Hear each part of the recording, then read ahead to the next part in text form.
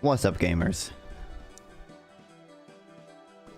Welcome back, everyone. How y'all doing? I've had school, but I've been doing good. Don't worry, with the help of ChatGPT, I can get through anything. What's up, Ryan? Welcome back. Nice to see you here. Also, I'm joking. I would never use ChatGPT for schoolwork. Ever. In my life.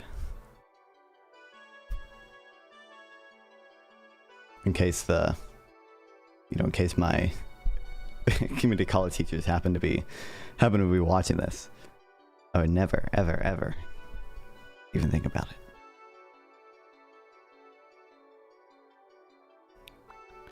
Pearl products. Oh, man. Is it including artificial pearls? Actually, I don't really know what countries would like have the best access to pearls. I'm gonna guess China, just because China is China, but it's also pearl products, so they could import the raw pearls then make it themselves. Okay, yeah, China's number one. The Decent Mr. Thad, Recent Mr. Thad Substack post was really good. That post was a banger. Yeah, of course, yeah. I read it, dude. I've been hyping him up too. That he's underrated. Seems like low interest rates may be a huge factor to wealth inequality. Yeah, I like the I think I downloaded those papers, but I haven't like read them yet or anything. I've heard some people talk about it before, but yeah. Like I think I've read some of John I always forget his last name, fucking Cochrane or whatever, you know. Like I've read some of his stuff before. That like Dr. Thad linked in there, but I should go through the other papers. I already part of the and it's interesting to me, and I like reading about it, and even if it doesn't do what I'm about to talk about, I'm still gonna like read them. There's still value in it. One of the things though, I already find it hard to communicate on like economic issues generally with like I don't want to say less educated people, with normal-ish people or like dumb fuck streamers, right?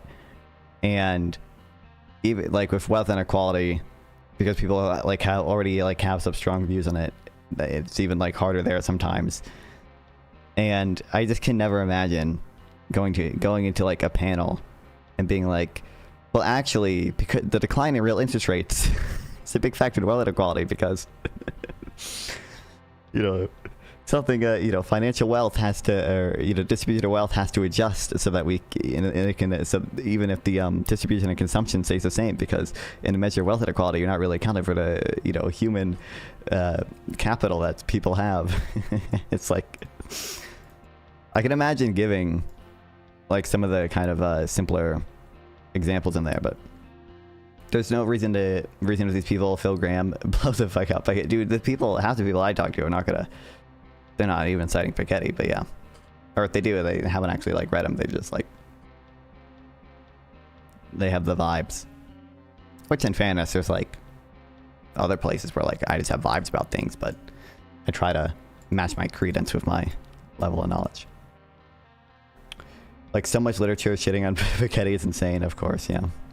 I mean, obviously, it's like probably, I don't know if this is true. I wonder if just like half the like inequality literature in the past like 5 to 10 years is just like Piketty, Isaiah Zuckman, and then replies to them.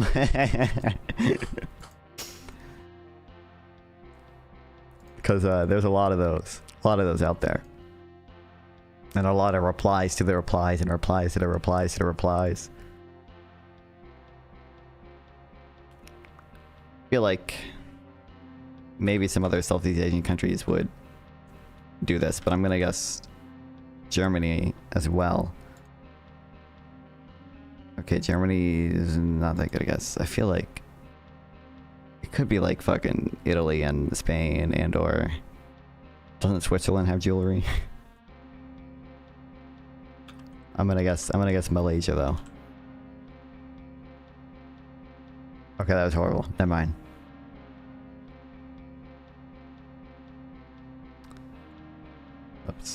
Spain. Are you kidding me? Oh, it's over. I bet the US has some though.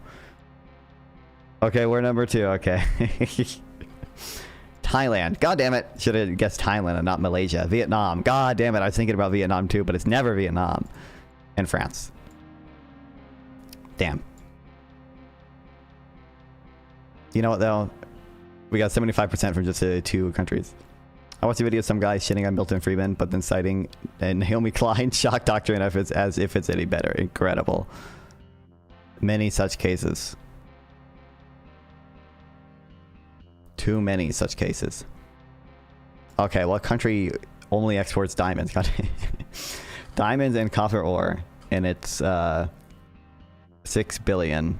There's no way it's South Africa, because they would have more than 6 billion, and also I would imagine more than just 80% diamonds. Maybe it's Lesotho?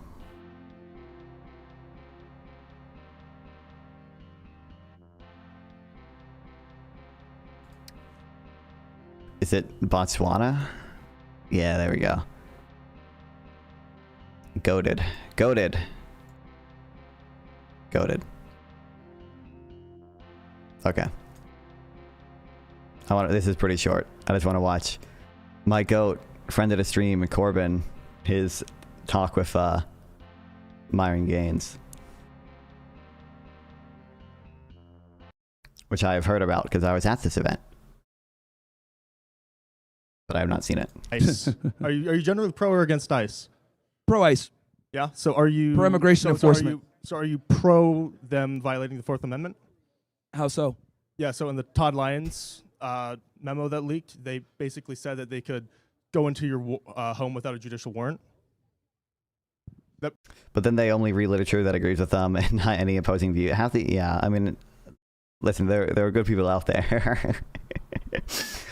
But hey, a lot of the lefty meme shit is just regurgitating the same, and it gets telephoned too. So it's not like just a Fichetti paper that comes out that gets regurgitated or whatever, and like everyone just circle jerks about that same shit.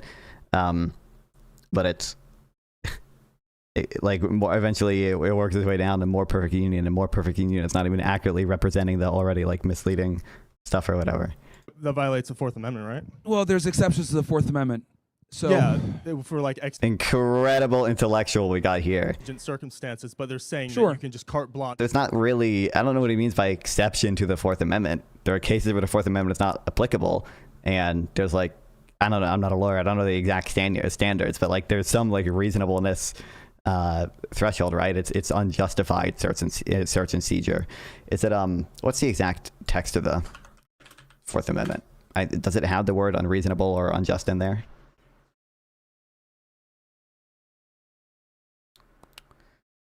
Unreasonable searches and seizures shall not be violated. No warrant shall issue, but upon probable cause.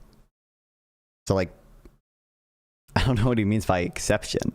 Go into a proper dominance. There are tests for when it's applicable and tests for what actions may or may not violate it. But the Fourth Amendment, again, like I don't know the particular situation that you're referring to, but if, like, for example, if ICE knocks on the door and they see an illegal alien in the back or someone that they're looking for, they're going to go in and get them. No, you can't just enter a private domicile, even if there is an illegal person in there. I'm not sure. Yeah, I'm not sure ICE has the authority to do that. But even assuming they did, it would be because in that case they would have probable cause or whatever.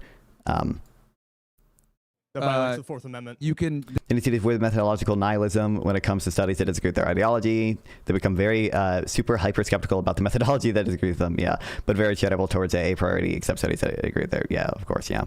What's another like frustrating thing or whatever is like I don't mind that people have. It sounds weird to say that I don't mind when people have different opinions or whatever, right? And no one should like mind that or whatever. But what I mean is like, you know, I think you could come to a reasonable conclusion about like how much wealth inequality has gone up or whatever, or like how like dynamic or competitive the U.S. economy is, or, you know, whatever stuff along those lines. But you know, none of the like dumb fuck streamers I've talked to are even aware of like for example, how the assumptions of people who reach different conclusions about that like differ. Like, it's frustrating. That's literally the criminal's right there in front of you. You can see him. No, and you have So you have to have a judicial warrant. You can't just enter a home. You can That's have been a. upheld by the Supreme Court for years. What was that? That's been upheld by the Supreme Court for Immigration's years. a bit different. No, immigration applies to law enforcement. The Fourth Amendment applies. If anything, the fact that it's like immigration enforcement, to my knowledge, typically gives ICE like less ability to do shit. Like, they are still like law enforcement. They still are able to do, I mean, you know, if they had a judicial warrant, they could still do whatever like deportation activities. But from my understanding, the fact that they are, did you vote? Oh, I didn't. I saw last night that the primaries were today, and I was like, oh shit, it's fucking 2, because I go to bed at like 5 a.m. bro. I was like, fuck me, I'd have to research the people I'm voting for here. I guess I could have voted for the people I knew and left the other stuff blank. But your reaction to the Hutch versus the Communist video after this, yeah, that's not like very long either. I think that's only like maybe 30 minutes. Is to ICE enforcement, immigration enforcement. Yeah. We're in a month of early voting. Yeah, but I didn't I didn't do it. But if they see someone who they have a warrant for in order to remove, and they see him right there, they can go grab him. No, they see him. No, they. Why did he just add in the warrant It thing? applies to law enforcement. The Fourth Amendment applies to ICE enforcement, immigration enforcement. Yeah, but if they see someone who they have a warrant for in order to remove, and Oh, a warrant for the person. right Okay. there, they can go grab him. No, they see him. No, they can't. Okay, then. I mean, if you have a All right. problem with their constitution, No, it's that's not about. fine. It's not about the Constitution. It's about you don't understand that if they're there, to This is true. Corbyn's the one that's not an understanding. illegal alien that they have a warrant of No, you have to have deportation a for. judicial If they ICE is saying that they do not need a judicial warrant to effectuate immigration law. They do not. You're one of these Yeah, that other was fucking upheld by- retards What is this to effectuate immigration law? that doesn't get it. Court. That's not like Corbyn brought up a specific instance like, of them entering a private domicile. Okay. Without a judicial warrant. Why are we just switching to enforce immigration law? Because there are some ways you can enforce immigration law that you don't need a warrant for. That's in If an immigration Or not a judicial warrant, at least. Judge, if have you an read the immigration law? judge, see, you don't know what you're talking about. If an immigration judge orders someone removed, you show up, they open the door, and you see the guy there, you go fucking get him. That's it. No. You what see ICE him there. what ICE is saying You have a is that right you to don't see, need- so you have a what right ICE to is saying see. is that You see don't him, go need- grab him. So what He's an ICE illegal is alien. saying is that And then you they just don't take him out. need- Is he gonna let Corbyn finish his sentence because he brought Myron Gaines just said if a judge Right, the gives rest a of it's warrant? done. So what ICE is saying, what Todd Lyons is saying, is that you don't need a judge to issue a warrant in order to enter There a is private a warrant. domicile. There is a warrant. It's No, an it's not. immigration warrant. It's different. An administrative warrant or an immigration warrant is Again. doled out internally. It has to be from the judicial branch. Again, like I said before, if ICE knocks on the door, Oh my God, he's gonna repeat himself for the 5th time. Let's go. they can grab him. No, they can't. Okay, buddy. All right, That's fine. just against law That's enforcement. fine. That's I mean, if you had an we're issue, just like I we're just said, gonna you're impasse here. anti-American. What's your next I don't know why point? this is called What's your unfair next America. point? What's your next point? Well, this is the main gist of it. Like, you're anti-American. Like, I don't know what to tell you. I'm anti-America? Yeah, you're I'm advocating anti-America. for you're advocating for violating the Fourth Amendment right No, now. I'm advocating for enforcing our immigration laws and keeping our country safe from illegal alien invaders. Yeah, and that you're saying come we and have don't to follow our violate the laws. If Constitution to anything, do you're that. anti-America by saying, "Yo, just let these immigrants hang out, Yeah, bro." you- Like, no, yeah. you're telling me that True, that's exactly what Corbyn the said. Constitution in order It's to not violating the deport Constitution. people. The guy's Violating there. the If they see him, they can grab him. No, they can't. Same situation. Like if I have a warrant for Well, I'm sorry, someone. based on what law? Okay, again, there's Fourth Amendment exceptions. Hot pursuit is one of them. That can be constituted as hot pursuit. He's right there. We're gonna grab him. No, This wasn't a case. Like obviously, in the case of hot pursuit, there are cases where it's not a violation of the Fourth Amendment because it's not unreasonable in that case. But there are cases where the Fourth Amendment is not like applicable there. That's not the example Corbyn is bringing up, though. Hot pursuit only applies if you think that person is going to flee and you don't have time to go and get a judicial warrant. yes, but the What person is Todd wanted. Lyons in that memo was saying, well, actually, we don't need administrative. Like, regardless of exigent circumstances, you can just enter a private domicile. You don't need a judicial warrant. That's exactly what he said in that memo. Again, I'm not here to debate what the fuck he said. I don't care about that. What I'm telling you is, simply put, if True. let's say you have an arrest warrant for somebody, right? And you knock on the door and you see him there, you can grab him. Oh, you know Okay? that arrest Same thing warrant- with an immigration warrant. You knock on the door, you see him there, you can go in there and grab him. Obviously, You know it's that- limited. you You know can't that- go in there and search and all that other stuff, but you can see the individual. You got a visual confirmation. It's him. You go in there and you grab him. They can Yeah, do so that. warrants that are issued from internally within DHS only applies to public property. It doesn't apply to All right, man. private Who's up next? domiciles. We'll Okay, just have go a to good the one, next Amber. person. Incredible. Never engaged with the arguments. Let's go. Let's go. Just repeat yourself for the 10th time, okay? Jesus.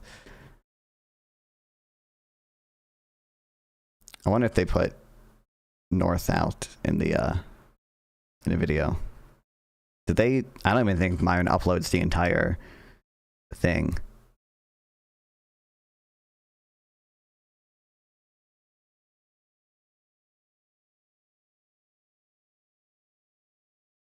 I'm gonna personally deport that retard. Baze. Welcome back, South Trauma.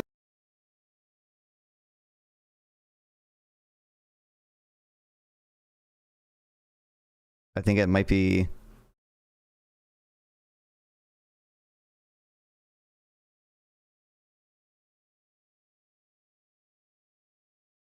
Could be around here. Because North didn't really debate him, but like he held up a sign that just said like Trump is a fake conservative. And apparently Myron Gaines just said, I agree. And then North left. But I'm not sure he. How do I incite violence? And for Spike, I think I'm gonna wrap up their. I'm not sure they put it in here. Unfortunate. Okay. Can you believe, for once, I should have copied the timestamp.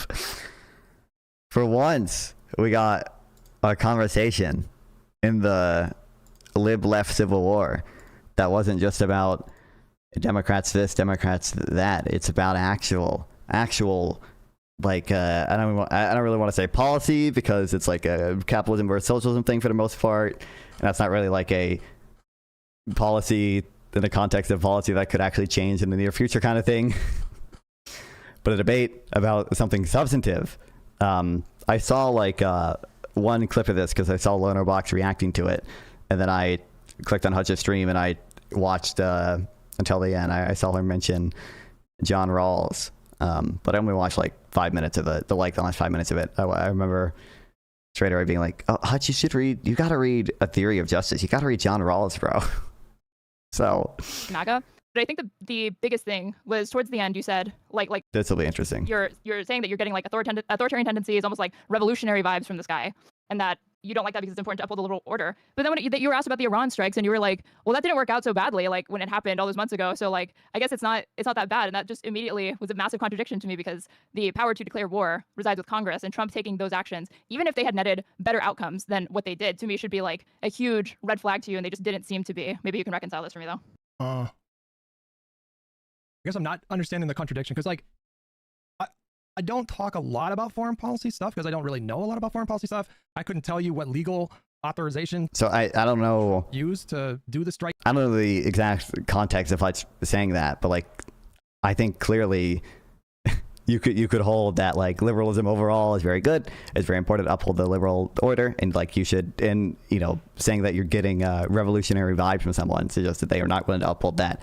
I don't think that is a contradiction with saying like, oh, in this one instance where how much it is like against the liberal order can be debated, because presidents have already kind of been granted under our liberal order a lot of authority with regards to wars and stuff.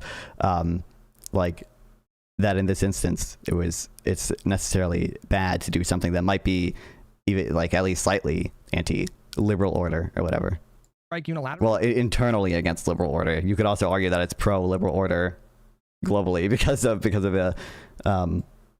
supposedly it's gonna maybe potentially do regime change in Iran. Probably not. We'll see. Who knows? I'm not sure if there are a lot of people that took the view that what he did in Iran was unconstitutional. Maybe there are those kinds of people, but like I can be opposed to. I mean, I think like the recent strikes are a better example of this, because I oppose the recent strikes because this, I think, is just a significant escalation. There's a really significant kind of risk of war.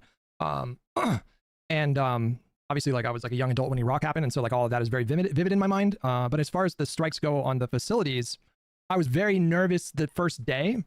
But even then, I thought to myself, okay, if I play this tape out and this doesn't really escalate into any kind of war, I think this is probably going to be like slightly popular for Donald Trump, but people aren't really going to think about it or talk about it too much. And that's pretty much what happened.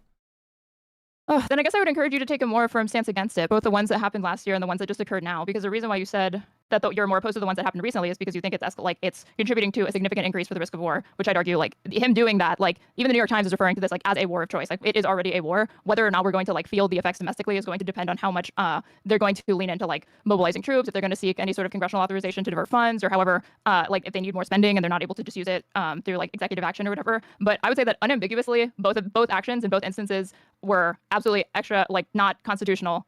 And it is the reason why Democrats are scrambled in both instances. I wouldn't say it's unambiguous. I think it's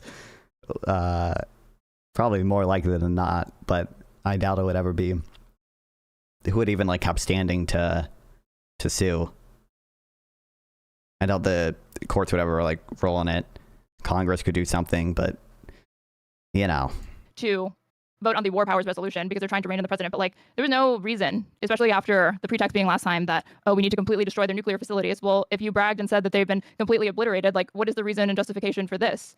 And to me, I think like I would encourage you to take a more principled stance against it, because I don't think you should solely evaluate whether or not you support it based off if it begets an outcome that's neutral to favorable. You should probably just always start from the position that like, no, it is way, way, way too much of an overreach of executive power and authority if we are going to just put up with the president taking unilateral actions that amount to declarations of war, whether that be a Democratic president or a Republican president.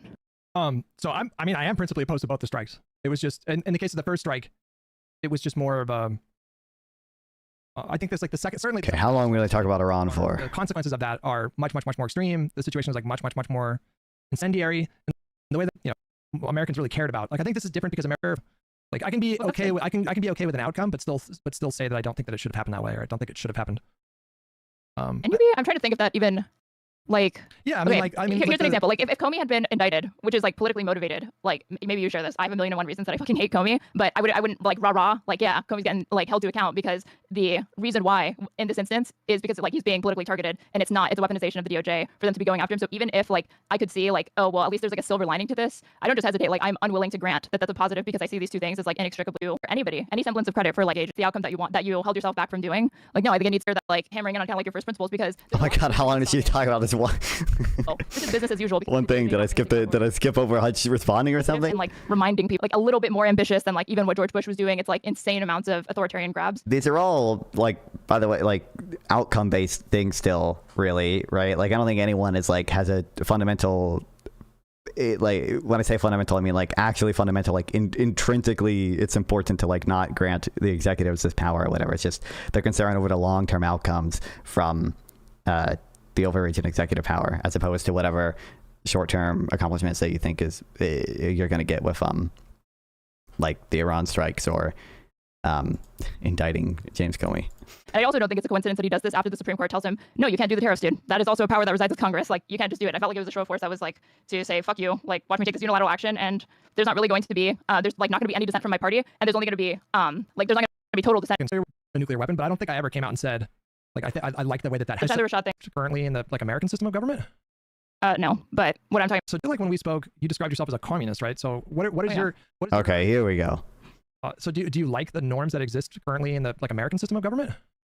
No, but what I'm talking about is not just like a norm or whatever that we've like observed or like just a tradition. It's actually like the law that the executive not undertake those actions unilaterally without consulting Congress. Like in your system, in your ideal system, what would be the checks against that kind of unilateral military deployment? I mean, it's hard to say. It's hard to imagine championing. Okay, so she is a commie. Yeah, she's identified as such as far as I know for basically her entire existence online. And she was not like quiet about it. It was very funny in the Peace Code Destiny debate when they pulled up that one clip of her saying like she was like, I'm a full-blown communist. Okay, people say socialist because they're too scared to say communist. Like that was a system that was something, or like anywhere from a municipal or national level that doesn't have significant separations of power and checks and balances. I do think that I guess on certain things I diverge from progressives, and I am. Can you race to why Muslim freedom is wrong about everything by campaign or anarchism? More comfortable. What do you mean? Can I race to? Being some. When you're done with this? Sort of like do you mean react to? Probably. Hold on. Can you link it in Discord or Twitch chat or something? More. I can search it, but it's like so much work. Minister certain things, but it has more to do with like wanting to not have so many veto points that like erode, that become self-defeating. Kind of like honestly what Ezra Klein talks about like in abundance with respect to housing. Like I don't agree with like the prescriptions that he makes as far as like deregulating in certain ways. But the criticisms that he makes about the reason why we've gotten to the housing crisis, as far as criticizing the procedures, I totally agree with. that there does come a point where are these vetoes, are all these different veto points that we Okay, I found it. This is 40 minutes.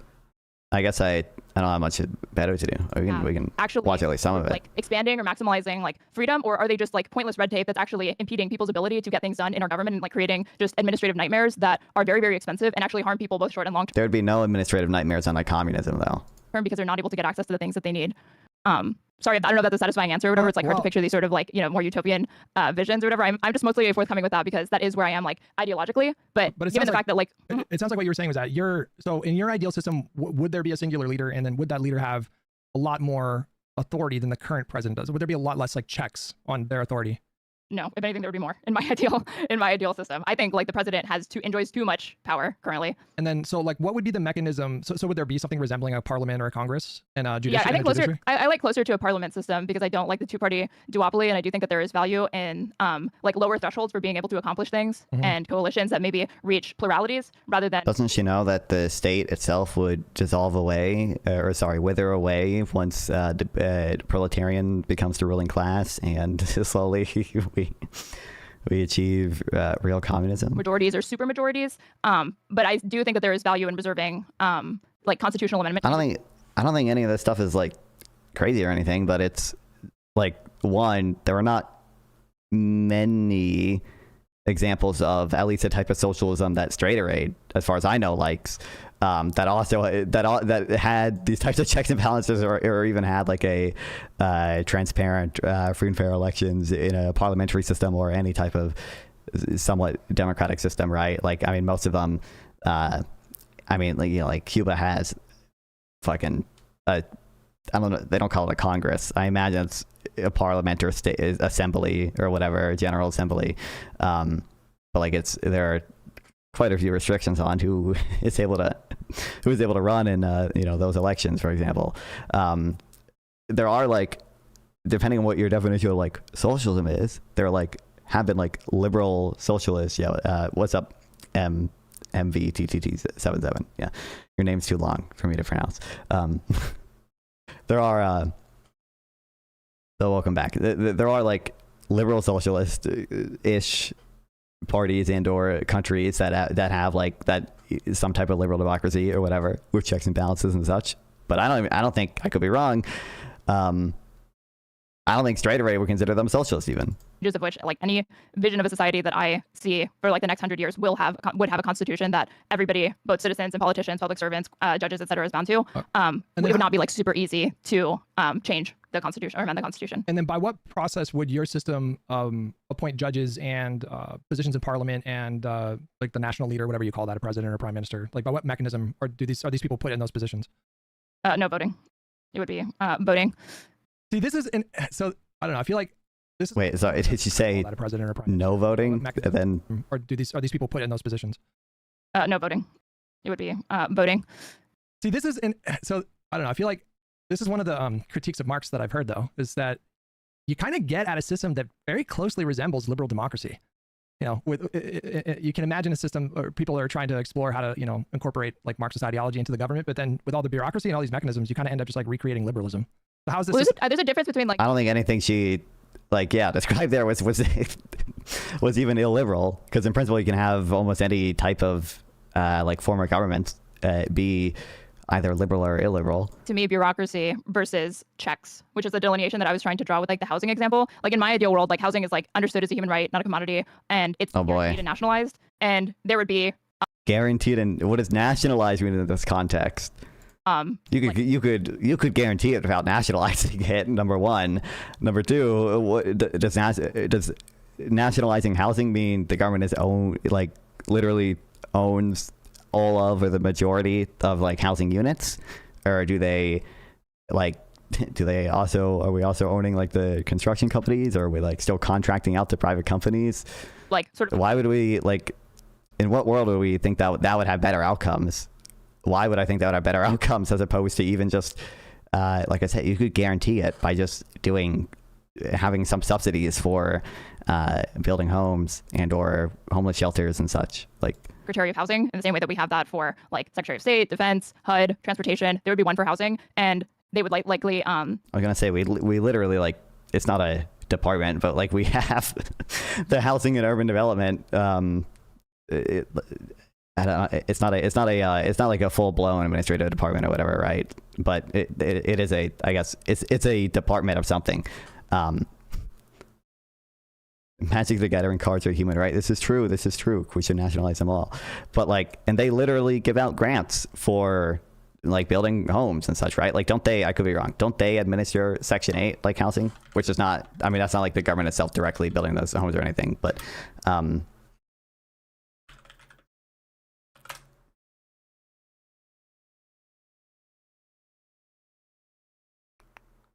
think they literally administer, like, I mean, look at it seems like they administer a lot of these different like subsidies at least.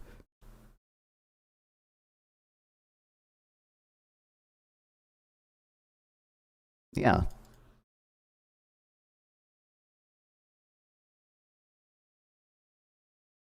And like a lot of abundance is talking about how we can do this stuff better. Be confirmed or appointed by. Apparently she agrees with that part of abundance, at least, she said. Executive. I just don't like the consolidation of like, I feel like our president right now is kind of like a prime minister, but the difference is that they are like our constitutional like gridlock makes it, or like our congressional and political gridlock in some ways like enables them too much, and in other ways it doesn't curtail their ability to get things done enough. And I think what you're seeing with people's there'd be no desire, or at least kind of like there'd be no concern for consolidation in a sense of nationalizing industries. Not, they don't have forceful. I don't want to say maybe she has some concerns. Maybe she just thinks like having them be elected still and having some checks and balances is like sufficient to deal with those problems. But to all of the power grabs that Trump's making is that they are noticing that our system is really not like it is meant to encourage compromise and for there to be a consensus, and it wants change to be very slow, but it makes things so slow and it interferes with president's ability to get things done that you see more and more and more presidents and start to use like executive action to get things done because they can't really rely on Congress to do it. And I'd like to see like reforms made to our system or any future system that I would be interested in. One where, and this is why I like the parliamentary system more. It's not like where we can like kind of.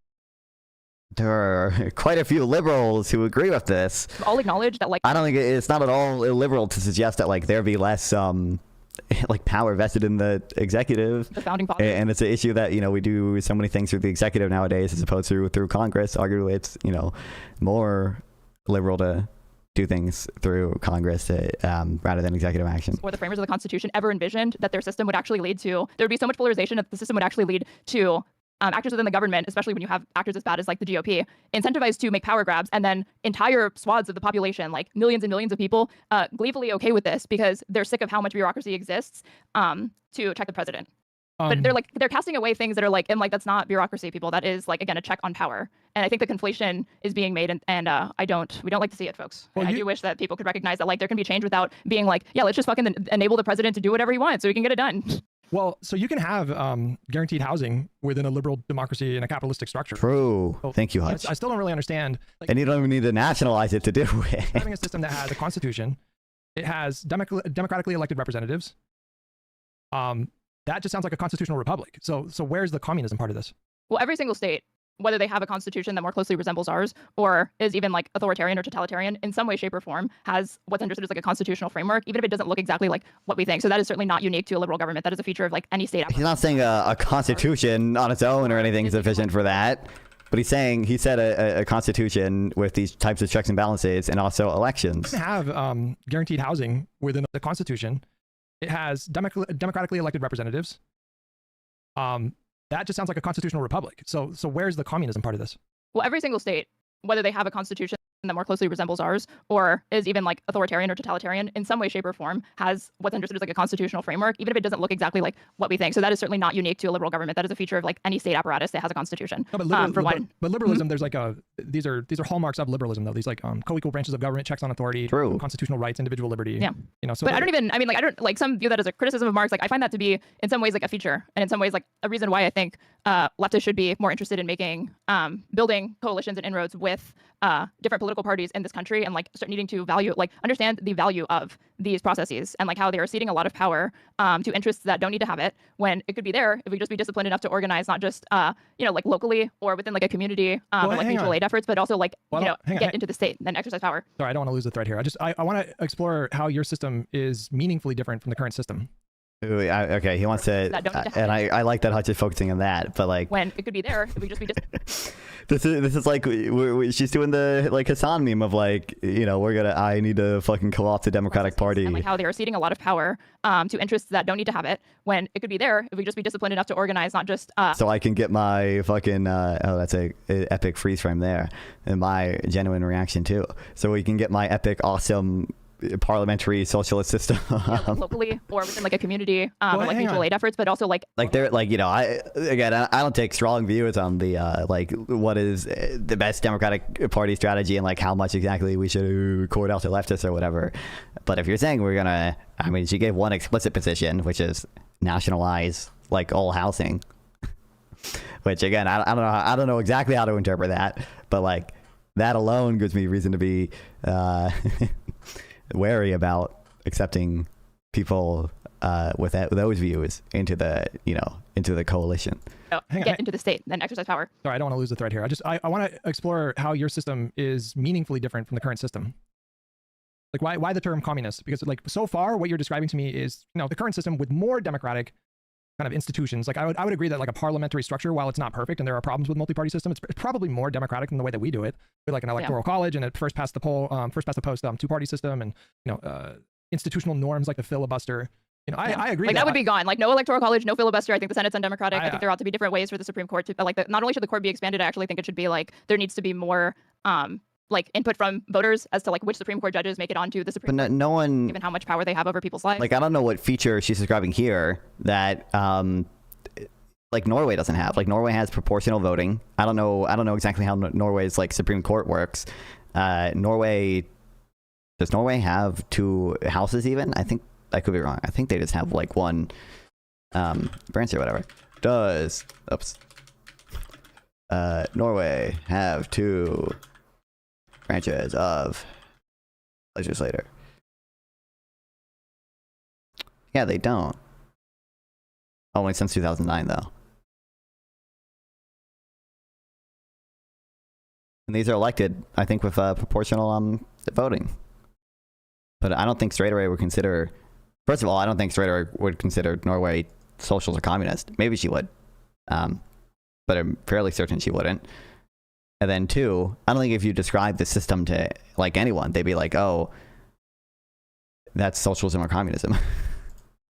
There would be ranked choice voting instead of just like these sorts of things. But like, I mean, if you want to say that these are like negatives or like, how can you call yourself a communist or whatever? Like, I don't view these to be negatives. Like, I like negative things. Like maybe this criticism is what you've heard. It's like I've heard some people say like Marxists or like leftists are kind of like the true liberals in the sense that the way that they understand power relations in the world and the prescription that they have for society will be the thing that helps enable fulfillment of like Enlightenment principles better than liberal democracy will be able to. Okay, I understand all that, but I'm still struggling with like what.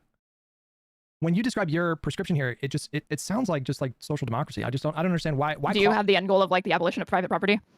Oh, so that is where you're going. Like ultimately, at the end of the day, you want that to be a part of your. Notably, something she did not at all mention before. Other than the nationalizing housing stuff. By saying I'm a communist, yes, that's I don't think that's like secret's out. Like she doesn't think private property should be legal. It's like, no, I'm making that very clear by calling myself a communist. Like I'm going to depart from liberals in very, very substantive ways at some point. I just think that as far as what's politically viable now, given the constraints that exist and the fact that I wouldn't support authoritarian. As far as what's politically viable, we're going to get rid of our constitution, majorly amend the constitution, so we get rid of the electoral college. We have a parliamentary branch now. This is what's politically feasible, really. Measures to bring about nationalize all housing. Like I don't actually, you know what? That might be the most politically feasible one out of the things she's mentioned. Actually, that wouldn't. Well, you'd have to amend the Constitution for that as well, I would imagine. I don't think it'd be constitutional to nationalize all housing. I think that would probably get struck down. Probably by the means. So that's why I don't count. Everyone is saying left are the true liberals. I hear it every day.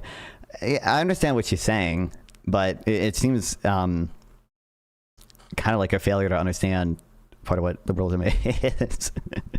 I think generally what she tried to say is like the Enlightenment, a lot of the classical liberal people, like they put a lot of emphasis on like, you know, the negative rights of people, right? You know, the freedom from the right of people to have free speech and such. But she's going to say, oh, she's going to care a lot more about positive rights in the argument. And like, I don't think this argument is totally invalid or anything. I don't think it like, I think it fails to distinguish, or I think saying communists are true liberals fails to distinguish the like negative rights, individual liberty that liberals typically care about, and the positive rights that like communists typically care about. But like her argument would be like, these rights aren't meaningful absent some positive right to actually, you know, do this or whatever. Like you don't have true freedom of speech or whatever when you aren't even guaranteed a home, right? But I think that's just a conflation between the negative and, or saying that makes you a true liberal is just a conflation between the negative and positive rights. Like democracy decides why I'm not a revolutionary or an accelerationist or any of that. I don't think that I think consent of the governed is an important thing to pay attention to, and I would not be interested in like imposing my political will upon other people without them being on board or like understanding it. And there's like a lot of work to be done. But like, if my ultimate end goal is a stateless, classless, moneyless society where private property is abolished, I don't think that you could say that like I'm very similar to liberals like whatsoever in those respects, and that's like always what I'm pushing for. But that wasn't what you were saying before, though. We were saying before it was literally just a parliamentary system, direct democracy with like representative voting, like recognize that like a proportional voting. Again, these are all things that Norway has. And Norway has a sovereign wealth fund on top of it. Okay, Norway's even more socialist than what she's describing. Although I don't know how the court works in Norway.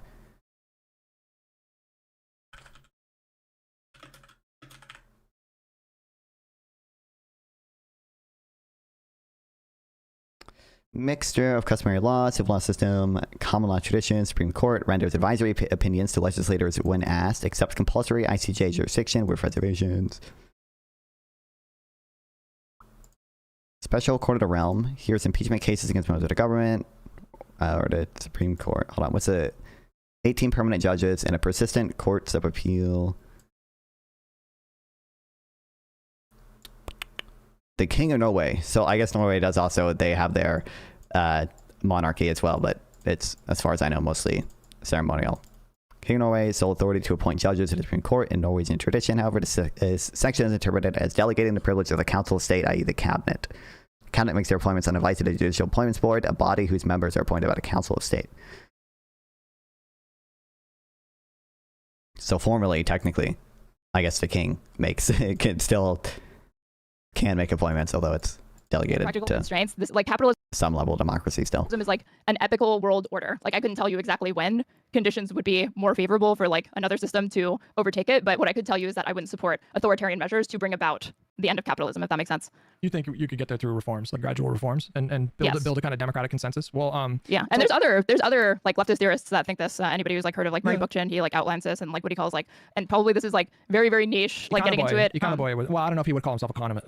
Well, I don't know if we should say that. I don't even know if would Straighterade consider Econoboy even a socialist? I don't know if Straighterade would. Yes, but Because Econoboy wanted, to socialize all or most of capital, but through like independently managed holding corporations that just remit some of the profit to the government, and their appointments are made based on like merit. Like He was like a socialist. he's definitely not an economist. He's too smart for that. Yeah, I don't even think I think many people will not even consider Econoboy a full-on socialist, and I don't think Straighterade would even consider him. Maybe she'll consider him a socialist, but I think a lot of people would just say he's a social democrat. I think Straighterade likely would also say that he's a social democrat, not even a socialist. what do you mean? Like, so the government would delegate like what kind of house you live in? So is that what we're talking about? Well, no. Nationalization of an industry is different than the abolition of private property. So what does that mean? Like, so if I say, if you're Wait. Okay. like no private property, you mean like, so the government would delegate like what kind of house you live in? So is that what we're talking about? Well, no. Nationalization of an industry is different than the abolition of private property. So what does that mean? Like, so if I say, if you're a family of 5 and you just decide one day you don't really like the climate in the area that you live, how would you like move? I mean, would you have just free movement to like, I want to go to Idaho, and you just go to the government and the government gives you a house, or how does that work? Yeah, largely the same system. It's not a question Oh, of what's up, Raj? Welcome back. changing those mechanisms. It's just a question of who is going to own it. Real. And right now, I think it should be guaranteed because the issue to me with housing and like a big reason why we have the housing shortage. Why did you? Okay, hold on. She's like, we switched between like three things really quickly. So Hutch asked about if we abolish private property or whatever. Well, so when you say like no private, Essentially, who's going to have the final decision when it comes to like where you live? well, I don't know if he would call himself a communist, but so that Let's get too far back. move. I mean, you know, if you're a family of 5 and you just Of an industry is different than the abolition of private. communist, but No, he was like a socialist, right? well, so when you say like no private property, you mean like so the government would delegate like what kind of house you live in? So is that what we're talking about? Well, no. Nationalization of an industry is different than the abolition of private property. I don't know why. First of all, I don't know why she says this when he is asking about the abolition of private property.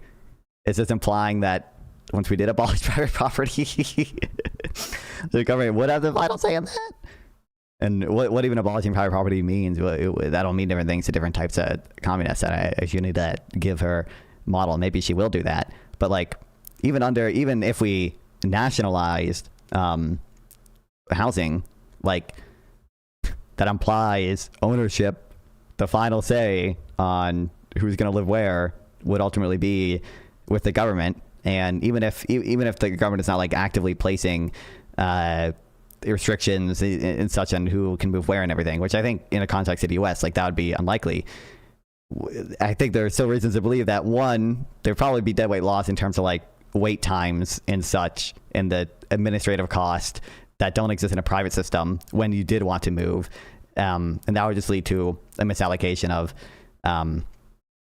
housing, of the housing stock, right? And then I think there's also reason to believe there'd just be less allocated efficiency in the building of homes that the government was doing and or contracting out.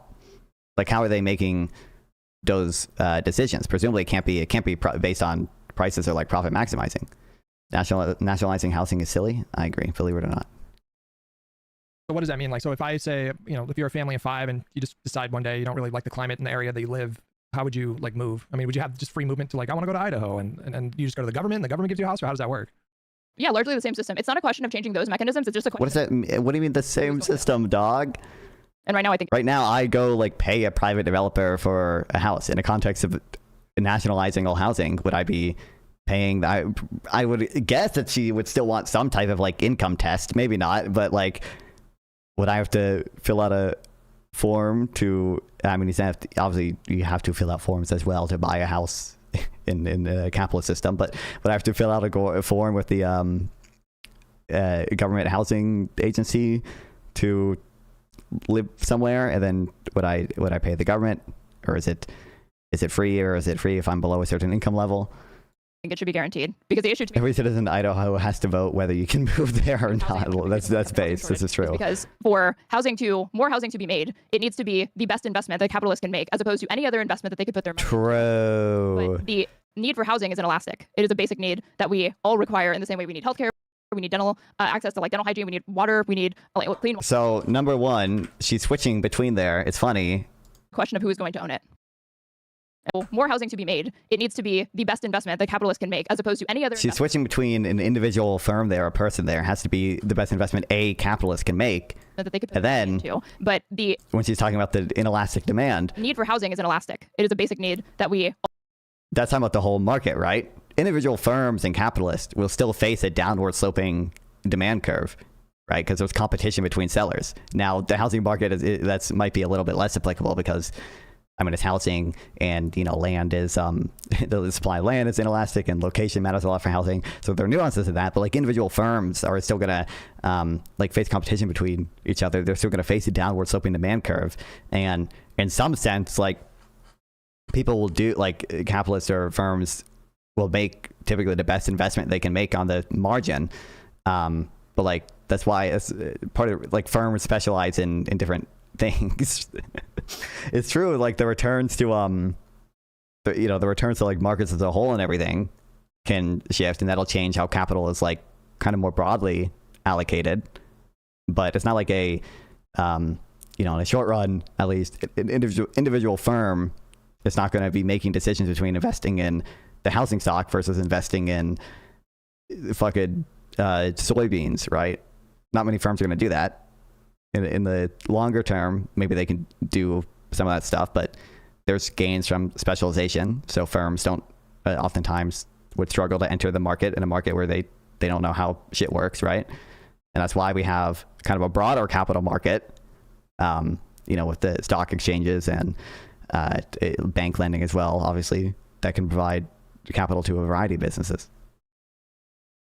All require based on the overall conditions there. We need dental access to like dental hygiene. We need water. We need clean water specifically. We need electricity. Like housing is like a non-negotiable. And so ideally, in the wealthiest country in the whole world, this could be something that is like guaranteed by the government. And you would still have possessions, right? Like you would still. But hold on, what does guarantee mean? Like clean water specifically. We need electricity. Like housing is like a non-negotiable. And so ideally, in the wealthiest country in the whole world, this could be something that is like guaranteed by the government. And you would still have possessions. Why would guarantee imply nationalizing everything? Right? Like you would still be able to like own things like a TV or a, like a video game console. Yeah, that's personal property. Okay. Marx makes a distinction between this. Private property is like productive assets that rely on the exploitation of labor to like create profits. But personal property, like your toothbrush, like your computer, whatever, that would never be state owned. That's just personal property. Okay, so let's back to the fucking Marxism 101 memes. Let's go. Well, and then so then ostensibly there would be. We need to ban the term elastic until we figure out what the fuck is going on. They read sorry, I was gonna say they don't read shit. Okay, they see shit on Twitter, dog. I bet Straighterade has probably read a little bit of Marx or something, but it's all memes. It's all memes. It's all memes. Kind of a police system, right? So like if somebody stole a TV, that you. Wait, now did Straighterade make the argument Norway is mega capitalist? I've never seen her say that or whatever. I would guess though, based on the other stuff I've seen Straighterade say, that it's not like I don't think she would consider Norway communist or socialist. I could be wrong. Maybe she considers them like socialist. Maybe her definition of socialism is broad enough to include that, but I don't think so. My point earlier when I was talking about Norway was like she was describing just political systems, just saying like, oh, this is how my ideal political system would differ. We would have like one house instead of two houses. She doesn't like the Senate, she said. We would get rid of the Electoral College. We would have like a, prime minister instead of like a president or whatever. Those are all features that like Norway already has. It's like, and no one would think that is, that is like socialism even. On its own, at least. You can have a very capitalist country with all those features as well. There are other European countries that have, I think other European countries have proportional voting, right? I could be wrong, but I'm fairly certain. There are some other European countries that have a unicameral legislator, then also proportional voting. You would be able to like call police and get some kind of state remedy to that, right? Or yes, there would be laws. Well, like there's like also two different distinctions that Marx makes. There's like lower level communism, and then there's higher level of not like full communism. And this is what later came to be understood as like the distinction between socialism and communism by Lenin, because he expanded. Jesus Christ, kill me, dog. Self-use socialism and communism largely interchangeably. They just referred to like kind of like different stages of it. And in the meantime, there. So when she's doing these memes about like Marxism and stuff, right? Like that implies to me she wouldn't think Norway is socialist. Maybe I'm mistaken, but typically people who like talk like this are of the opinion that Norway is not socialist. They're just a like social democracy. They're petty bourgeois social democracy. Necessity to maintain state apparatuses. Bernie called Denmark socialist. He was rebuked by the prime minister. Yeah, I remember that. Inshallah to the monarch of Norway. Let's go. Yeah, in fairness, Norway does have a monarchy. I don't think they actually have much. I mean, they have a constitution. It's a constitutional monarchy, and they limit the power of the monarchy. But as far as I know, they don't really have much power. This is electoralreform.org.uk. A lot of these have some type of proportional voting system.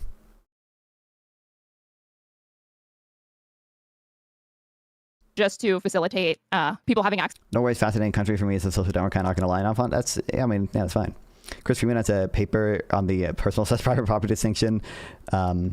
Maybe gibberish. I mean, if you can, I'd be interested in that. I don't really. It's like, I don't know. I don't care that much to like debate on or like talk about like those distinctions or whatever. I think it's like a little bit annoying when you're saying words that Marx defined in the 1800s and you know that normal people don't know what the fuck you're talking about or whatever. And like maybe sometimes you think you can get an easy dunk by saying, oh, actually, liberal, you did not know that Marx made the distinction between personal property and private property. Communist, you don't want to own your toothbrush, actually. I just care to talk about like incentives, allocated efficiency, access to the goods that they to some extent, like individual freedom as well. Not like in the sense that most libertarians talk about individual freedom, but like I do think it is relevant. Like, you know, do you have the freedom to own a second house in the system? need, resource distribution and whatnot. It's all super nebulous and people sound incoherent trying to argue in favor of it. True. But what if it's a magical toothbrush? What if the toothbrush is used for me as capital to make money? Okay. What if I'm a streamer and the only thing I stream is me playing is me brushing my teeth all day? Like, it would be a terrible, terrible world, and we would like resemble Russia. The monarchy seems to be trouble network because the Epstein files incredible. And one of the members of the royal is on trial for SA. Incredible base. If you tried to do like, if you tried to like have like really, really bad like. Basically argues that personal property, if you take into account basic liberties, ends up becoming productive property. Oh, that makes sense, I guess. Yeah, sure. Yeah, it'd be hard to. I mean, I said that like toothbrush example as a meme or whatever, but like most personal property probably does. It's sort of indirectly like increase your human capital. It's like I brush my teeth and you know that means I don't have to go to the dentist as often. You know, that means I don't, well, you should still go to, you don't have to do as major procedures at the dentist, I guess. Technically you should probably still go once every year or whatever they recommend, but you know what I'm saying. It means I spend more time at work and less time at, you know, fucking at the dentist. Free market reforms where like you can see like consolidations of capital very, very quickly, which is how like they got like an oligarchy. Oh my God. Like accelerating and like forcing the dismantlement of these things, or trying to force reforms when the conditions and the developing conditions of a country like are not ready for that. Like it will lead to a disaster, which is why I like like electoral reforms and like. Doesn't she think that America's system is super concentrated too? Were we not at the right stage when we transitioned? Accelerating and like you resemble Russia if you tried to do like if you tried to like have like really, really bad like free market reforms where like you can see like consolidations of capital very, very quickly, which is how like they got like an oligarchy or whatever. Like I guess you know maybe we weren't very quickly. And, like forcing the dismantlement of these things, or trying to force reforms when the conditions and the developing conditions of a country like are not ready for that. Like it will lead to a disaster, which is why I like electoral. Do not look up the Washington Consensus works. Do not look up that paper. Do not look up that paper. Reforms and like some gradualism. Well, Marx talked about. Do not look up. There's another paper with a relatively similar methodology. That's looking at suicides. I wonder. I'd have to go find it or whatever, but because a lot of people are like, oh, all these countries, you know, everyone gets GDP goes up, but everyone's life gets miserable or whatever. But there was a paper looking at like just like shocks to in reform periods in a lot of countries when they got more economic freedom, and what effect that had on suicide. And it was like, it doesn't seem to have that big of an effect. The necessity. I think it actually said it had a slightly negative effect. To be like a period. I'm gonna Minecraft myself with the Communist Manifesto. Industrialization, where capitalism. Yes. Oh my God! The way that reminded me, Sasha, how many of you guys here remember Pedamillo? What's his name? Oh my God, is that dude still streaming? He was like the socialist dude that I debated like 2 years ago, almost at this point. And on his YouTube channel, he would read like socialist books in Minecraft, and his streams were just like, they were a work of art. Hello there, everybody. He does still stream. Last streamed yesterday. See, this is this dude's stream, or at least this is what they were like back then. He would like play Gmod. And he had all these overlays that like Hamas, Hezbollah. Stop doing that. Stop doing that. It was truly incredible. Hello I don't think I was there yet. Yeah, it was very early on in the non-fun lore. I wanted to look at the Minob massacre, Minob school massacre. He's truly an incredible dude. No! Come on. He's got to be here.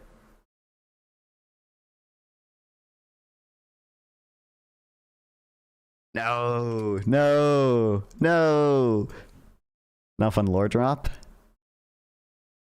It is indeed. Come on. No, it's gone.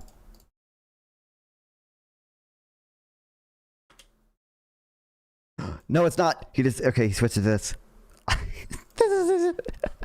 I hate Israel. He deleted his fucking Minecraft shit? Oh, his Minecraft stuff must have been on the main channel, which is now gone.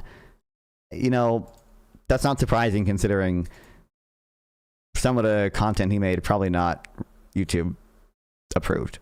Roared for a while, and Lenin came in and he kind of injected a new kind of theory, which is that you could jump straight to the socialism. But while they were like aggressively industrializing, but Actually, he said that they needed a phase of state capitalism to make the material conditions correct for social communism to rise, and after the proletarian had been the ruling class for long enough, the state would wither away. you know, like, so in your system, like if you want a new TV, He actually the new economic plan. What's it? What it was called? I think like what does that look like? If there's no currency, do you just it's been like a parent era of socialist as natural. He's like a he's not a very smart dude at all. He's probably like the least. He's not necessarily the dumbest dude I've spoken to, but he's like the least informed, and he's just like a total meme communist guy. So I wouldn't call him a panel of nationalists necessarily, because technically he doesn't think that any country should exist and we should all be one big happy communist state. But I think you can tell what views he takes on the Israel-Palestine conflict and broadly in the Middle East, you know, who's in the right and who's in the wrong there. you just like go to the Best Buy and just take it off the shelf and that's it, or how does that work?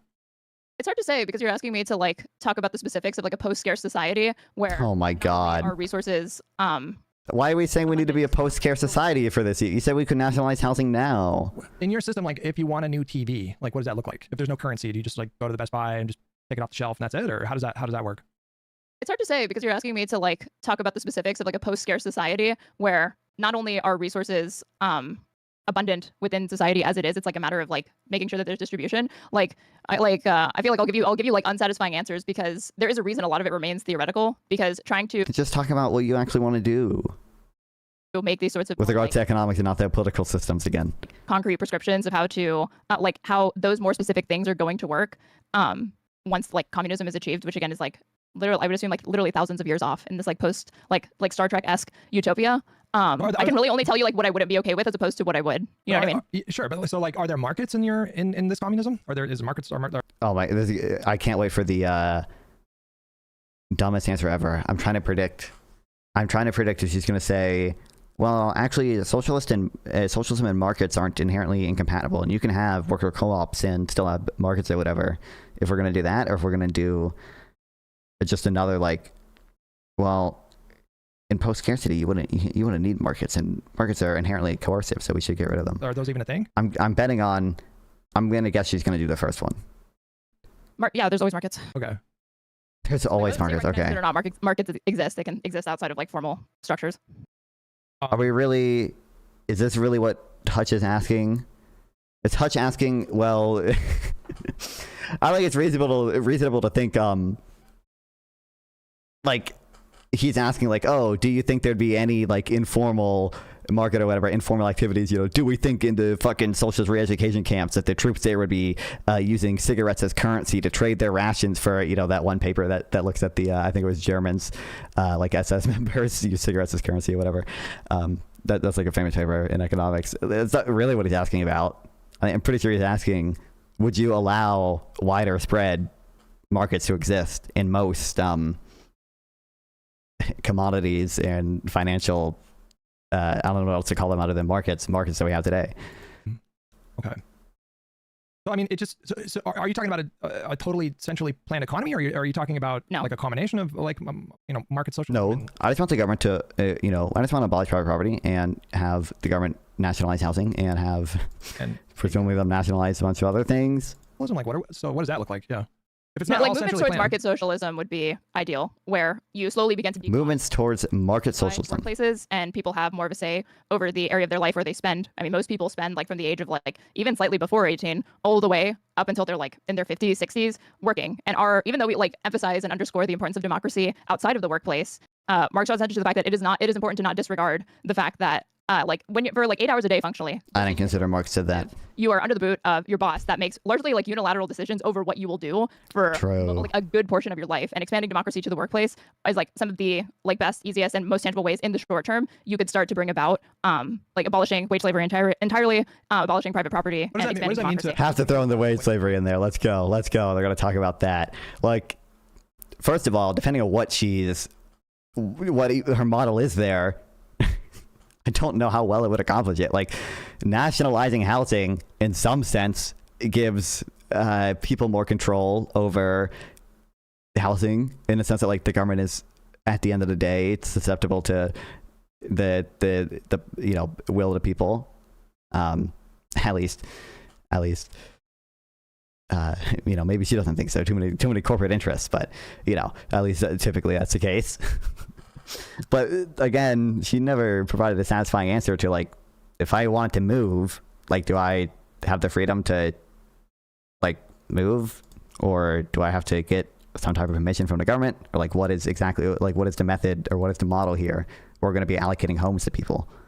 It's like a kind of different version of what she was doing earlier with the positive and negative rights stuff when it comes to this is fucking we're the true liberals, okay, because we actually want to satisfy these enlightenment and liberal ideals. It's like maybe there's kind of some trade-off between like the sort of individual liberties people have to either own stuff and or purchase stuff from others to trade freely, and the more maybe like positive societal freedom that people get from being able to have easier decision collectively about how to control the stock of housing or whatever. But generally, I think we would expect that there'd just be better allocated efficiency and better outcomes under the private market system for distributing this stuff, and that two, this is not what people mean when they are talking about like freedom, right? In the American liberal context. Wage slavery. What does that mean? How do I put this into words? Definitely give me your best critique of co-ops of any kind. I know just a little bit, but I need your big brain boyo. Just summarize it for me, so you don't need to yap too much. Essentially, so obviously, like, almost no one is like principally against like co-ops existing, right? Like, no one is like, we should ban co-ops. I'm sure there's some people out there, but like, my critique of co-ops would be a critique of like incentivizing the government, like incentivizing co-ops to a significant degree, or the government like mandating co-ops if your firm is a certain size or whatever, right? So the critique in that context is that generally you're just going to, because you're forcing firms to take in labor and capital at the same time, you're going to just expect a broad misallocation of labor and capital. So for one, there's transaction cost involved in workers now having to buy into firms and like sell out of firms when they leave, right? So that it's just A, potential administrative loss, and B, just adds more friction to the labor market. It's probably going to take longer to find a job. You would imagine co-ops, especially because they're part of the capital thing too, because the returns to capital in firms are like socialized. Firms are generally going to be reluctant to hire people because that dilutes the capital that they distribute amongst themselves. So you'd expect more labor market friction, more under hiring. Essentially, firms which have a very high return to labor will not get all the labor they need still, because they also have to take in capital along with it. And it's the same thing for capital. Firms that have a very high return to capital are not going to get an optimal amount of capital, because they also have to hire labor to go along with it, essentially, right? You can only like get so much capital from people outside the company before you're not really a co-op anymore. Technically have a choice to work, right? Like, Yeah, in this, you don't get like a criminal penalty if you don't get a job, correct? Sure, yeah. Right, but what happens if you don't get a job? You probably Right end up now, homeless, or if you're lucky, maybe you have a family member that you can mooch off of, and yeah. Correct, but like that. Thoughts on labor unions? I know Hayana has a can't speak. Hayana has a Substack post on it. I haven't read it yet though. I've read like a little bit. Actually, I have it. It's funny. It's down here. I read like half of it yesterday. I kind of forgot about it. I mean, the labor unions would, I think, have basically many of the same issues, just scaled down a bit. You know, and I think they might have unique issues as well, like, you know, increasing the chance that the workers go on strike. Workers would not really like go on strike in a co-op, but that's going to add uncertainty. That's going to decrease investment, and unions probably have a bigger incentive for like rent seeking, and even like, you know, political rent seeking that some co-ops might not necessarily have in the same way. But I think like many of the same problems would apply. I don't think they're like intrinsically bad or anything, right? There are probably some cases where it makes sense, but I don't think the government should put a lot of effort into protecting them or making them stronger. I think Biden went too far in protecting labor unions, essentially. Sorry, I can't use that phrasing. Not protecting labor unions, and forcing everyone else to recognize this coercive union agreement. But before Biden, I don't think our policy was like disastrous or anything. Maybe labor unions were still a little too common before Biden, but Like that family member is probably a wage slave. That family member probably worked so you can do that, and then you're just like, yeah, siphoning off like money from somebody else. Right now, the option is do the thing, and the thing co-op's rent seeking, but more socialism is good. This is true. People make that argument. being work. And to be fair, like to some extent, capitalists make the argument on the opposite side of it. And like I was talking to people about this on, I think I forget if it was on that podcast I streamed or somewhere else. It might not have even been streamed or whatever. But like plausibly, the fact that capital can lobby the political system like is a sort of, it does protect capital in the sense of like, you know, billionaires might not be, they might lobby against like Trump's tariffs, for example, right? And that's something that hurts everyone overall. So having capital like lobby against it could be a good thing. So, you know, Work for like 8 hours a day or whatever it is, or live a subsistence. although obviously the issue Find a way to. with that, and this would also probably exist under like a market socialist co-op system, is that your incentive to rent seek is based on your profit maximizing incentive, which means like, because you're not doing it for the good of the people, okay, even if lobbying against tariffs and getting some exemptions is still good overall, like you know, you might also you have an incentive to like get an exemption for your company only, right? And that can potentially lead to wasteful outcomes as well. Like, you know, coast off of some like government programs, or basically abject poverty. I want to protect co-ops. If they fail, even as someone who likes co-ops, I literally lived near one and brought stuff from it. Little ace. I mean, yeah. I don't think most people, when I say protect co-ops, I just mean like not necessarily bail them out if they fail or anything, but like grant them some priority status in the tax code or some other like, you know, I don't know how to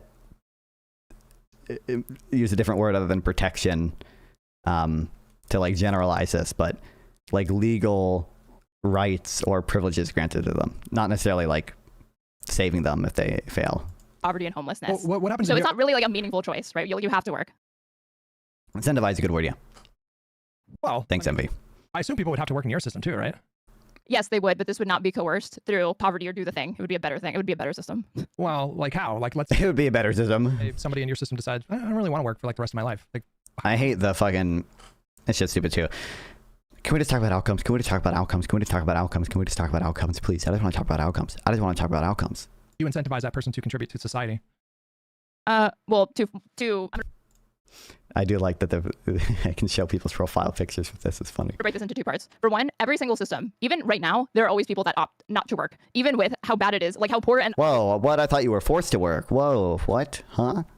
your life will be if you do not work, because again, you'll Obviously, you can just have a welfare state that doesn't technically force anyone to work. And to some extent, you could argue that Western democracies have already achieved this. Like you basically, from my understanding, like cannot go homeless in Finland. It's like you could choose to not work and Finland would still like give you a house and like give you food. The US would, we also tried to do that. I think more people fall through the cracks here, but And there are more restrictions, but regardless. You subjecting yourself to like homelessness, you live in a very precarious situation, opening yourself up to like, you know, substance abuse, like the likelihoods for all of these things, disease, like there's tons of reasons why you shouldn't. Like there will always be people that like opt to do this. And I think in the same way, right now our system has built-in mechanism. Sorry, that opt not to work or to? Sorry, I lost Yeah, you. that opt not to work, even though it like doesn't. It's not safe for people really to like not have a job and have secure employment, because that's the thing that enables you to have shelter, food, water, electricity, all of these things like reliably. Yeah. And that so like it seems like no matter what system, even under capitalism, there will always exist a contingent of the population that will just kind of be like moochers, right? But I think this is like largely, honestly, and this is probably like maybe the most fantastical that'll sound in the conversation. I think people enjoy working and people enjoy laboring, and to the extent that you saw like this like bum class. Oh my I god. don't think it would be substantially larger than like to the extent that that basically exists now or in other countries. I don't know, because I mean, I understand what you mean. I think that human beings crave like a creative outlet, and they do crave a sense of accomplishment. But if you That's not even, the reason they started talking about this was not it was because they were talking about whether or not it was like coercive to like make people work or whatever.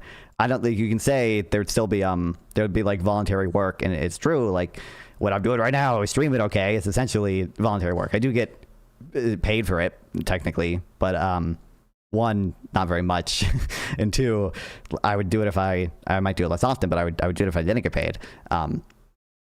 And there'd be, you know, part of the, I'm not just considering, or people aren't just considering generally their pay now, they're considering in the future any potential for promotions, or in the streaming case, the potential to make it big as a streamer, then make a lot of money. Okay, so the decision to enter into the market is affected as well, obviously. But regardless, okay,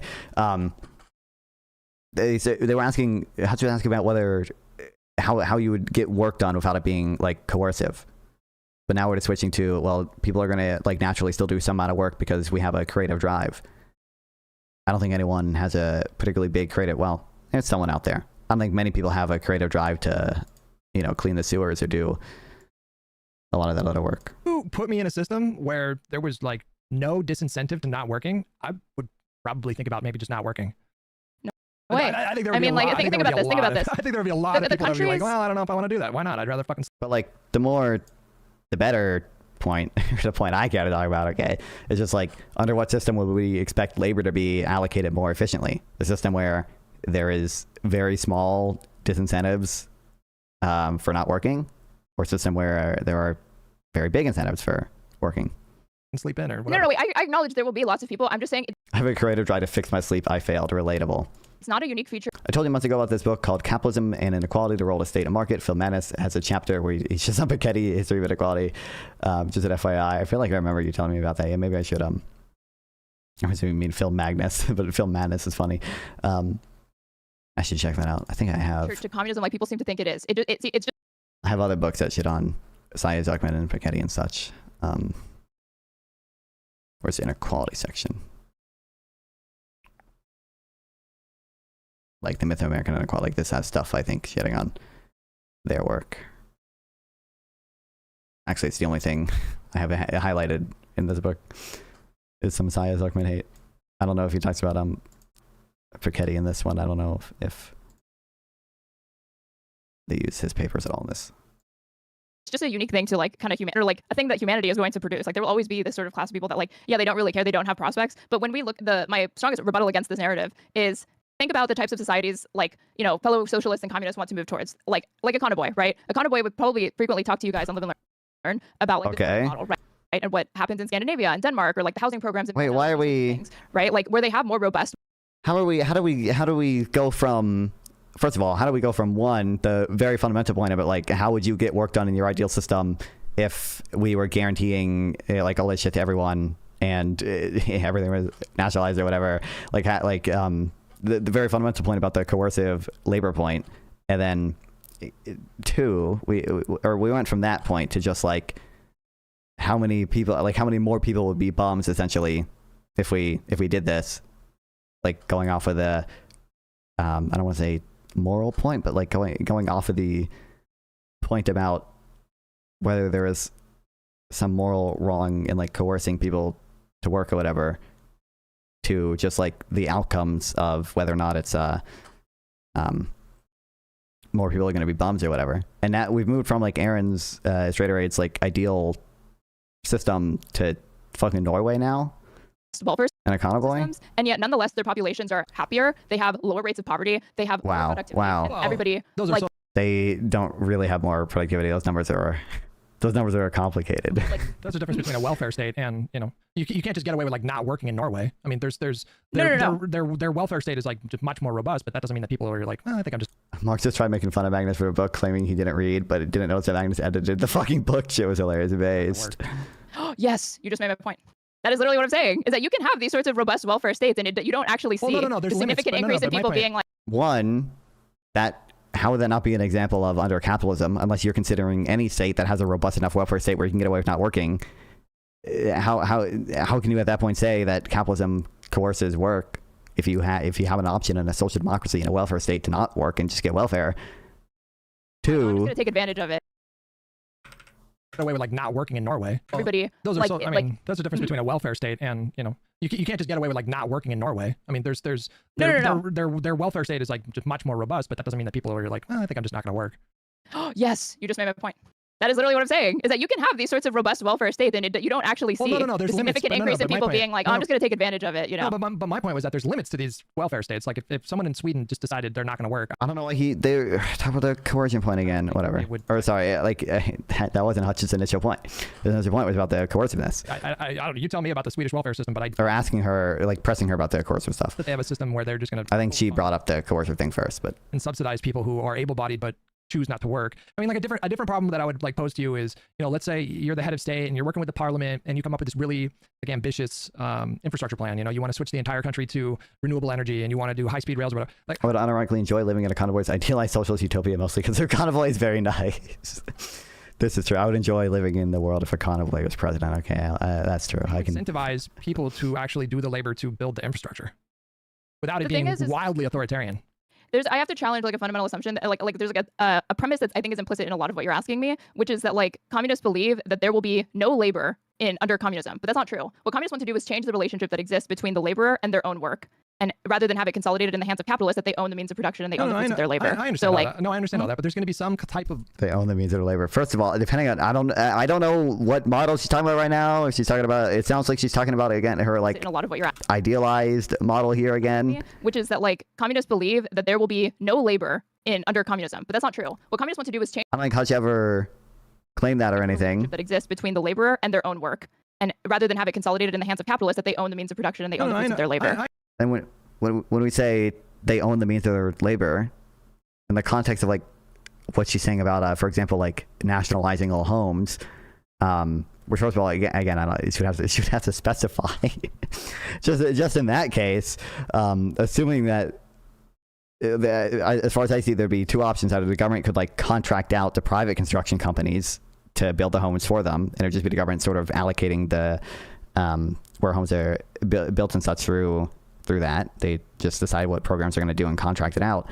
Or two, they could do the construction in-house. In the first case, the workers don't really have any control over their own labor. They're still being exploited or whatever, just for the sake of a government contract. In the second case, the capital is socialized, but I fail to see how that in the context of a broader market system, that doesn't really give the individual workers like they don't experience like any less coercion. They don't have any like more control there really, even though like, you know, they get a vote on the national level about the housing department, I guess. But I understand all that. No, I understand all that, but there's going to be some types of labor that are going to be like much less desirable labor. Like some people are going to be much more. You're going to have some people. Graham's reading a book on economic freedom, which deals with the stuff on his myth of American inequality. But I'll read it. I want to read it because it goes more in depth. More cushy jobs, more easier jobs, more creatively rewarding jobs, and then you're going to have. I mean. Okay, and fair, now Hutch is like switching to the point I care about more, but it's also frustrating that we're jumping around like this. But now we're talking about just labor being allocated more efficiently. How does automation play into this? I mean, maybe that solves your problem. Maybe it's just the robots doing all this and like. Yeah, partially not. Like I do think that there's a reason why like the kind of easiest thing that I can vaguely gesture to show that like communists don't think it's like only going like, oh, we can just like let robots do all of that is like you probably see a lot of like skepticism of AI come specifically from the left and not liberals, right? Yeah, probably. I would generally agree with that. Yeah. Yeah, and so I think if communists, and I shared those criticisms as well, just thought like, oh, it could be as simple as like the robots are going to do everything for us, man. Well, They why would be not? like the biggest advocates and champions of AI. Well, Well, I why do think not that do that? largely like Because it displaces labor I would and love for all of those things to be automated. Like that to me is like a redeeming feature of AI is like the prospect. oh, Of she does love it. But if it's automated under capitalism, then it just increases the capitalist share and has no benefit for workers. Give me it, Straighterade. Come on, say to it. have people putting themselves in precarious like workplace conditions to be able to like help keep society running, like, and then we could just have machinery doing it. But I think a lot of the skepticism comes from the fact that like there are so many short-term issues with the ethics of like expanding AI without regulation, that there are like so many externalities that it's important to not just cast those aside in the hopes and promise of like the future. Damn, didn't get it. Whatever. I Yeah, think that's also but who kind of another thing I cares? could like. But who cares about labor displacement if there's no disincentive to not working? Like if the robots replace you, but there's no penalty for not working, who gives a fuck? That's like vacation. Party it up, go nuts, right? Because well, not party it up, go nuts. Because again, there's other things that need to happen for like society to function. I just think that liberals kind of downplay or don't acknowledge the extent. What are we talking about your ideal system, or are we talking about what now? What are we No doing? disincentive to not working. Like if the robots replace you, but there's no penalty for not working, who gives a fuck? That's like vacation. Party it up, go nuts, right? Because well, not party it up, go nuts. Because again, there's other things that need to happen for like society to function. I just think that Like what? I thought we were supposed to be in a post-scarcity world. What are the other things that need to happen that you don't think are going to be automated in this case or whatever? liberals kind of downplay or don't And how are you going to incentivize that work? acknowledge the extent to which people are incentivized to do things other than financial incentives. But do you disagree with this? Do I disagree that No one hold on. Things that Why? for like society to function. I just think that liberals kind of downplay or don't acknowledge the extent to which people are incentivized to do things other than financial incentives. First of all, it was interesting that Hutch brought up earlier. I love the Hutch freeze frames that I keep getting. The case of some jobs being less desirable than other jobs. Interestingly, there seems to be some trade-off between the desirability of a position and how much you get paid for it, right? People who get paid to sit in air-conditioned fucking like booths all day get paid less than under. I mean, part of this has to do with skills as well, but they get paid less than underwater welders who have to live underwater for weeks at a time and have to do a bunch of risky shit underwater, partially because one job is more desirable than the other. How's your system gonna allocate labor in the same way if you don't make the returns to them different types of work different based on how desirable they are? But do you disagree with this? do I disagree that people have other incentives besides financial incentives? What's up, Tron? I'm excited to be a robot supervisor. I could see all the jobs being replaced and then American worker being paid to just be a robot supervisor. This is unironically what unions do. It's horrible. It's like... Yeah. Like to work or to innovate. People want to feel rewarded into things that they do for sure. Yeah, but Yeah, like there's like social incentives, there's reputational incentives, there's like communal incentives and reasons to work and labor. Like when you were saying like people are just like gonna not work. It's like this already like presupposes a society where He didn't say people don't want to like everyone's aren't gonna not work or anything. He said he thinks that if there were truly no disincentives for working, that there'd be just a bigger share of people who would be mooches, who would be bums, who wouldn't work. families. But if you don't have families and like if you want to like not work that badly, okay, but like there's like so many social disincentives to that because it's like so difficult to find a partner when you're unemployed. It's so difficult to find a partner when you have no drive to do anything. Yeah, but not in your system. Who cares? There's no if Not who cares, because again, people like both men and women, like if they're so prioritized over like not working that it like gets in the way of them having like a family. I just don't see this. Like the entire point of economic freedom is like to enable people to do these things. How do you so how Hold on. So prioritized over like not who cares when you're unemployed. It's so difficult to find a partner when you have no drive to do anything. Yeah, but not in your system. Who cares? There's no if not who cares, because again, people like both men and women, like if they're so prioritized over like not working that it like gets in the way of them having like a family. I just don't see this. Like the entire point of economic. I don't understand what you're saying there. Hutch is saying in your system where you're guaranteed all this stuff or whatever, like why would your partner care if you don't have a job? It's not like you're gonna be, it's not like you're gonna be mooching off the partner. You're gonna be mooching off whatever the state provided, utilities are to you. But then she just says, well, people, I can't believe. To enable people to do these things. Or like economic freedom is supposed to enable people to start families to fulfill whatever greater meaning they have in life or whatever. Did you know it's more than just numbers in GDP or whatever? But I think that's just confusing I think that's just not looking at the benefits that labor has on other people, because obviously in many cases, in most cases, some might say, your labor is not like it's being done to produce something that others consume, and they get some benefit from consuming it. And in many cases, they, whatever benefit they get from it, it's probably gonna positively affect their lives in such a way that it makes it easier for them to have a family or whatever. So bouncing to a different kind of thing, like how do you solve the problem of like supply? So is there currency? So there's no currency in your system, or is there? No currency ideally. No. All right, so let's say you decide I want a fucking 80-inch TV in every single room, and and then a bunch of other people have the same thought, and then there's just a permanent TV shortage. Would you rationalize? What's up, Momentum? Welcome back as well. It's hard for me to contend with this because you're getting into Also, well, I streamed 2 days ago. What do you mean, welcome back? distribution of things that would be considered like luxury goods, even if they're not like luxuries or whatever. Well, you're but gonna like have luxury items in your system, right? there will be luxury items, yes. All right, and under gay automated communism, it is going to be luxury communism. I don't want people to get the impression that communism is like a poverty culture that I'm here to. Why do we keep just? You don't need a Nintendo Switch. You don't need like to be able to game, or I'm not here for any of that. Like In fairness, Hutch, I think, asked about her ideal system, but like, I understand if you skip to the easy part of post-scarcity, then luxury items and, it's not necessarily going to be a big issue there. But what about the more difficult part of like right now or even 50 years in the future? whatever. Well, you're but gonna like have luxury items in your system, right? there will be luxury items, yes. All right, and under gay automated communism, it is going to be luxury communism. I don't want people to get the impression that communism is like a poverty culture that I'm here to be like, you don't need a Nintendo Switch. You don't need like to be able to game. Or A lot of socialists tend to blame the lack of romantic relationships on drop in fertility and capitalism, but there are so many other factors that more empirically supported but not related to that. Yeah, of course. It'd be hard to even, I can't even imagine being able to design research that would answer a question that broad effectively. I'm not here for any of that. Like again, the entire point of me like being in favor of this is because I think it enables people to like actually spend time to like creative endeavors, and I don't want to see those things go away. Well, but like how I'll argue to you that like we don't have like we actually don't have an abundance issue. We have like a distribution issue because we actually my have God. an abundance of a lot of things that people need. There are right now there are actually areas where there are empty houses waiting for people to occupy. I knew she was gonna do it. Okay, we're not quite getting the meme of there are more empty homes than homeless people. Okay, but we're getting close to it. People are priced out and they can't afford it. They can't afford the cost of living. They're unoccupied, and simultaneously there's people that are that are homeless in our country. So right now the issue is not that like we don't have. Like, maybe she specified in some places. Maybe she's heard that obviously, first of all, the empty homes that are counted in like the census survey, right, where people get the vacancy number for the entire amount of vacant homes in the country. That's including like homes that have in apartments that have already like been bought and just have time before someone moves in, or just like a normal amount of time while buyers are looking at the home or apartment, and there's just time. It takes time to sell or buy a home, obviously.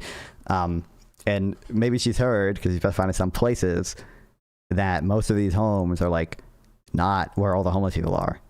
Most of the homeless people are in like big cities. Most of these like vacant homes are in the middle of fucking Colorado. So we're gonna, instead of re-education camps, we're gonna relocate the homeless people to the vacant homes in Colorado. This is what we're gonna do, and this is the best way to solve homelessness. Or enough on my got to start my phone. Also, Zorhan is abundance pilled. Well, he messages on abundance a little bit. But I appreciate you stopping by, Rosh. See you later. food. Like, have you ever heard these stats where like an entire like massive stadium's worth of fresh food that could be filled from the bottom all the way to the top of the stadium is thrown away every single day Oh no, in there's this a lot country of, alone? a lot of food waste, yeah, for sure. Yeah, like and How would that even change under your system? it's all happening under communism, under capitalism, Are we gonna restrict the amount of food people can buy so they don't throw away as much, or like what are we? where we're supposed to have more efficiency, not only with respect to maximizing profit margins, but also with distribution. And yet you still see these market failures. You still see you still see things just like going to waste and being thrown away, even though they're perfectly good. That's not necessarily so different. There are different types of efficiency. Like one type is you can talk about how efficiently or how well a market overall, or how close it gets to like the socially optimum distribution of something, and maybe you could argue that. And I to some degree I think I would say that like on its own the markets like would not get to the socially optimal amount of food, because there are many people who don't work or can't work or whatever who would not be able to get food other than by transfers from their family, and that's probably not the socially optimal distribution of food. But there's also, like, for example, the allocative efficiency of how many resources are put into growing food, of how well consumer preferences are met as well. And that, I think, would be lost under some type of nationalized system. I don't know in what context you could like reduce food waste without either restricting the amount of food people are able to buy,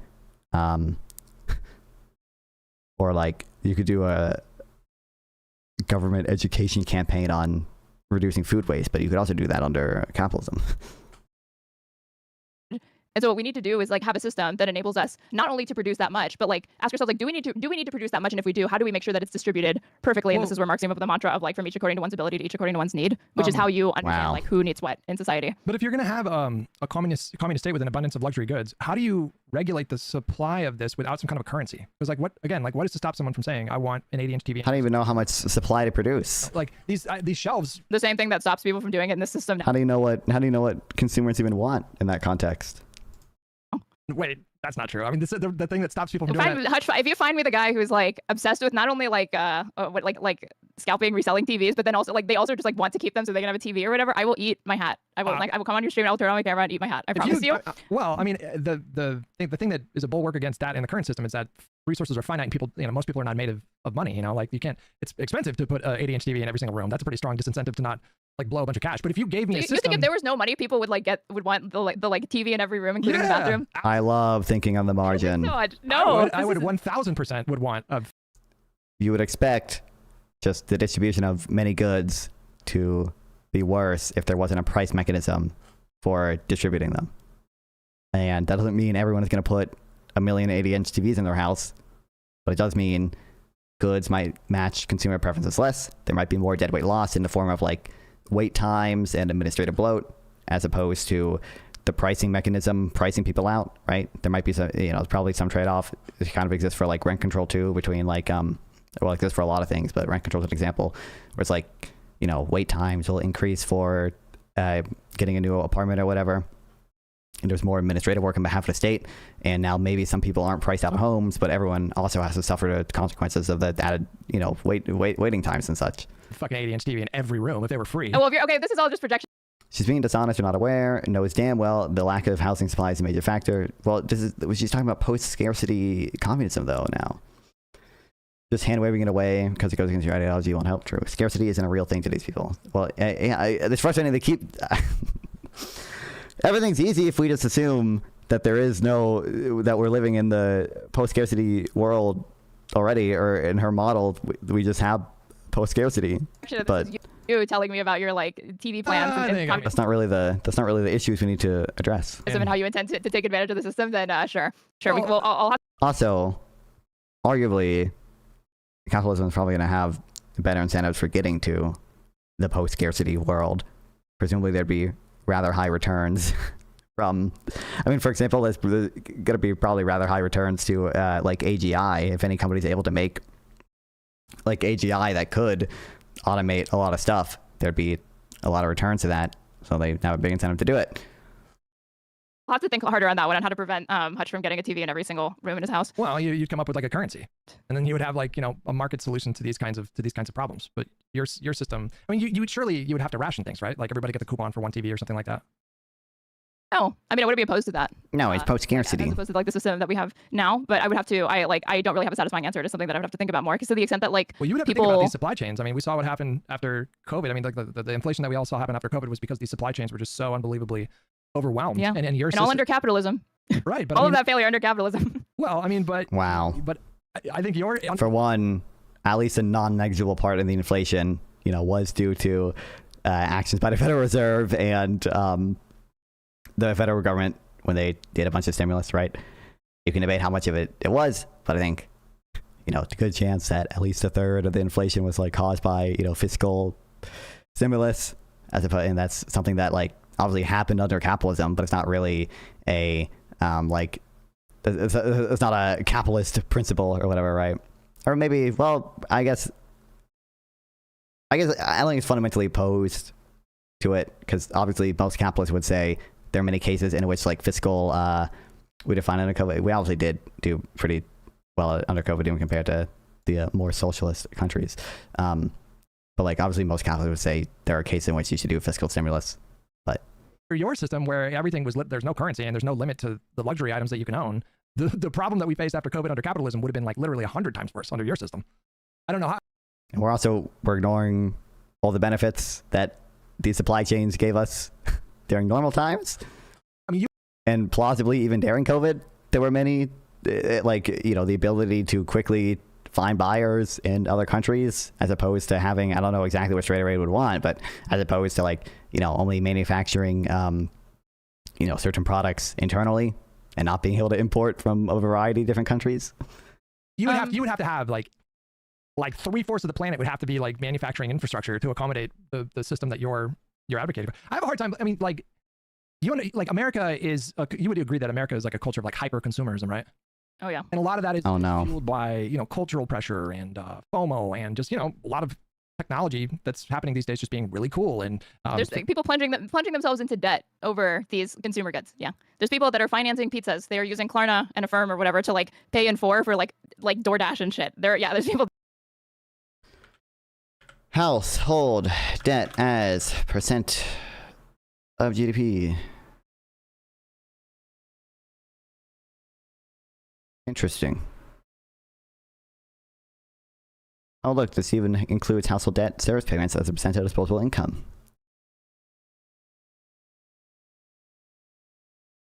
Wow. Look at how much capitalism is failing. I think the household debt to GDP goes back further than, oh, apparently not. It starts in 2005 too. Like, People doing that like the only book, and I'm assuming you mean I'm aware of that's aware of the dispute, is Capital and Its Critics by John Cassidy. He is aware of the splinter paper. The problem is he he fucking lies about the paper. Incredible. Well, no one ever made the claim. My goat. Well, certainly I never made the claim that like. Oh, no, I'm capitalism is about to make the perfect claim. system, you know? I'm about to make the claim that I think capitalism and a lot of advertising, which like goes, is underregulated to me, like advertising. Oh, and also, like, just more generally, I never read like too far into this, but like credit markets probably is like generally are rather good. Arguably, the development of credit markets was partially responsible for the Industrial Revolution in the first place.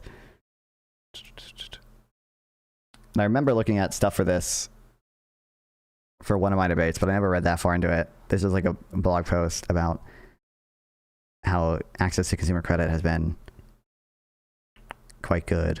Good for job seekers, building on the findings about the benefits of credit for unemployed. Phillips and Herkenoff focus on credit's effect on job seekers and how credit constraints impact job finding rates, sorting and aggregate output forthcoming in the review of economic studies. The authors find that people with greater access to credit markets take longer to find a better job and eventually earn more and work at more productive firms versus taking a less attractive job more quickly.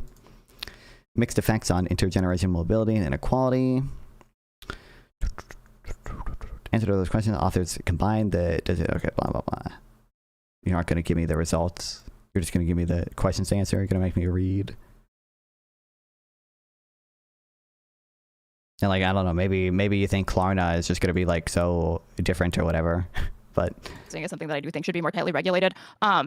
These are, to me, like the excesses and like the distractions that people engage in to make their lives fulfilling because they undergo another thing that market. Genuine question. Why do you think Pisco allows the Tinkies? What do you mean allows the Tinkies?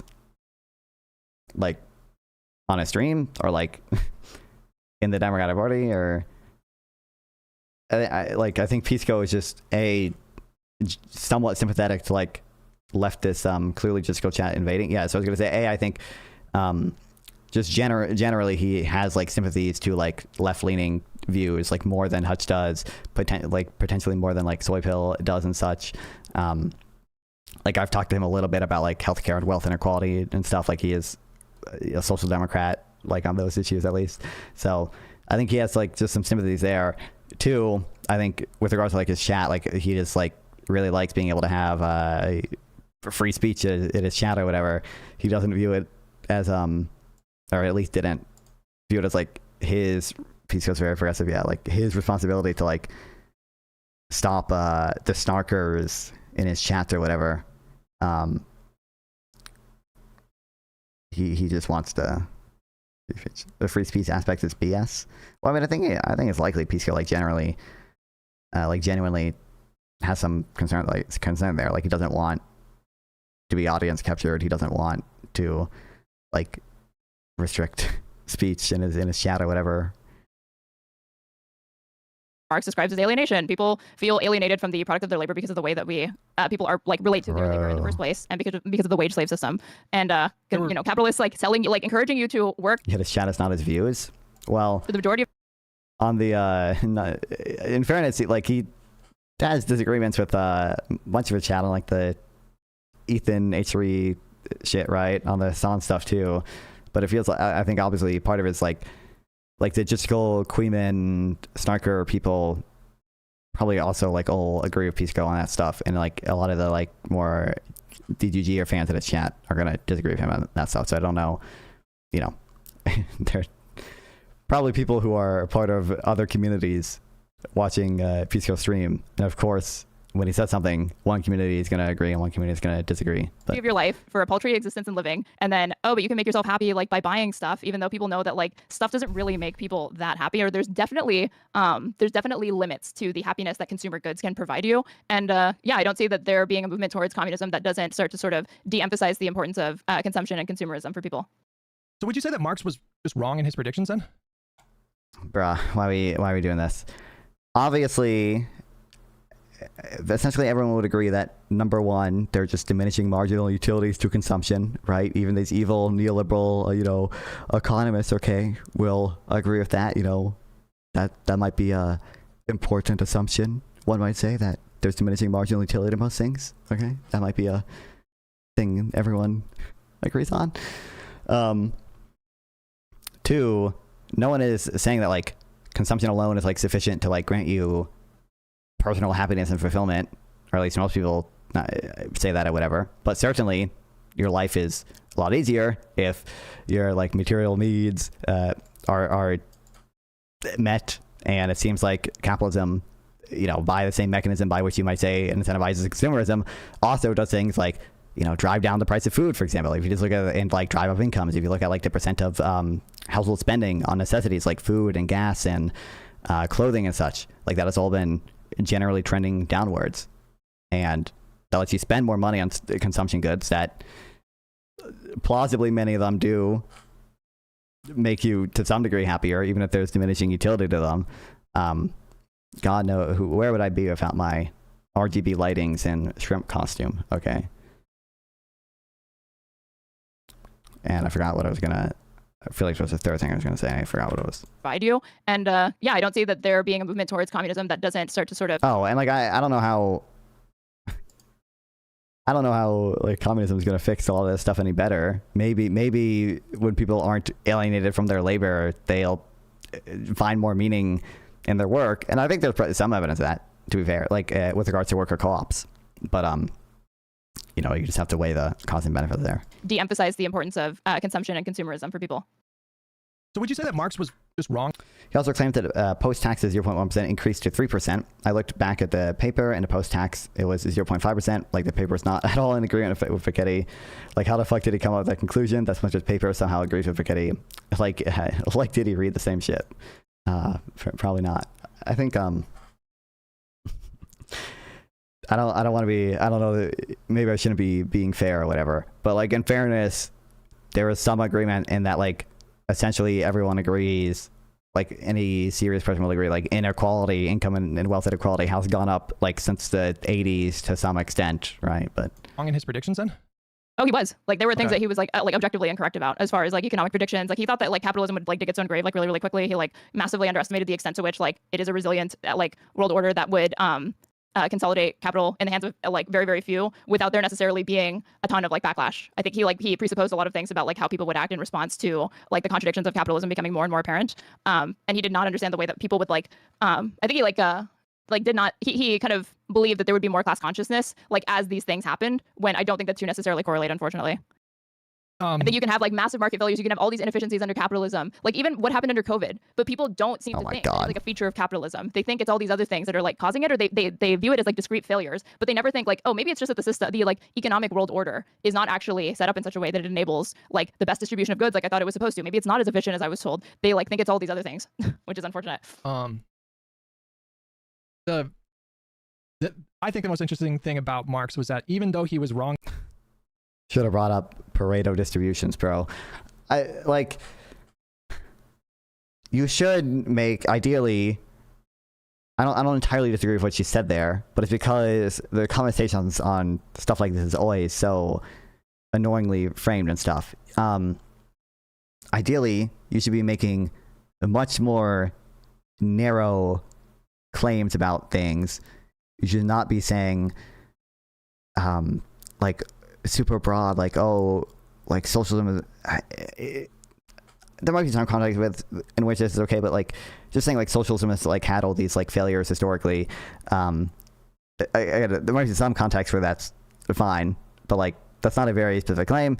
And like Straighterade said, like, you know, for all the problems that we think capitalism has, many people attribute them to like specific things.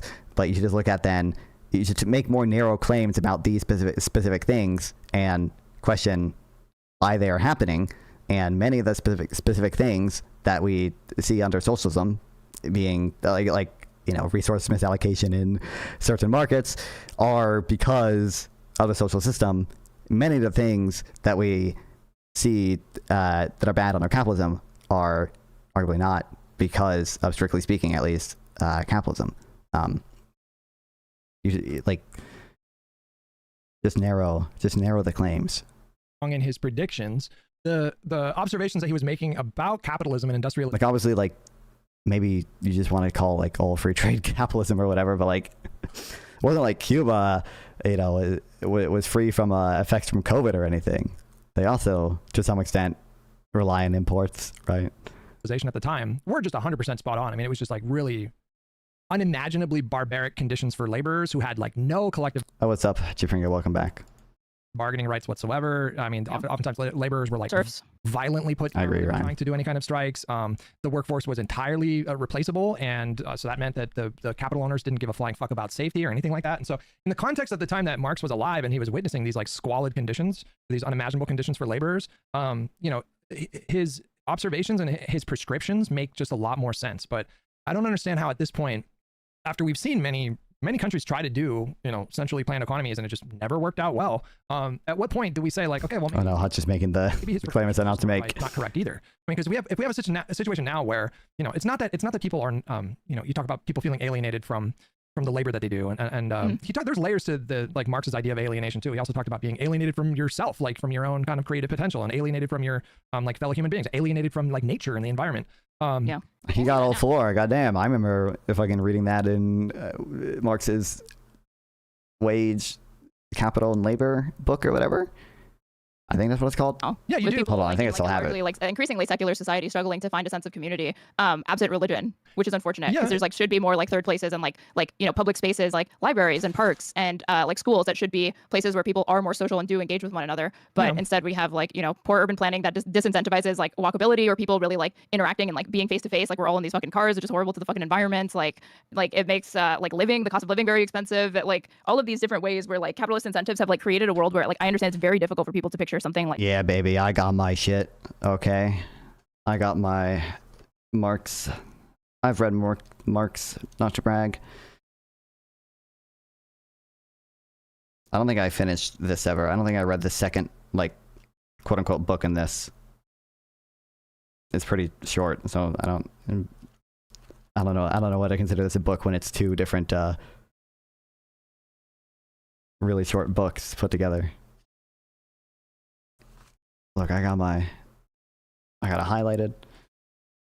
Like different because like you're saying that alienation doesn't only exist in relation to oneself and the products of their labor, but it expands and unfortunately impacts every single facet of their life, even life outside of the workplace, because it's disincentivizing people from being social. Like I don't like seeing these stats where like people are getting like I don't really care so much about marriage, but like people are not like finding a life partner. Like it's taking like longer and longer for them to do that. People are like more like increasingly socially awkward. Like you see higher instances of like I don't know how you could even like parse out how much of this effect is due to things that like are specific to capitalism.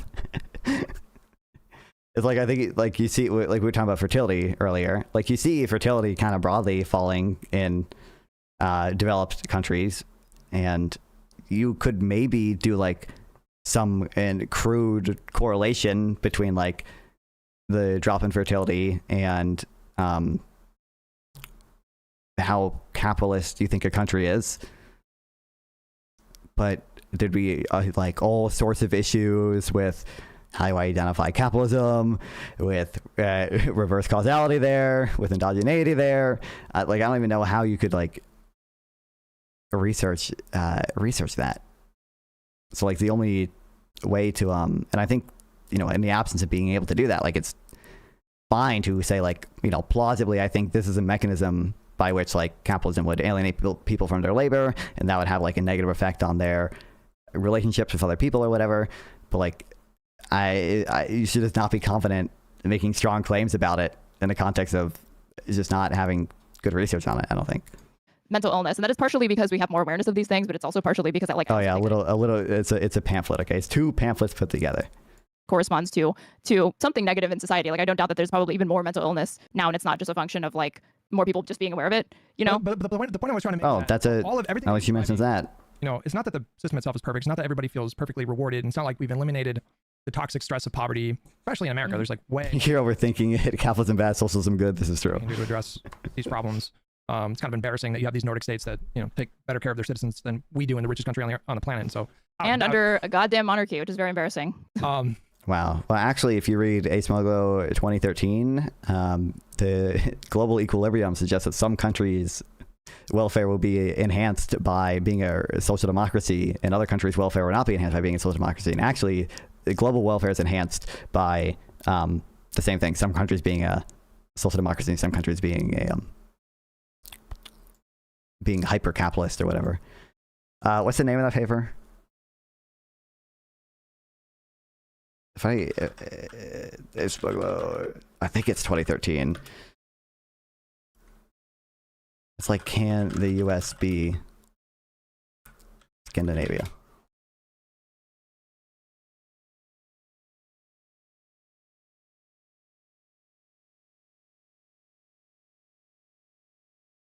I don't know how robust this paper is or anything, but I think it's interesting.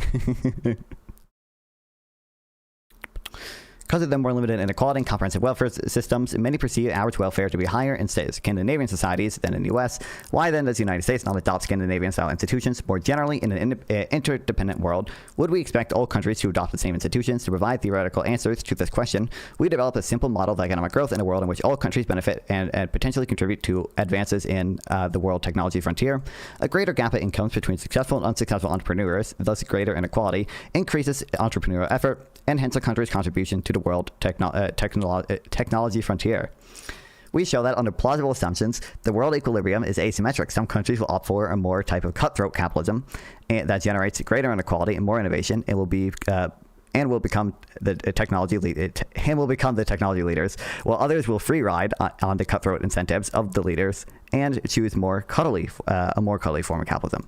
Paradoxically, those with cuddly reward structures, though poorer, may have higher welfare than cutthroat capitalists. But in the world equilibrium, it is not a best response for the cutthroat capitalists to switch to a more cuddly form of capitalism. Communism more gooder. I looked into fertility literature a decent amount. Capitalism is most definitely not the main factor, especially when looking for Lyman Stone research. There's actually a paper showing causal relationship between lack of housing and the decline of infertility. So many other variables not related to capitalism. Yeah. There's one paper I saw related to, I don't know what the exact research method was, so it could be just kind of a crude correlation, but just looking at how housing supply affects marriage rates. And it did find, like, it seems like, I think it said roughly 30% of the decline in like marriage rates by age 30, whatever, could be attributed to like housing costs. A lot of them are still like part of commonwealths and stuff. But the point I was making was that the conditions now for people that do labor, like, are on balance, like 1,000 times better than the conditions that Marx was witnessing at the time. Yes. And so I guess in some ways, because so much of what we enjoy and consume is literally because of the fact that those standards persist in other developing countries, and we just exploit their countries. Yeah, but the conditions in those countries has significantly improved.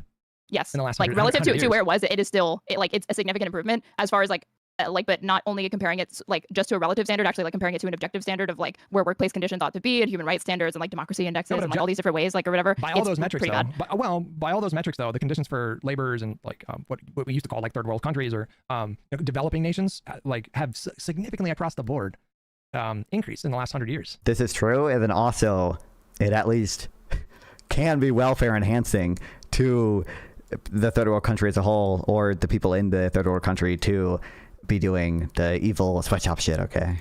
Yeah, and that's because of liberalism. That I don't. Globalization, That's not wrong. free- Like free Marx talks tra- about that as well. Free trade, globalization, like these things have Hutch my goat. like very, very, very good outcomes. It's not there's no externalities or negative externalities with in the form of pollution is like the easiest example for this, or like massive oil spills and stuff like that. Land obsolescence. But I don't know why Hutch my goat. ever consider taking Planned obsolescence. Obsolescence. Oh my god, I can't speak. It's not even. That's not a externality, right? I don't think that would fit within the definition of externality. It like it affects the same person who is in the transaction, but like in the future. And I don't think that counts as a third party, right? Because externality is supposed to be like when a transaction like affects a third party, in a way the market doesn't account for. But planned obsolescence would be you're just affecting the person who buys the good. You're affecting their future consumption negatively in a sense that their good is not lasting as long. I also don't think that it happens that much. Gamble on your system when the current path we're on seems to be pretty good. I'm very glad that I was born in 1983 instead of 1783. That sounds like just an unimaginably difficult life to be born into. And with your system, I just don't have a lot of comfort. No one has read Benjamin Powell, indeed. Your centrally planned economy is going to be able to manage these. Wait, I never call. Wait, I don't want forces. central planning. I don't want central planning. Calling for the nationalization of certain industries is not calling for central planning. I'd rather move towards.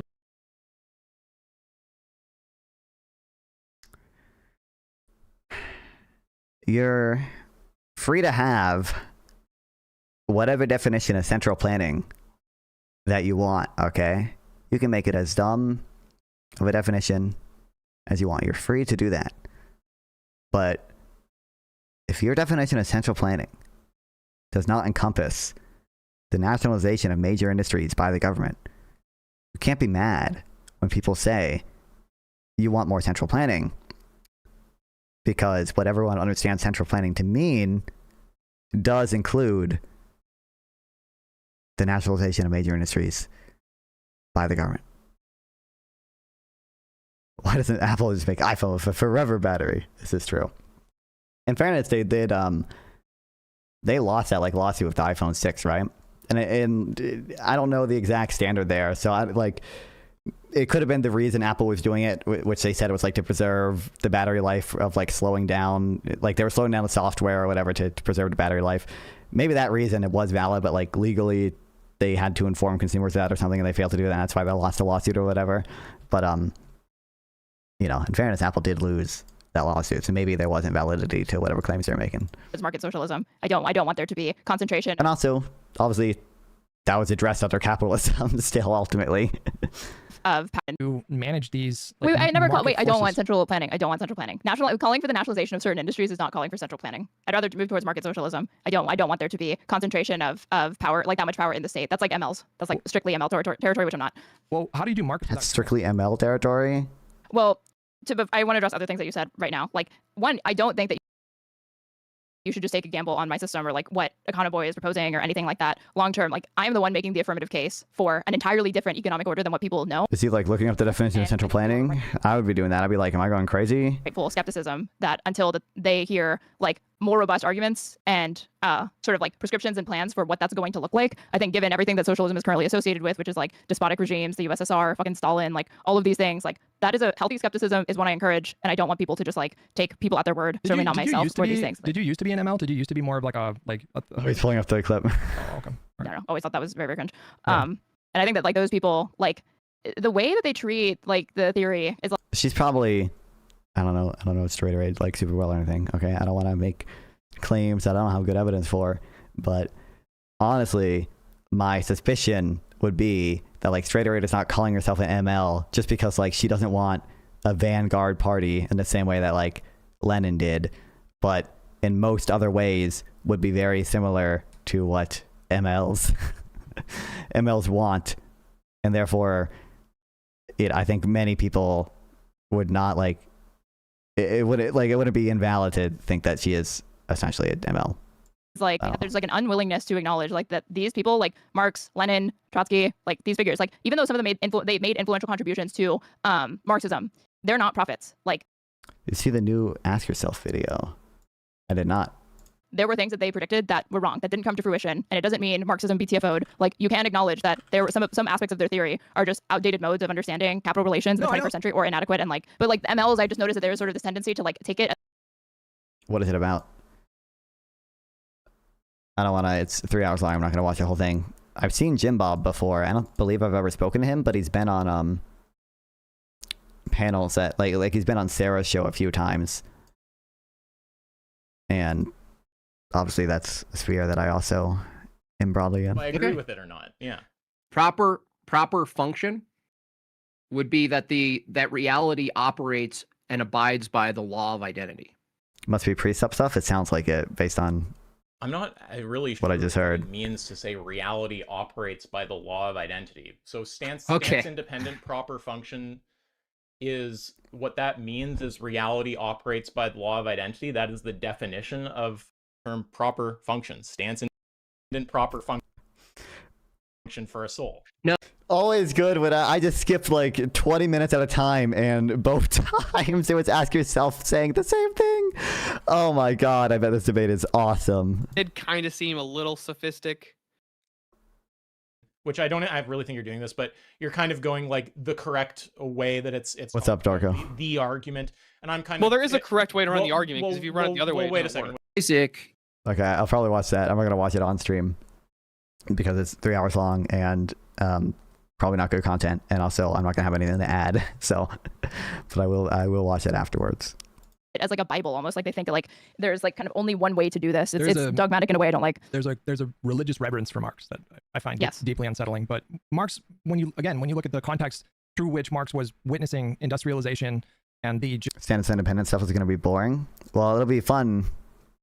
It'll be fun for me to watch. Just like, I really cannot stress enough how fucked it was for workers back then. You know, they had no days off, 12-hour days, child labor, you know, no guarantees of safety or like nothing. Like, I mean, it was brutal. And like Lenin, in the context of, you know, revolting against the, you know, like a brutal monarchy. I mean, he had, you know, for one, I mean, like, it's not, my understanding is not the case that in the US that there was, in the 1800s, I don't know exactly how long average, like, working hours were, but, like, they've been on a pretty steady decline. And Hutch did say earlier that, like, oh, you know, it seems like, regardless of whatever flaws, like capitalism has just like made things better even for the third world they were talking about. But like, you know, even in the 1800s, capitalism is probably making people's lives better than in the, you know, the 1300s. Even with regards to, well, there were definitely negative externalities from like industrialization and whatever specific, there's a specific term for it, but like, people migrating, you know, to cities that were more polluted and such.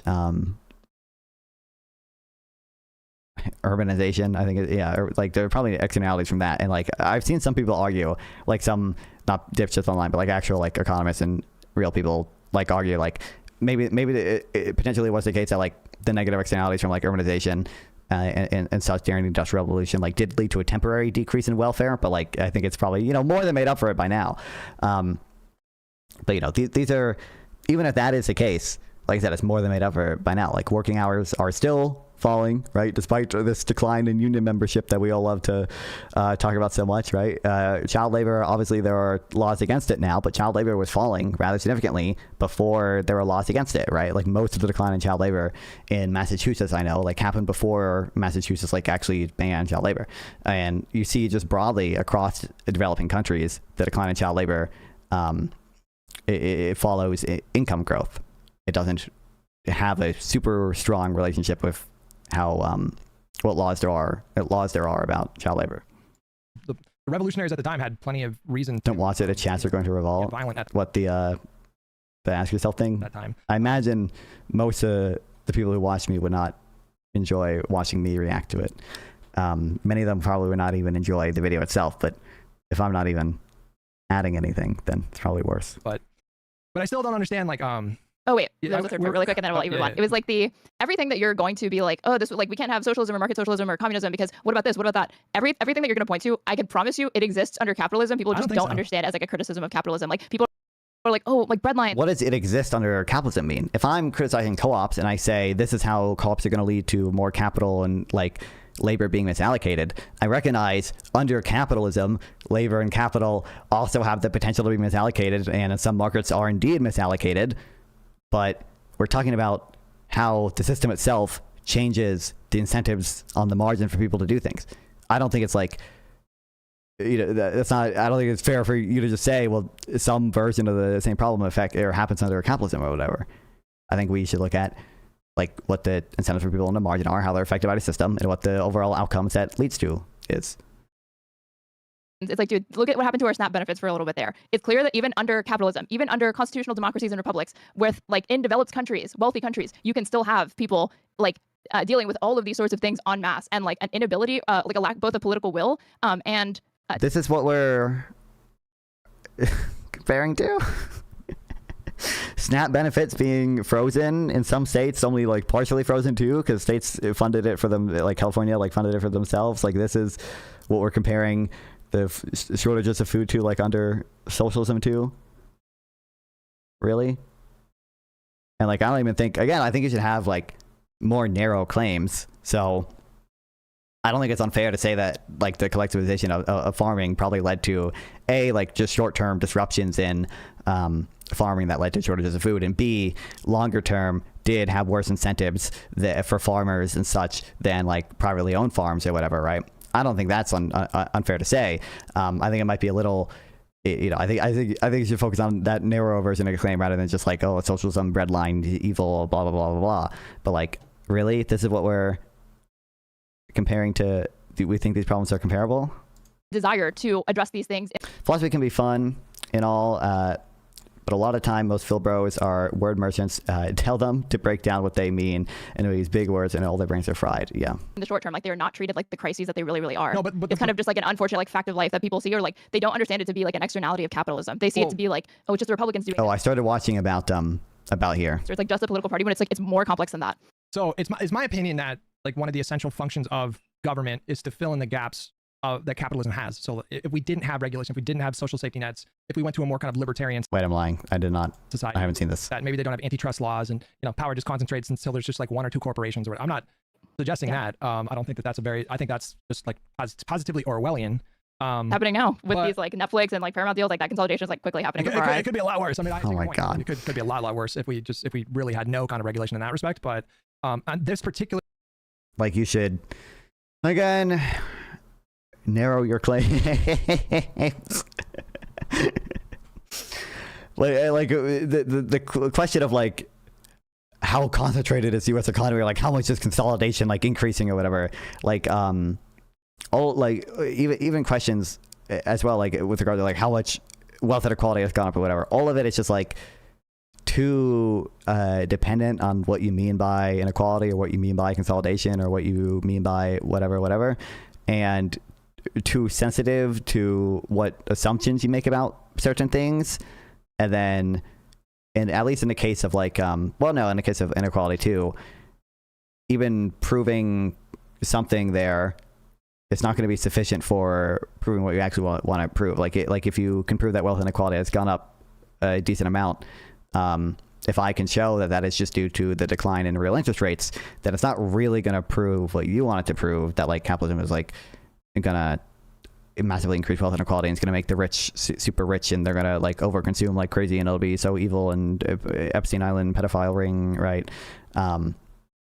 You're just proving that like, you know, when real interest rates fall, you know, in order to have the same spread of consumption over time, wealth and like the financial wealth is what is going to adjust to keep that make that the case.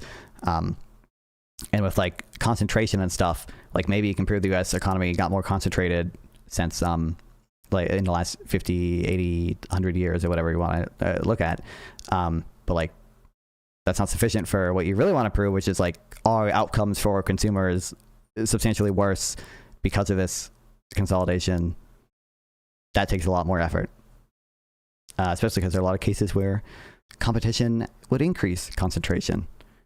And also, even if you look at markups, it's hard to know what how much exactly markups have increased in the U.S. economy, and whether or not the increase in markups that we do observe is due to like firms facing less competition and being able to charge people more, or if it's due to just the fact that more of the economy is devoted towards sectors with typically larger markups rather than sectors of the economy with like lower markups on average. Like, those have different implications for how good or bad things are for consumers. The other problem that I'm telling you about, you know, we kind of do have solutions. So like when we do have like supply chain shock and there is inflation, you know, you have liberal democracies that do have social safety nets. And you mentioned like COVID, and America, surprisingly, I kind of can't believe they did it, but America actually did pretty good in terms of like helping people stay afloat in 2021. And inflation got to a point where people felt that sting, but we kind of avoided total catastrophe. I mean, like a complete catastrophe. I mean, I think that's a credit to our system, the way we did it, that we made it through a deadly pandemic where people were locked indoors for months on end, basically. And the whole house of cards didn't come crumbling down. I mean, there were year and a half or 2 years of inflation, and there's still some problems with the job market right now that persist from that time. So we're still kind of recovering from all that, but I don't know. I think we made it out like pretty okay. That could have been like a lot worse. And arguably, if there's any problem with the job market, it still persists from COVID. It's that companies overhired during COVID, and now that is why they're more reluctant to hire. But it's not really like that's a problem technically, but that's not a horrible problem to have. And I just want to go back to the question that I asked you of, you know, with my system, there are kind of, you have these supply forces, and it kind of forces this kind of efficiency that just doesn't really exist in you. There's no safeguards in your system. Like, I don't tell socialists that you can fix a lot of problems without sacrificing billionaires and get rid of capitalism, and they will lose their shit. They don't care about solving issues. This is true. know how to well, everything will be solved once we need to get rid of the billionaires to get to the post-scarcity Star Trek space communism, bro. avoid just total supply chain shock.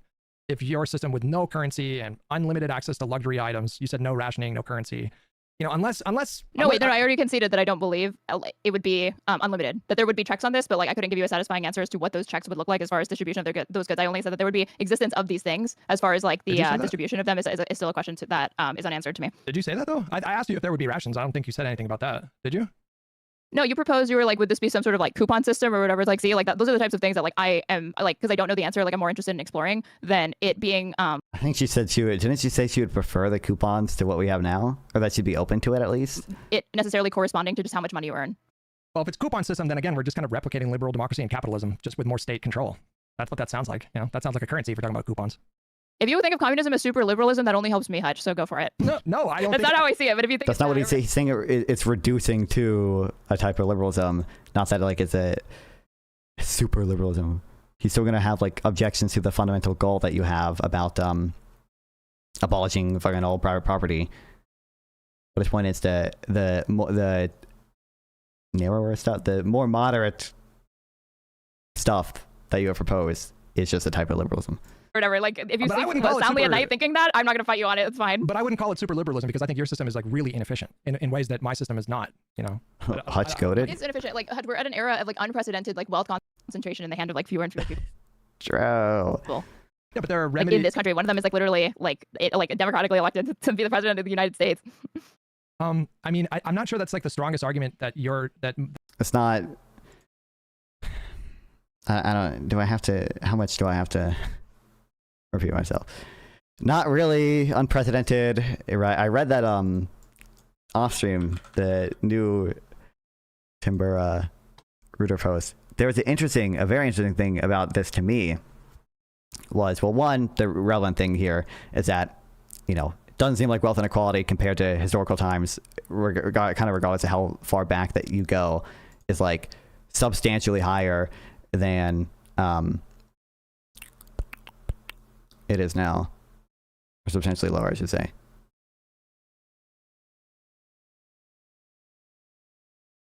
But another interesting thing is, I think this is the graph I want to show, is that inequality right now might actually be lower as a percentage of like the potential inequality than it was in pre-modern times. So I'll just read that. I'm going to repeat it worse than he puts it. So because contemporary societies are much richer, the maximum, hold on, I should start, I think. How do you highlight in Substacks? I'm not sure I'd recommend this because I kind of have issues with this. extension, but it's just this Chrome extension called Web Highlighter. It works decent, but sometimes it's fucky. There's got to be a better solution out there, but I'm kind of locked in now, and the switching cost is, like, too high, so kind of getting fucked by capitalism.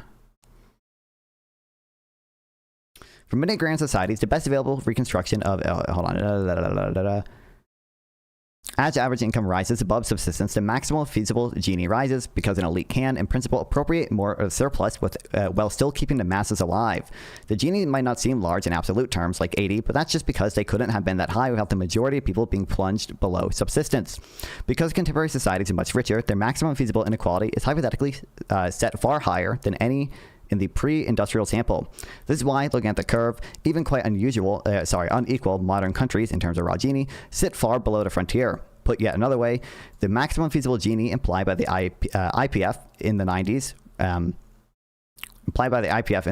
well, the median observed Gini is around 35, so a typical country today extracts a bit less than 40% of the feasible inequality, while a typical pre-modern country extracted almost 80% of feasible inequality.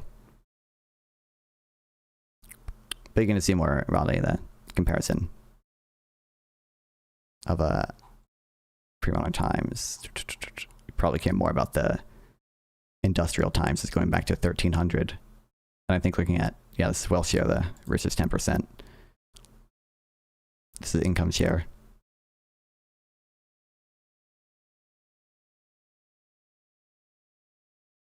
That my system is like less efficient than yours. It's not like there are no inefficiencies ever.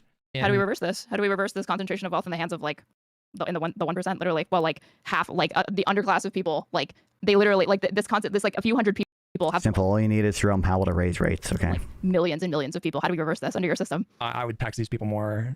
I would, and I would leave it to like I would hire an economic advisor because that's not my field of specialty. But certainly, me. Get me in there, Hutch. I would be very much open to taxing the wealthy more and closing a lot of these loopholes that they use to avoid paying taxes. Like the idea that a wealthy person can take out a loan and the interest rate that they pay on that loan. No, don't do it. Don't do it. You could have said closing the step-up basis. I would have been fine with that. Okay, I would have been like, oh, you know what? That reduces, lock-in. Okay, that's fine. Whatever. Close the step-up basis. Okay, but we're doing the buy, borrow, die. No, Hutch, no. Don't do it. Loan is less than. Also, just generally, you should try to have a more efficient tax code, and that will reduce avoidance even among, the rich people, right? Now, typically, more efficient taxes are not necessarily as progressive. I mean, you can make them progressive, at least on net, by doing subsidies to offset them, but VAT is not going to be really progressive, obviously, even if that's very efficient in the sense that avoidance is low because companies will have an incentive to properly file the the paperwork so they can get their rebate, and most transactions are kept in that. But taxes they would pay if they were to liquidate some of their assets. That seems like a crazy loophole. So but yeah, I would say generally just. And that's where we depart, because taxation is important, yes, but it's the fact that it accumulates, and capitalism has these boom and bust cycles every several years. That is a feature of capitalism. It's not a bug. It is designed and set up in such a way that it enables that sort of wealth concentration, continually, frequently, and regulating around it past a certain point. It's when do you ask yourself, is it that we're not taxing enough? Is it, and that we constantly have to engage in this sort of redistribution? Or is it that it is because private property is legal, and it is legal to exploit people? And I mean, in the Marxist sense of the fact that the capitalist is capitalist is siphoning off your labor to do this. Well, your state. Just for the Hutch point. One, if you're talking about taxes, you should care about the incentives, how they change the incentives on the margin, what the overall effect will be. It's certainly not clear, or I would say it's likely not the case that, taxing the type of stuff that Hutch wants to tax, taking out a loan based on your personal collateral or whatever, that would, if we were to tax that would have positive effects on the margin. The most I could say is it would be progressive, but you would probably discourage much of the, you would discourage to some extent consumption because they can finance consumption with it, and that's fine. But that's just an argument for a broader consumption tax. But you'd probably also discourage, some amount of saving, some amount of investment, some amount of productive activity, especially because, you're gonna, presumably they're billionaires or whatever, are gonna have to sell some of their assets in order to pay that tax, right? Unless they're paying the tax on a loan with another loan. Like, you know, there's that. No one has the courage to raise in equity. This is true, unfortunately. Obviously, as well, there's a paper that I've downloaded.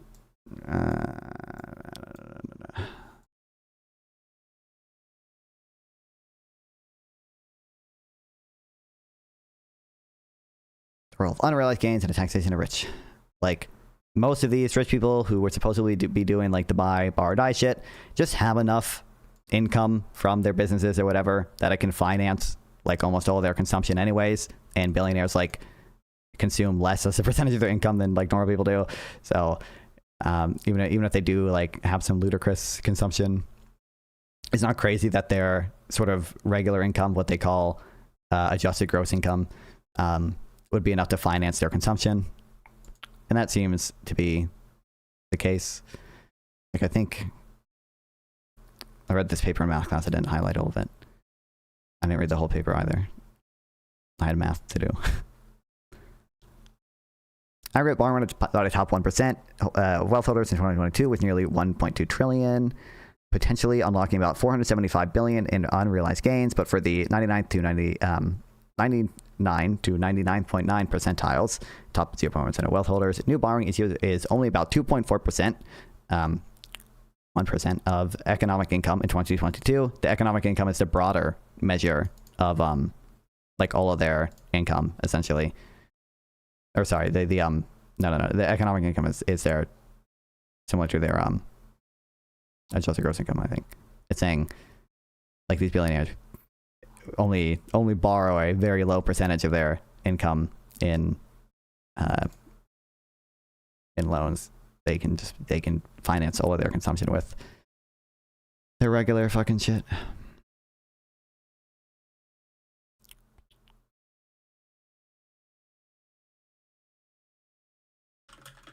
There's a funny thing, I think, indeed, an aggregate borrowing in large amounts while simultaneously having large unrealized gains is arguably more of an upper middle class phenomenon. Americans in the 50 to 90th percentiles of wealth had 18 trillion in unrealized gains in 2022 and had borrowed 7.6 trillion, 42% of unrealized gains, while those in the top 1% had unrealized gains of 23 trillion and borrowed 1 trillion, 4% of unrealized gains. So like, I don't know, middle class people doing not quite the same shit because they're not backing it up with the same collateral necessarily, but you know. This is just inequality. Gibberish again. She's just confused. I wouldn't say everything she said was gibberish or anything. I appreciate stopping by, Saucerama. See ya. Whatever stream next. Would I think necessarily have to exploit people as well? I mean, like I don't. Otherwise, I don't know how to. Well, and now they're back to the fundamental exploitation like point. Really hard labor done, like a labor that is very intensive, very repetitive, not very rewarding. You know, like who's going to want to volunteer for that? You would have to, order people. Well, this is not one-to-one because you're asking specifically about like backbreaking labor and construction, but like in our country, like doctors are revered as like it's understood as a very, very difficult profession, even if it's one that's very rewarding and hard to do. Oh my God! All else equal, do you think more or less people are going to be cleaning the sewers if we don't have like pay differentials or whatever, or if there's no like strong incentive to do it? And one that's like going to, it will take you away from. What does she mean by exploitation? She literally just means, she said earlier in the Marxian sense, she just means having your surplus value extracted. Breakbacking labor and construction law. Yeah. No. We have a shortage of doctors and nurses. Meanwhile, look at Cuba, and this is the only aspect of Cuba that I'm praising. Oh my God. They have more doctors per capita than literally any other country, and those doctors are not paid the way that doctors here are paid. They were exporting doctors during COVID to help other countries deal with the pandemic, and you couldn't necessarily say the same for the United States at the same scale as like this much smaller country. So that's a small example of. Isn't that? I forget. I can't remember every meme at once, guys. That's like mostly a meme. I know the health outcomes for Cuba are like not that great. I'm pretty sure doesn't Hamsters have a fucking thing on that? Our pal Hamsters, friend of the stream Hamsters.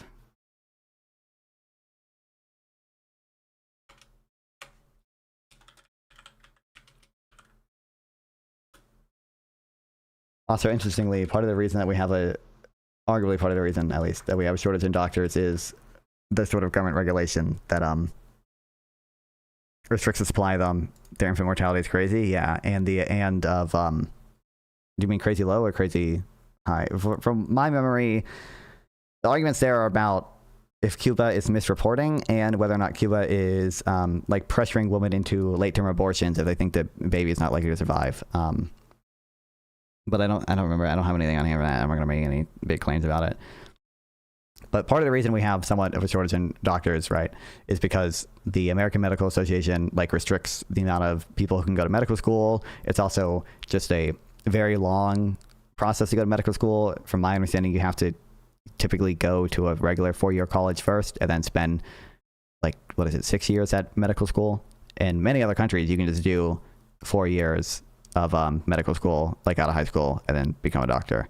Like in Germany, that's the case. This is all, maybe you could argue it's not, it's a feature of capitalism because it's rent seeking by the doctors or whatever, but that's all arguably like government regulation doing that. Social norms. And also just occupational licensing that the states have.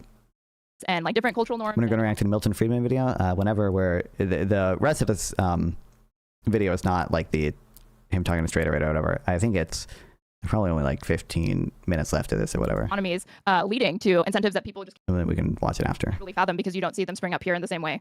Well, this is a bit out of my wheelhouse. I don't know a lot about Cuba, and I'm not familiar with the problem of there being like a shortage of like healthcare workers. But I don't know if you've really engaged in like my point though. I don't know if you've actually, you say, well, there's got to be some way to figure it out. It seems like, but I don't know. That seems like a well when I asked you a question about how do we redistribute, you said taxation, but like I'm going to hand that off to an economic advisor. Why can't I just say I'm going to hand it off to a socialist economic advisor, a communist economic advisor? I feel like the answer he gave, number one, he didn't like conflate between a like his ideal system or whatever constantly, where he's like, oh no, I'm talking about my idealized version of capitalism where like there just is not much inequality because we like automatically like redistribute all of it. He didn't do that. I think Straighterade has done that multiple times where she's like, well, I'm talking in the sense of a post-scarcity society, and I'm not going to have specific answers to you because this is an idealized theoretical system where there's no scarcity anymore. Two, I think Hutch's answer was more specific than like him. He said taxation. He said, I wouldn't be opposed to taxing them more, and we need to close the quote-unquote loophole of them being able to borrow against their unrealized gains. Like he gave a specific policy that he would support, closing that loophole. Straighterade has like barely done that. Oh, I think the meme crazy low is because it's like 50% less than ours, but yeah, they also have crazy abortion policies. Yeah, I forget all the details of it, but there's some fucking blog post there. I remember reading about it. It wasn't by Hamsters. I looked up if Hamsters had something on it, but I don't remember what it was. Or left-wing economists or whatever. Like, if I can just default to that, that's the simple answer there, and then checkmate from there. Yeah, but I know we know that taxation works. Like, if we want to, we can tax wealthy individuals at a much higher marginal tax rate, and more fully fund like social welfare programs to create conditions like a base level of living where people are not just constantly paralyzed by fear of going bankrupt for a medical bill or some injury or something like that. But your system, we know co-ops work. Like we have data. Co-ops oh no. And like those sorts of things. And I'm not talking about. We have data on co-ops working. Co-ops. I'm talking about like total supply chain shock. There's like data on I think there is decent reason to believe that co-ops like workers are happier in co-ops. I think there's decent evidence on that. I think there's like not as high quality evidence because it's just harder to study, but there's also empirical evidence that like co-ops generally tend to have like less allocative efficiency.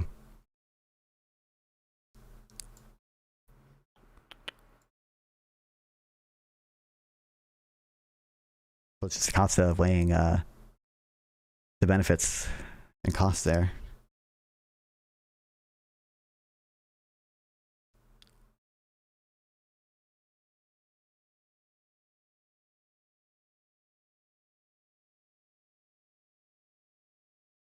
It's also almost double since 2018 because sanctions, haha, rip. Incredible.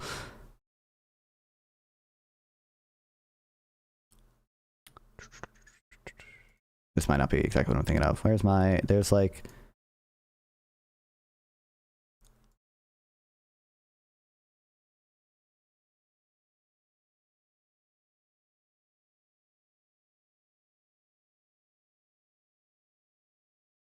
This. Do I not have it downloaded? No, I do. It's this. I think this has empirical stuff in it. Oh, this just looks like theoretical stuff. Fuck me. I mean, I think that's valuable evidence too, to be clear. This is being able to develop models of, you know, co-ops and the incentives they have and how those would differ from the incentives of traditional firms. And those have been the arguments I make so far. But I swear to fucking God, there was a study that was empirical on this point.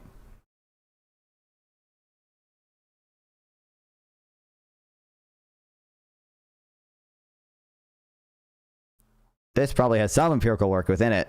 I'd have to go digging through my notes for too long. Okay, you get the picture. In your system. And like also there's this other problem again where it's like, how do you incentivize labor that is not rewarding at all? You know, like how are we just looking for volunteers? Do you think people are just gonna be really eager to volunteer for this thing? I'm just, every time a state has, I mean, like I gave you my caveat from the start with the Cuba example that I said this is not exactly a one-to-one, but it's an example of one where people are like, if you ask most Americans, it's like, would you be a doctor if you made a salary that's like actually not that much higher than like the majority of professions like that you can get just from having an undergrad? They'd probably be like, fuck no, I'm not gonna do that. But like you literally already see this in other countries. So like it's clear that Can we please just think on the margin? There exists like people, I call it the liberal mind prison. Like they really only think that like only economic incentives could get people to like do things. And I understand that. True. Like, how people. I love that fucking. She's seen the thought slime video, bro. Oh my God. I'm not surprised that that's people's like kind of most like based, rooted, deep, fundamental assumptions. But I encourage and challenge them to look at countries beyond the United States and see even some of these with like horrible regimes, like examples of like systems that have surprisingly like led to more social innovation than people would have previously thought. Not saying that like you gotta stand these things or want them or whatever. Well, but, like, can you just give me like a guess, like, you know, just anything to satisfy my question of like, how do you incentivize people to do labor that is like backbreaking labor? No, hard to say because again, like took him asking 4 times to get a hard to say out of her. Let's go. like, Incredible. This gets back to the like how much of it can be automated. Like there is a primary assumption in my mind that a significant amount of that labor would be automated, but if it's not, you know, you've left me with a question that I do think that I don't have a satisfying answer for you, that I need to you know, maybe look into more theory or see what like leftist economists are proposing as far as this goes, because yeah, I do think it's an answer. I'm sure she'll come to a very reasonable conclusion on that question that I can't seem to give you like a satisfying answer to, but I want to, so I have homework. I think at that point that creates like a entirely new dilemma that is probably more existential, really, because if you devise a system where people have I'm not really sure what you said in terms of leftist economic, dude. I don't even think she could find support for her ideas even amongst the, you know, more left-leaning economists. I don't think there's many economists as far left as she is that could be properly called an economist, at least. Richard Wolff, I guess.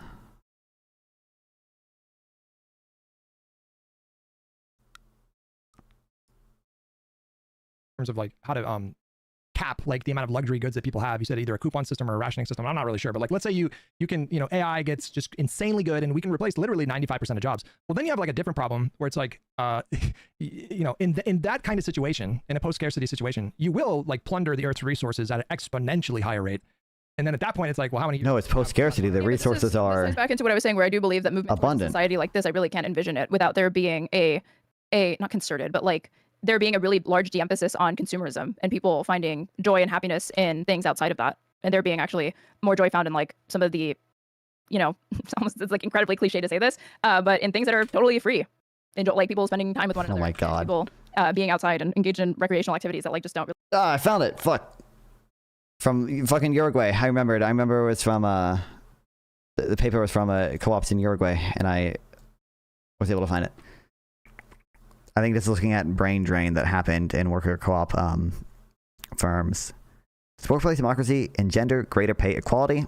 Are high-paying ability individuals more likely to quit egalitarian organization regimes? This paper revisits the long-standing issue by analyzing the interplay between compensation structure and quit behavior in the distinct yet underexplored institutional setting of worker-managed firms. Jesus. The analysis is based on novel administrative data sources, which allow constructing a simple or no measure of workers' ability type. The paper's key findings are that 1, worker-managed firms have more compressed compensation structure than conventional firms, and 2, high-ability members are more likely than other members to exit. Even then, it's meh because the studies on AI and unemployment is actually pretty mixed, not showing much of a substantial effect. Oh yeah, if you're talking That's mine. I don't think we have any good evidence on like, or like any super high quality evidence. I'm familiar with like 2 papers about the effect of AI on employment, like so far, with regards to like tech employment recently. There might be like more general evidence historically, but I'm not aware of like any high quality evidence that we have on that as of now. I wouldn't expect us to be able to make high quality evidence as of now with how Niacent Smith is a good Substack on it. Oh, I should check that out. Yeah, but with how new developments are and such, that it'd just be hard to do. Really demand that much like investment to do. I think we're so atomized, and we're like, people are just so like almost antisocial, or the extent to which like they're social, it is like via social media apps. It's like not in person or with other people, that like it's becoming increasingly hard for people to think of ways that like human beings are entertained or find fulfillment outside of like depending on these things. But you know, there's been, for as long as the humans have been alive, we've had phones and these sorts of things for like far less than we have had other modes of entertainment, and people were not like literally dying of boredom or anything like that. Yeah. People read more, people had better critical thinking skills. There were like, to the extent that like literacy was not as pervasive, it was not solely a function of like poverty or people lacking access to education. It was because it was more of a function of people lacking access to education than it was people not like wanting to have higher rates of literacy or like not reading, you know. Yeah. Well, listen, I mean, Lycan, I think, is getting ready to jump in here in a second, but again, I don't know how you would. Some of those mechanisms are plausible to me. It's not clear to me that like socialist countries like fare any better in that respect, and it's hard to see like if socialist countries just had less innovation, that would restrict the supply of new goods like smartphones or whatever that we think have these like negative externalities. But you should also probably care about the positives they have, and more generally the incentives to innovate, and for firms to make goods that consumers want, and for firms to just be allocatively efficient in general, that probably would not exist under most types of socialist organizations. Piketty seems realizing Piketty was full of shit about the history of inequality. They had to opt for AI to be their savior. Yeah, I saw. I didn't read it, but I saw that the blog post from the Brian Albright, the like, will AI prove Piketty right? Yeah, I mean, again, I feel like I would feel much more comfortable. I mean, really, when we're talking about liberalism, it was a system that was devised to allow for people to have these kinds of like creative, these kinds of freedoms to do their creative pursuits, and to just like do the things that make them happy, so they're not spending like 14 hours a day living life as a peasant serving under a feudal lord or a monarchy. So like I think my system has actually allowed for like a lot more of these things. And as far as it has been, the freedom is formal. True. It's not real. Oh, this is when I started watching For Real this time. Do you know what I mean? What does that mean? No, I don't. Like, it's like one of the first things that we talked about. Like, you are legally free to refuse work, but if you want to survive, you materially are like forced to sell your labor. And so capitalism actually restricts real, what Marxism would be like true freedom, because it forces this dependence on wage labor.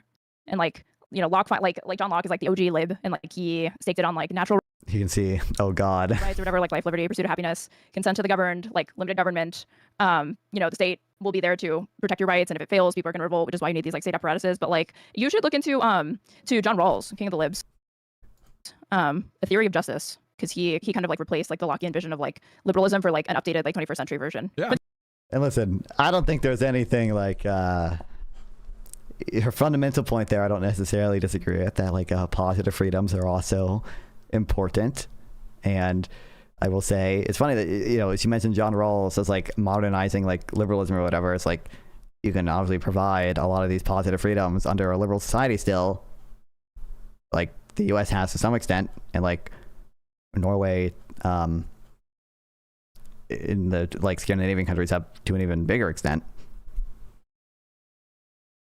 Clinton would have him at the White House. He liked Rawls. How do you spell the last name? Rawls. Okay, hey, I can check him out. So you've heard of like the veil of ignorance, right? No. His like thought experiment. No. It was like, imagine like picturing you're designing a society, and you don't know the race of the person. You don't. I crossed that in chat too, because of their economic status, and you don't know what their talents are. Like, create a system that has rules. He's gonna come up with that. Okay, the veil of ignorance. Okay, he didn't use the term, but it really first thought up of one John C. Harzani, who was an economist and also a utilitarian. He said, if you had to, pre-commit to a decision under conditions of uncertainty, we can use this to, make interpersonal utility comparisons, and combined with a social welfare function, we can actually make moral statements. I think I have his stuff downloaded. I haven't read much of his original stuff because it's a little too a little too complicated.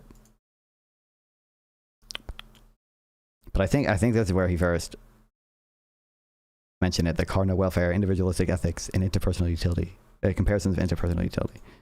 If I just go to my stuff here, I think I have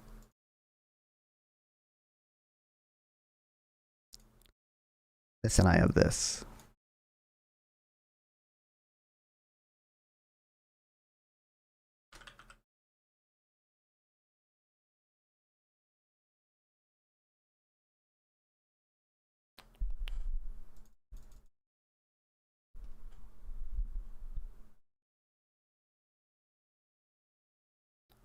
Where is the...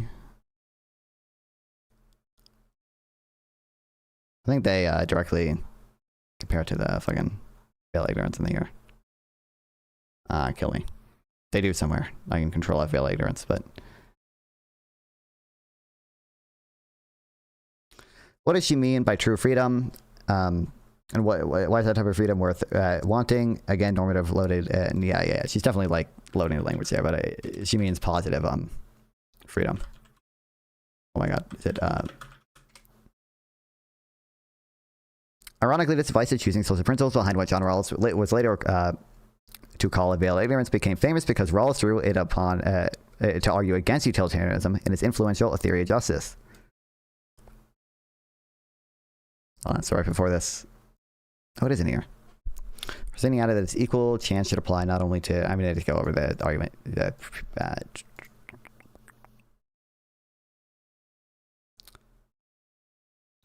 Jenny also applied his expertise in decision theory to ask what principle a rational ignorance would choose if they were choosing for a social situation in which they did not know what their own position would be. Harzani argued that if they only knew that they had an equal chance of obtaining any of the social positions existing in his situation from the highest down to the lowest, they would choose to maximize average utility in society as a whole because that would maximize their own expected utility.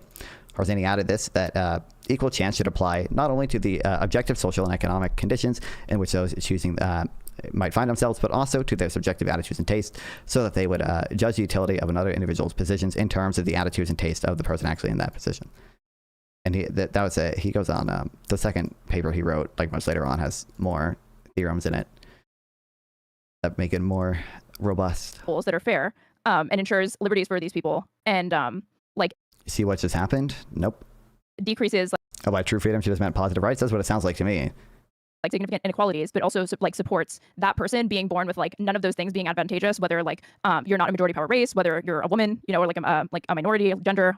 Shit is crazy, more crazy now than ever. I don't know if I would say that, but did something happen with you're a trans individual, right? Whether you're I'm assuming whether you are talented or untalented. Iran would be the craziest shit happening right now. Society that is set up in such a way to even the like lowest of society, quote unquote, is still has like all of their basic needs met. That was like his theory of justice, or like the veil of ignorance thought experiment. And he was like, right now, like if you apply the veil of ignorance to the United States, like it's not like if you are. So first of all, the more fundamental, like the point John Rawls is making there is a like prioritarian point, that behind the veil of ignorance, you would prioritize the well-being of the people in the very bottom of society. If you think back to what I read from Harzani, if you just want to maximize your own expected utility or your own expected value, you'd want to maximize the average in society, the average amount of utility in society, right? If you have an equal chance of being someone of very high utility and someone with like moderately low utility, that is probably better than having a equal in terms of expected value, at least. That is better than having like a very or like a 100% chance of being someone with like moderately low utility. But Rawls would suggest that you should prioritize the people. You should essentially weight the utility of the people in the very bottom of society more than you should weight the utility of everyone else. Somebody who was born to like a dentist and a lawyer, and you're Asian, and you're born to like a middle class. And also the implicit, when she goes to the real world here or whatever, like his theory of justice, the like implicit assumption here is that like rich people are like a negative externality, and that like they don't have positive effects on other people, and that's not clear. So like the veil of ignorance thought experiment. If I remember correctly, and I could be wrong about this because I don't remember, but didn't Chappell critique prioritarianism in his book on Intro to Utilitarianism? So I don't know if he did or if one of the other authors did, but yeah.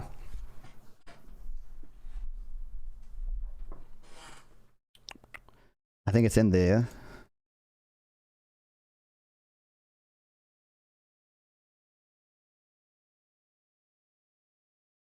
Separateness of persons, objections section of it.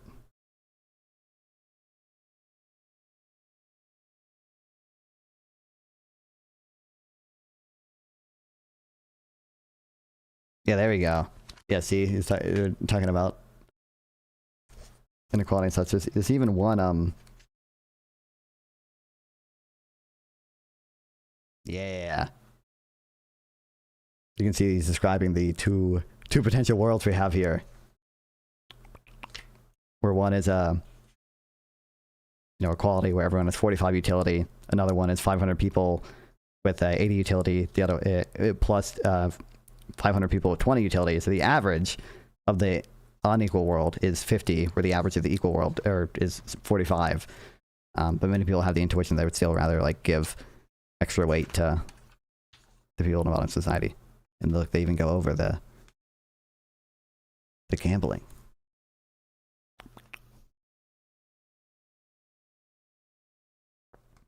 If you don't think that there's anything good about leveling down, then your judgment supports the utilitarian view that equality is only valuable instrumentally valuable when and because it serves to promote overall well-being. We can also show that the alternatives to utilitarian distribution of well-being have violate a principle called ex ante Pareto.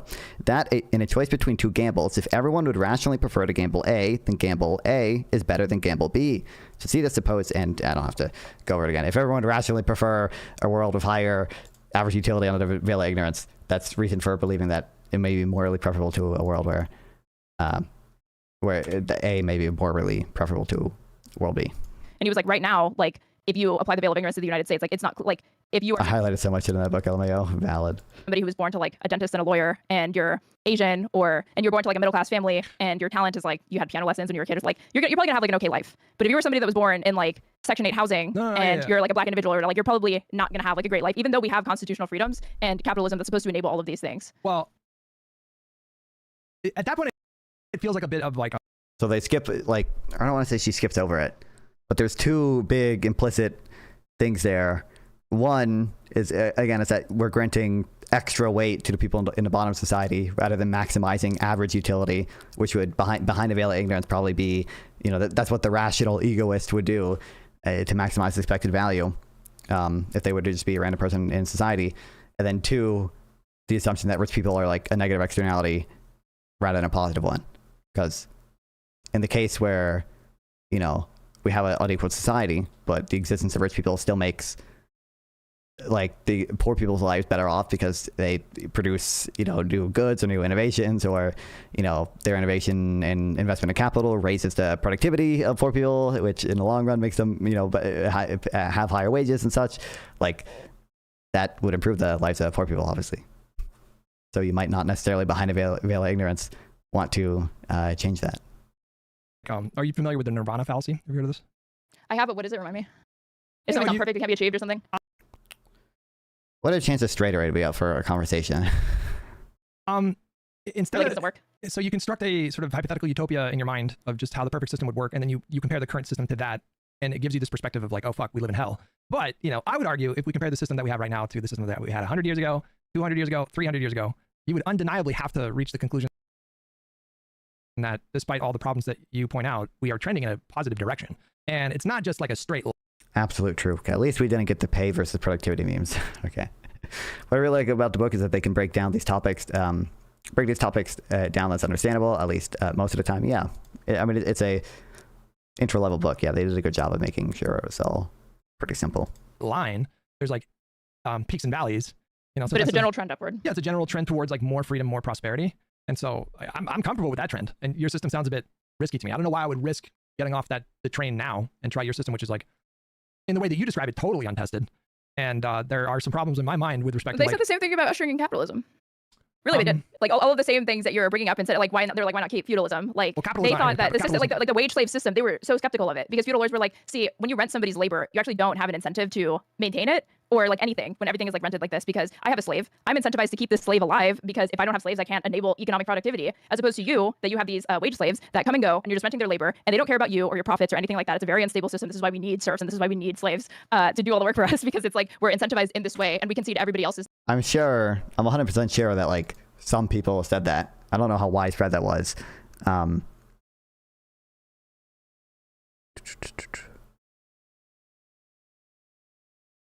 It just come down to, I mean, you just do the, in my view, the expected value calculation, and that's gonna, that's gonna come down to the probability of like the outcome being good. It is dependent on, how well you justify it to me. This is also another. I don't entirely agree with microhumor on everything, as y'all know, so I don't necessarily agree with his conclusions. But microhumor also has like a two-part critique of John Rawls, which I found interesting. I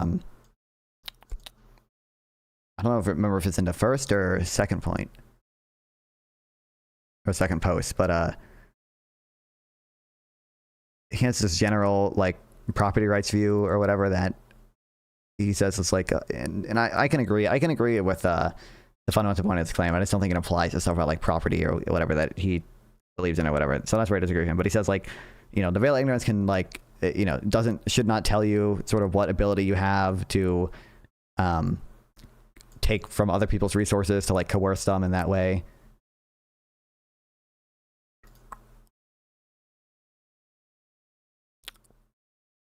What is reasonable in the OP is not necessarily reasonable in reality. The fact that an arrangement would be reasonable does not mean you can forcibly impose it on other people. To illustrate points 3 through 4, let me tell you about the time I ran into John Rawls on the street. We had the following exchange. Yo, Mike, you look really happy today. What's up?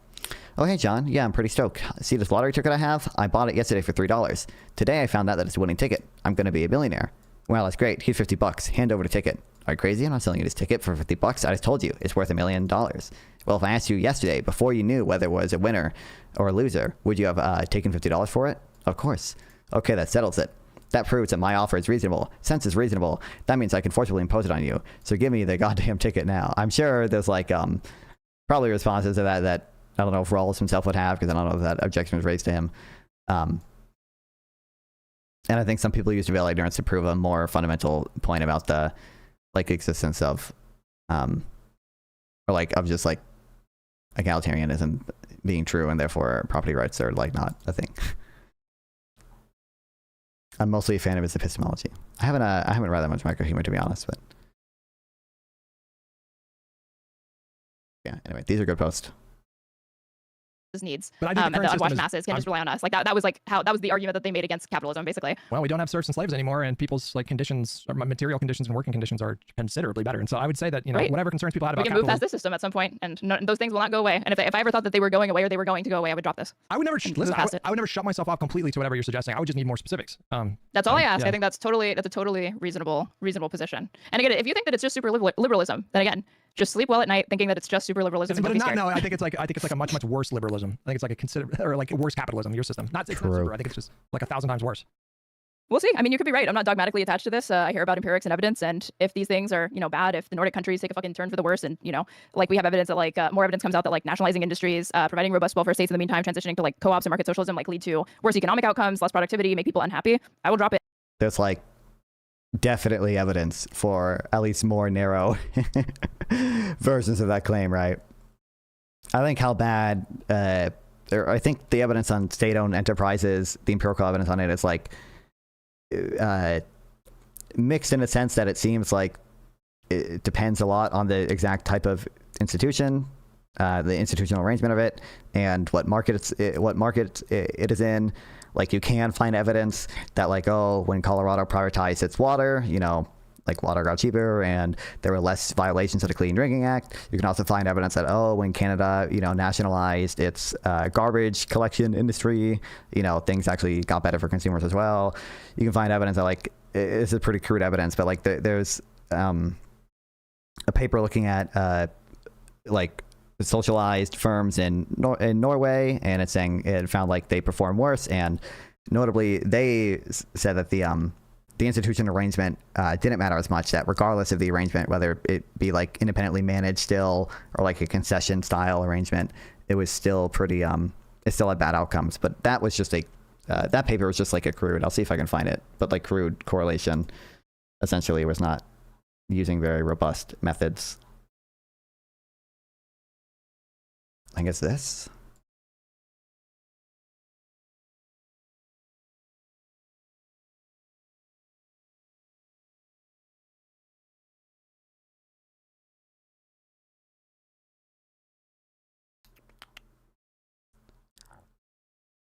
There's no abstract. Oh, there is. I missed it. We analyze differences in performances between private companies and state-owned enterprises with an emphasis on the effects of market structure. We use a panel covering all registered companies during the 1990s in Norway, a country where SOEs play an important role in regular markets. Return on assets as well as cost measures are used as measures of performance and models that investigate markets where SOEs and PCs usually compete with each other. Although market share and concentration affects performance, ownership identity still explains most of the inferior performance among SOEs. But I don't think they did anything other than like a OLS regression. They might have had like some stuff in it.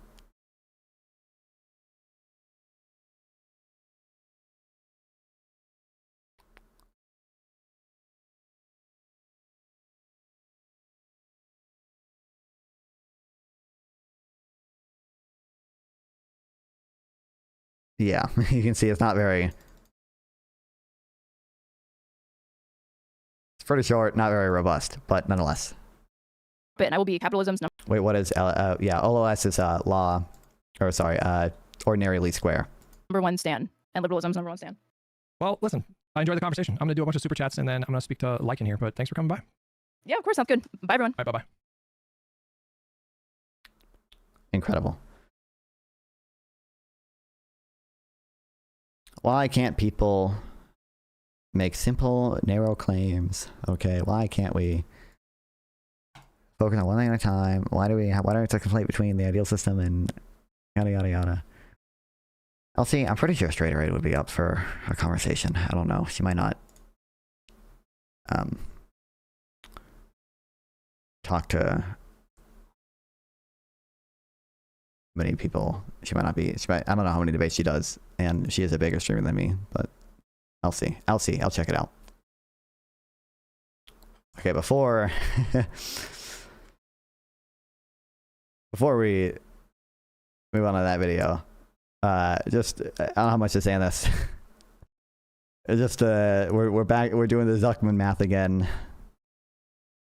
You guys didn't see Bernie's new fucking wealth tax bill.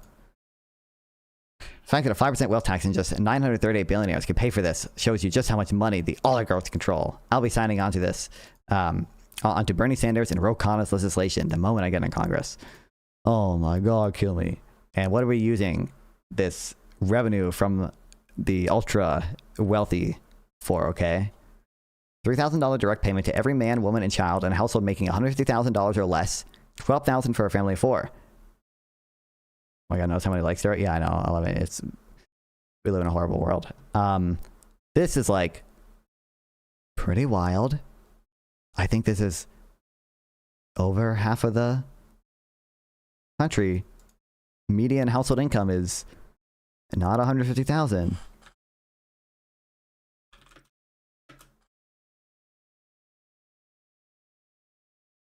So we're like, this is even bigger than the COVID stimulus. Reverse to $1.1 trillion in Medicaid and Affordable Care Act cuts in Trump's so-called Big Beautiful Bill, which are estimated to cause more than 50,000 unnecessary deaths.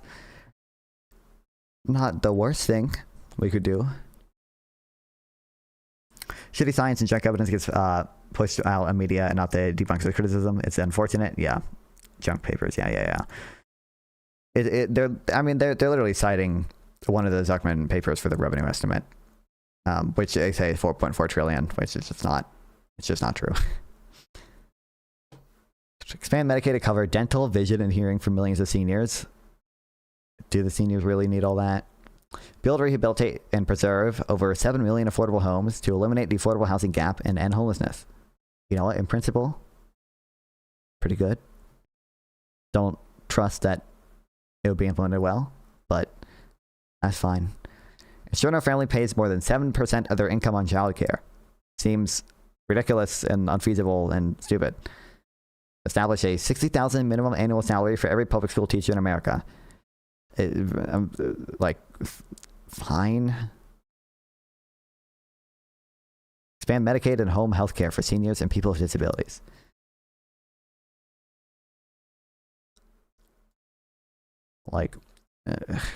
Acceptable.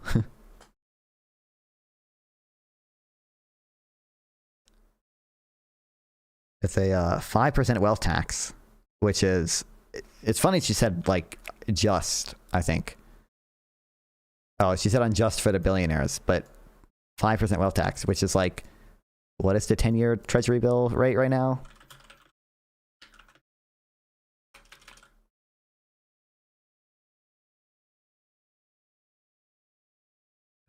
So it's over 100% tax on a safe return. I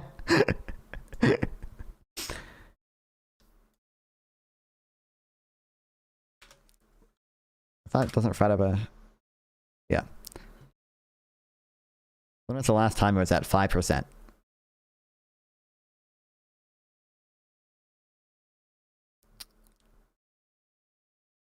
Not since the 90s. Oh wait, no. Not since the early 2000s. Not since 2002.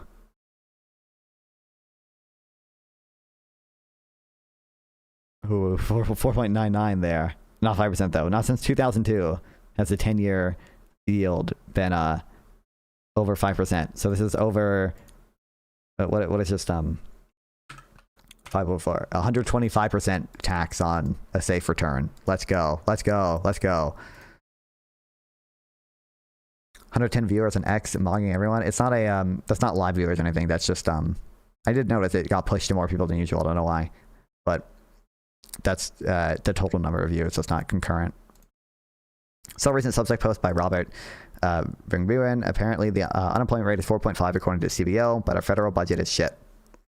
Yeah, I think I saw stuff relating to that. I saw stuff from the CBO, looking at the budget and what the estimated deficits are going to be over the next 10 years, but not about that. RIP and LMAO. Yeah. But it did get pushed to more people than usual. I noticed I opened Twitter earlier and I had 10 likes on it or whatever. Usually the Twitter streams literally get nothing. It's probably because I have Hutch versus Straighterade on there and Destiny versus Konstantin. I imagine those keywords are making it getting pushed to people. And also Sarah retweeted it for some reason. What does wealth tax mean in that context? A one-hit robbery 5% of their current wealth? No, it's each year. Each year a 5% tax on their current wealth or their assessed wealth. In reality, there'd be probably quite a bit of avoidance, so it'd be even just administratively costly to assess their wealth.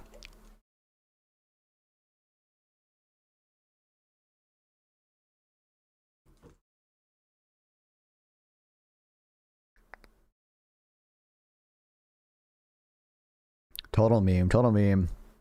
And I'm broadly familiar with this. We're not going to read this whole thing or whatever, but this is just a new, because we have to repeat, we're destined to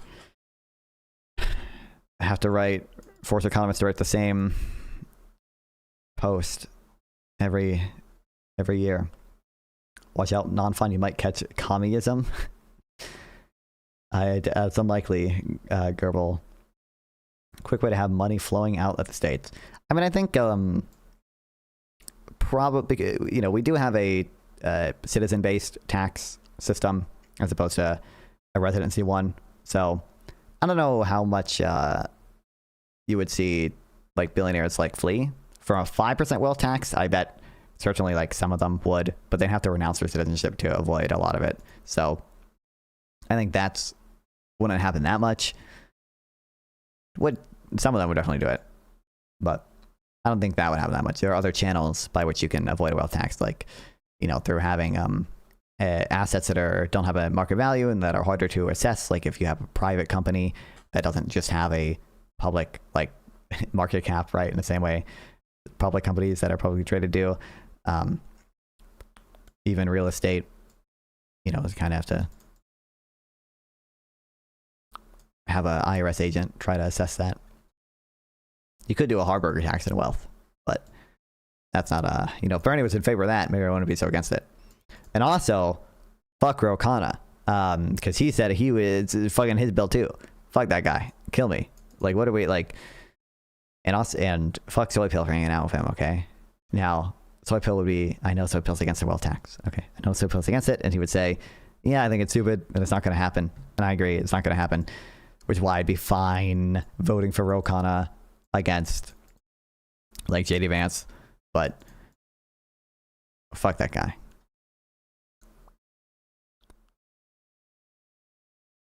This revenue estimate is too high by nearly factor 2. The central issue with the revenue estimate is how much tax avoidance Size and Zuckman assume.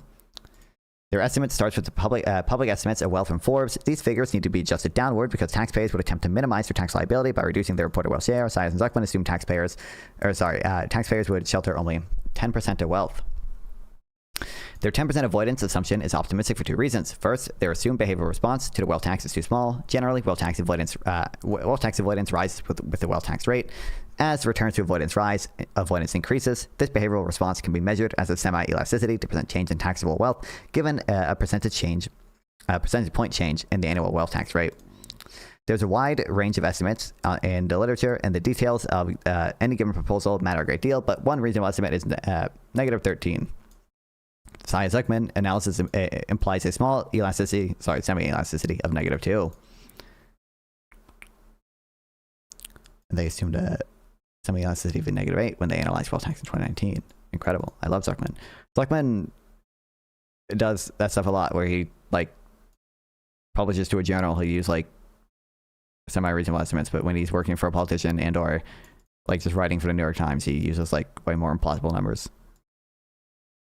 Second, the analysis ignores baseline avoidance due to existing taxes. Under current law, many wealthy taxpayers already use legal structures to avoid capital income taxes. A taxpayer who has already hidden an asset from the income tax is not going to voluntarily report that same asset for a new wealth tax.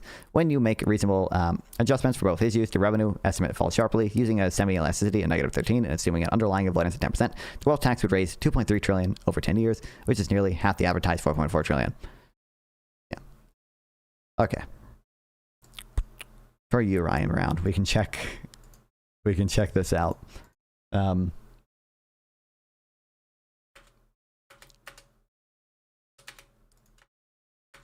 then I don't know if we'll watch this. I don't care that much about it. It just looked, I saw some clips of it. It looked funny and it's free content. So, but I'm not gonna be as interested in the stuff they talk about. Famous video of the economist Milton Friedman in 1980 talking about a pencil. Oh boy. This lead pencil. Starting off with I pencil, let's go. Not a single person in the world who could make this pencil. Friedman, who was at the time one of the most celebrated... Wait, what? Sorry, Isaac Stanley. The dude who sexually harassed his in the lead, secretary, and she killed herself. That's insane. Were these people? Maybe I should have voted in a primary.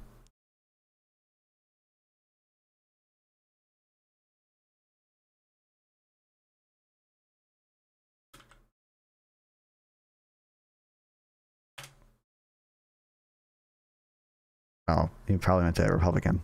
But it just says Gonzalez. Economists of his era explains this beautiful and complex process that goes into making a pencil, right? The wood comes from Washington State. The rubber comes from Malaya. The graphite comes from somewhere in South America. And all of this comes together in this beautiful kind of magic of the free market. There is no government required. It's just capitalist alchemy. It's the creation of something that no single person could make for themselves. And it's this brilliant encapsulation of Friedman's ideas because it illustrates two things. I mean, the more about him as a thinker.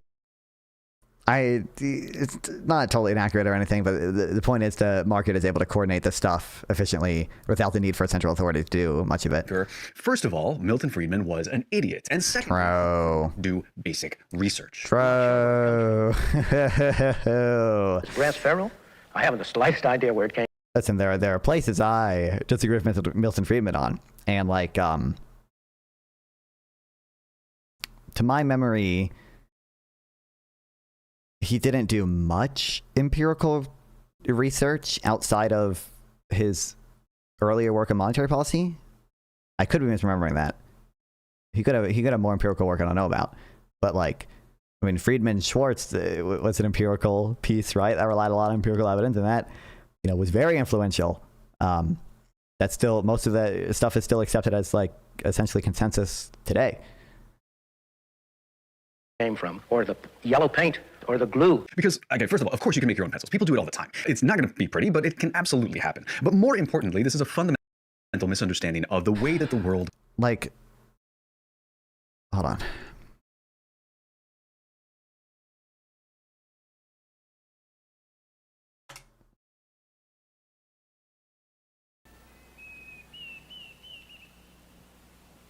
The basic principles underlying the free market, as Adam Smith taught them to his students in this university, are really very simple.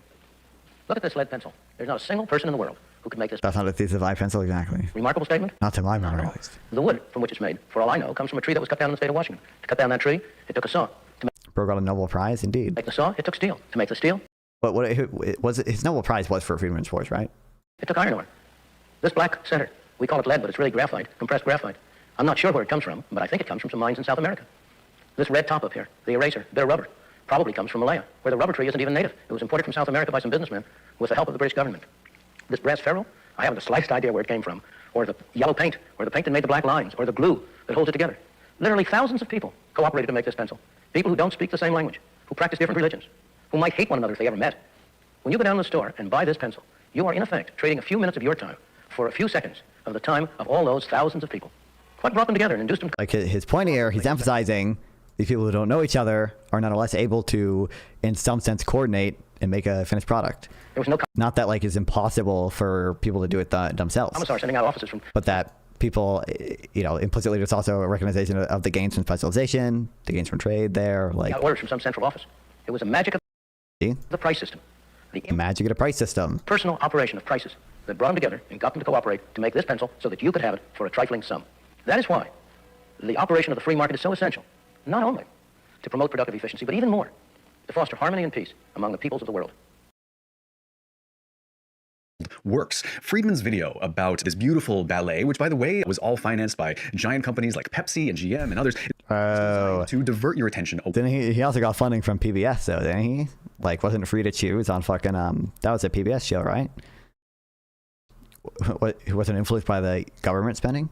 Away from the violent capitalist destruction that makes this entire system, that makes the pencil possible. Take for Yeah, was never can make a pencil by himself with a dishonest interpretation. example that wood from... Is he smart enough to be dishonest? I don't know what his dude is or anything. Oh boy. Oh, he's got the David Graeber. The Obama problem. From Washington State. In the 1970s, logging operations dramatically accelerated, tearing through the old-growth forests of California, Oregon, and Washington, the west coast of the United States, doing damage that to this day can't be undone. And if you don't believe me, look up the Redwood Wars. It's a really fascinating and kind of brutal history. Then there's the rubber that Friedman was pointing out in the eraser bit of this pencil. That didn't come from Malaya, because Malaya hadn't existed for 17 years at this point. It came from Malaysia. And the Wow. Oh, and that Malaysia became the world's largest rubber producer is that way back in the colonial period, a man named Henry Wickham stole seeds from Brazil. He smuggled them out, planted them. He said that they were imported, right? That the rubber seeds were not native. He said that in the video. Those were exported by the British Empire to Malaya, the colonies of Malaya. Friedman. This isn't so. Like his point about the woods and stuff. There's a there can be a negative externality there. That's certainly possible. Now I don't know how necessarily big the externality would be. I don't know how vital those resources were, or the forest was, or anything. So I don't know how big it would be, but certainly Friedman knows about negative externalities, and that's you know, to some extent a failure of like the price system, the fact that prices don't account for the effects it has on third parties. But you know, interestingly, the correction to that usually is essentially an emulation of what it would be like if we did have a market for example, the environmental damage caused by like pollution or mining trees, right? Like a carbon tax is in a sense emulating what it would be like to have a market for air in which, in order to pollute, you would have to give people money to make it worth polluting the air. In his video, calls Wickham a businessman. He wasn't a businessman, he was an imperial agent. The British Empire, which of course is not a business but an empire, planted those seeds in Malaya in their Southeast Asian plantations, which were built on forced labor, on debt peonage, on concentration camps, on racial violence. All of which, Milton Friedman really loved. The state built it all. Even the pencil factories themselves do not cooperate with free. I don't think Milton Friedman would never say like comparative advantage can be shaped or in some way determined by historical state intervention. He would advise against like continuing to do industrial policy, and I think there are might be some a little more nuanced there than Friedman like supported or whatever. Like in some cases, some type of industrial policy might make more sense. It might be better building infinite industries than Friedman suggested, but he would never say like it doesn't really refute his thesis there. Friedman's story, and not far from where he filmed that video. Chicago's Wall Eversnap plant, one of the largest pencil factories in America, was full of workers who understood capitalism's sharp, pointy end better than Friedman ever would. They knew, contrary to Friedman's logic, that no invisible hand was going to raise their wages, and so they went on strike and won. It's actually one of the bright points in the history of labor relations. So, total misunderstanding of what the invisible hand sharp, pointy end means in this context. To Friedman's logic that no invisible hand was going to raise their wages, and so they went on strike. Friedman did not even use the term invisible hand in the I pencil thing, did he? I don't think he did. I don't know how often Friedman uses invisible hand, but there's that. Secondly, the mechanism by which invisible hand was the context. Yeah, did Friedman? I thought he.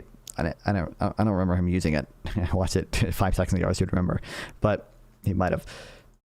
If he used invisible hand, in this context, invisible hand would be about the coordination, not about like. It's about the coordination between individuals. Yeah, see, I don't think he used it. Without the need for central authority, it would not be about what he's implying here about essentially he's using it as a substitute for like trickle-down economics. And nobody is saying the mechanism by which workers' wages rise under capitalism is like some person generously offering to raise their wage or whatever, or like the capital owner generously offering that. It's simply that, productivity tends to go up over time because of innovations, because of investment in the capital stock. And that will tend to drive wages up because wages tend to match productivity. Strike and won. It's actually one of the bright points in the history of labor relations in the United States. Now, of course, China makes most of our number 2 pencils. That Wall Eversharp factory in Chicago has become luxury housing. They're called the Pencil Factory Lofts, funnily enough. And that's why we're doing our hate read today. We are reading through and breaking down Milton Friedman's most famous book, Capitalism and Freedom. Welcome to Champagne Anarchism. We break down really incredible leftist books we were doing on this channel, and it kind of grew out of this awesome. But as I was reading Debt, I was thinking about the myths that were taught about important one of those thinkers. He is profoundly influential. He's up there with people like Adam Smith, like John Maynard Keynes, one of the great. We should hate read Zuckman. Already done. No, I've read some of Zuckman's papers, but I don't think I've actually ever read a full full paper by Zuckman. I've skimmed them. I understand the relevant assumptions that he makes in many of those papers, but I've not read a full paper of Zuckman, to be fair. Much lauded in his lifetime. He was much applauded, and his book is considered a classic. And so that is why I think it's so important that throughout the series we tear it down. I want to convince you over the course of the series that, contrary to popular opinion, Milton Friedman was a useful idiot. He was not a particularly brilliant mind. He did not understand the things that he was engaging with on a deeply fundamental level. 1/3 of this title is freedom, and he doesn't have a conception of what freedom is at all, actually. So we are going to go through this book 2 chapters at a time in this series and break it down. So you can read along with the videos as they come out. Please check out the Patreon channel. That's patreon.com/Champagne Anarchism. I think we're on there. Today, we're going to go through this book and live quite a life, so it's going to be quite condensed. The world has changed significantly since he wrote this book, often in ways that through some key themes, things like liberalism, anarcho-capitalism, the free market, things that you should have in the back of your mind as you go to read this book. Let's take his side. What did he get right? I'm kind of interested in that question as well. Then we're going to go and talk about Friedman, picking that apart throughout the course of the series, and then I'm going to conclude significantly better books, things like Naomi Klein's The Shock Doctrine and Ha-Joon Chang's Kicking Away the Ladder, stuff like that. Some real classics there. I've read not Kicking Away the Ladder, but I've read Bad Samaritans, which is a very similar book that he's written. He uses the phrase kicking down the ladder a lot in that book. It's about a very similar thing about industrial policy. So we're gonna go through this one by one. Let's jump right into this terrible book and talk about how to read it. So I always include this section at the start of these book breakdowns. And this, do I need to watch the how to read section? Honest, I'm not too worried about reading this book. This book is very readable. It's mostly quite information that he's familiar with this kind of bad. So if you find yourself coming across a section, we'll say be skeptical and read this book with a stress ball, because if you're anything like me, you will find it very difficult to read because you'll keep getting really angry. It's an important book. It's important to know these arguments with this book as you read through it. And the thing, now let's go through Milton Friedman's biography. Milton Friedman was born in 1912 in Brooklyn, New York. Oh my God. Jewish immigrants from what is now modern-day Ukraine. His father died when he was just 15, which left the family in quite precarious financial circumstances, which, depending on how you look at it, is either a poignant detail about a man who would go on to dismantle the public safety net, or a very on-brand origin story, kind of depending on your disposition. So early Milton Friedman was obviously against, many types of government intervention, many types of welfare even. I think saying he dismantled the public safety net is a little harsh, considering, one, although he was influential, I don't know if he was that influential, buddy. Certainly, like, some of the ideas of Reagan and policies of it were influenced by Friedman. Friedman was on it's like he wasn't in the cabinet, right? But he was in some advisory council for Reagan, I believe, right?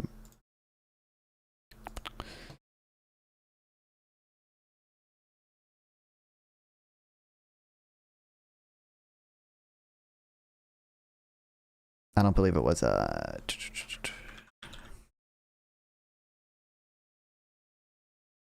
yeah, Ronald Reagan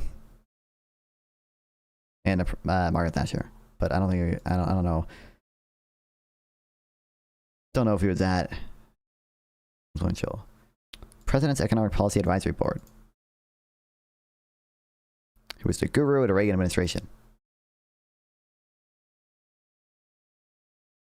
And secondly, advisor to Pinochet. Oh yeah, never an advisor to Pinochet.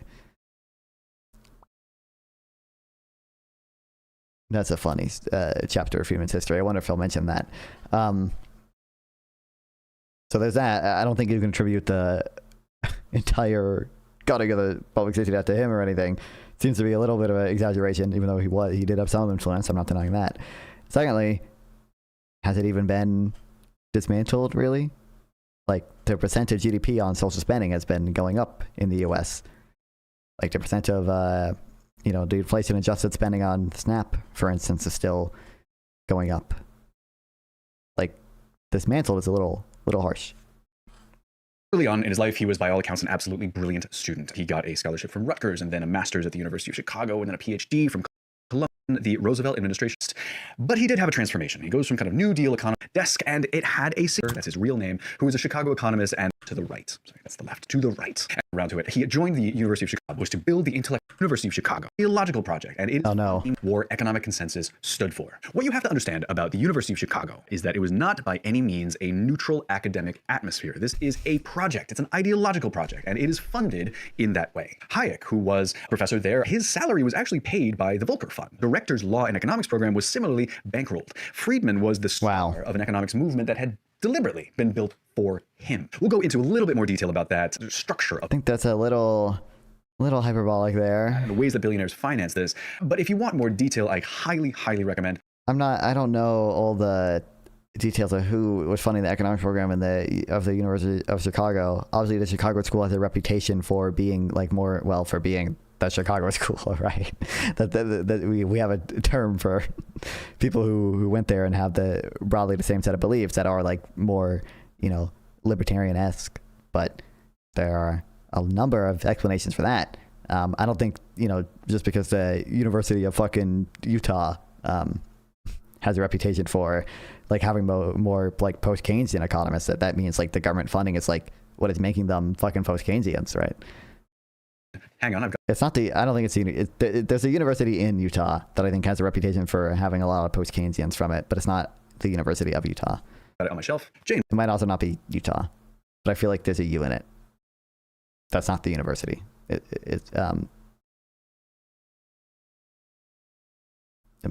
don't know. feel like it is Utah, though. Mayer's Dark Money. Jane Mayer is a national treasure. This book is an absolutely brilliant work. Go check out Dark Money, and she will explain to you the influence webs and why law and economics was so significant. So check out Jane Mayer's Dark Money. It's absolutely brilliant. Capitalism and Freedom, though, this book came out in 1962, and it was largely ignored by mainstream economists at the time. The mainstream was Keynesian. This book was a minority position, and the major newspapers didn't. Capitalism and Freedom is like not a particularly academic work. I haven't read it, but it's for general audiences, right?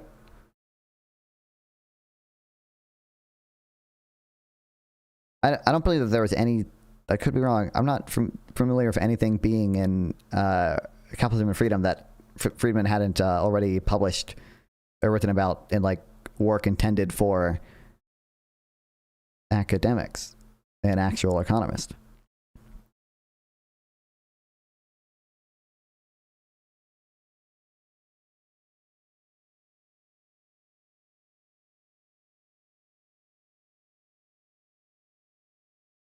Certainly, some of his academic work. I mentioned Friedman Schwartz earlier. That essentially has become academic consensus. That was very influential, and that was before this even. And his ideas about the plucking model, right? Now it's him. I'm not making that up, right?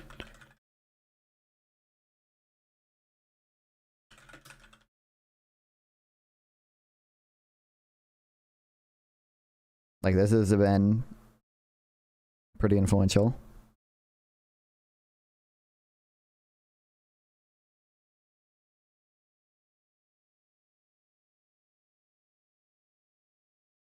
Review this book when it first came out, but Friedman's moment was to come. And by the way, I've just used this word Keynesian. We'll talk a little bit about John Maynard Keynes and his moments in this very video later on through this series as well, so don't worry. Friedman's moment came because of stagflation. So in the 1970s, you had oil shocks, you had rising prices, you had stagnant economic growth, and Keynes's consensus, this predictive model, appeared to break down.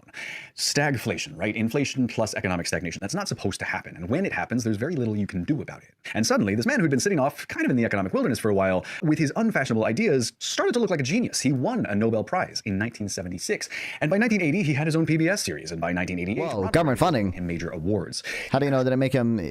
Why didn't that turn Friedman into a Keynesian? What? Of his later influence is worth being precise about. Friedman, the theorist, believed in free-floating exchange rates, anti-interventionism, and a restrained monetary policy. We'll talk about sort of the growth of the money base over time.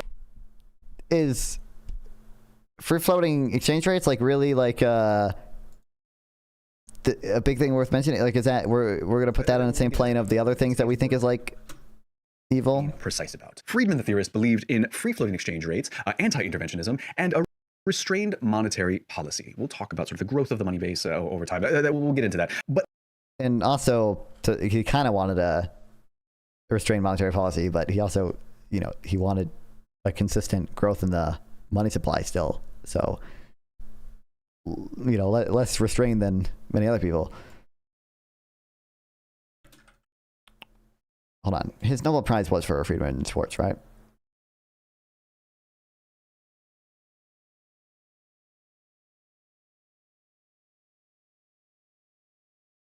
For his research on consumption, analysis of monetary history, and the complexity of stabilization policy.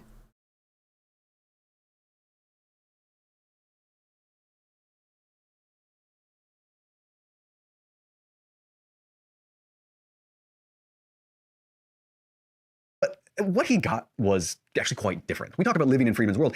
That is true, but only up to a point, because what he got was Reaganism. What he got was Ronald Reagan. And Ronald Reagan kind of ran the opposite direction in a couple ways. So he tripled the deficit. He ramped up military spending. He built an empire while cutting taxes for the rich. And Friedman did grumble about this occasionally. Mostly, though, he took the medals and said thank you. I mean, Reagan also, did quite a bit of deregulation. It's, I think... So, Milton Friedman did...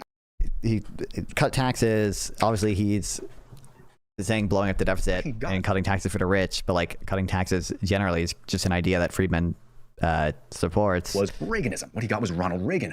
And Ronald Reagan kind of ran the opposite direction in a couple ways. So he tripled the deficit. He ramped up military spending. He built an empire. I don't know if tripled is accurate either. Maybe. I don't know. Taxes for the rich. And Friedman did grumble about this occasionally. Mostly, though, he took the medals and said thank you. So, Milton Friedman died in 2006. He was aged 94, and he was beloved by libertarians, by business schools, and by heads of state everywhere. The world that he helped build, a world of growing inequality, of gutted unions, of everything being financialized, and a planet on fire, that's also true legacy, was, depending on who you ask, either his greatest achievement or his most damning legacy. And it's probably both. So let's move on from Friedman's bio.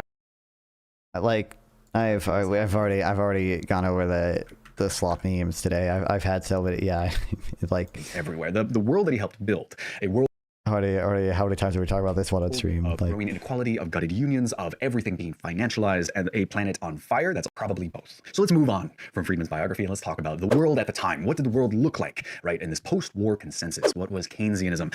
So, Capitalism and Freedom was... Oh boy. How many, let's see. I'm going to try to guess what his description of Keynesianism is going to be.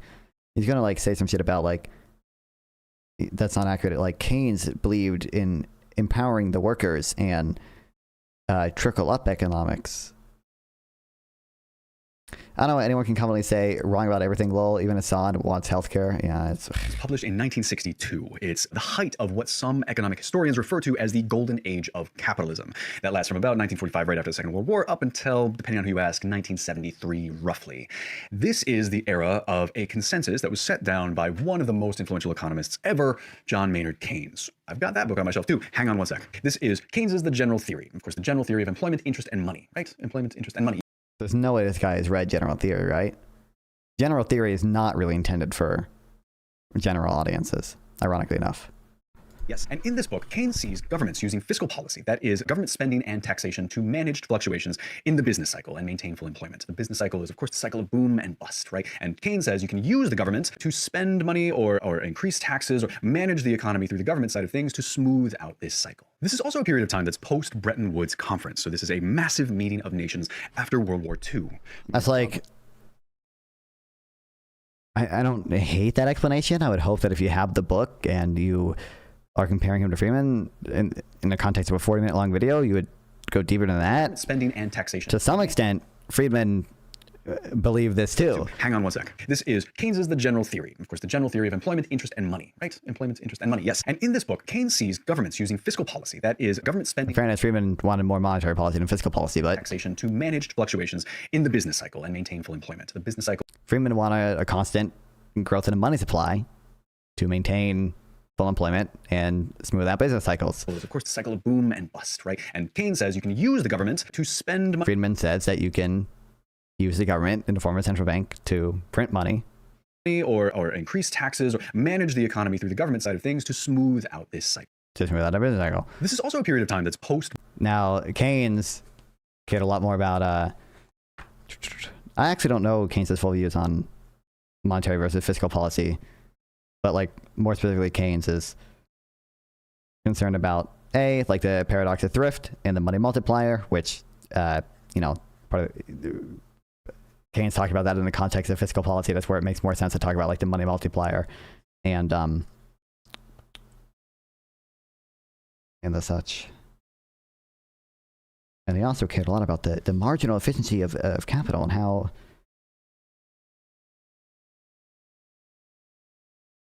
fiscal policy and expectations can affect that. I'm trying to find, where's the graph?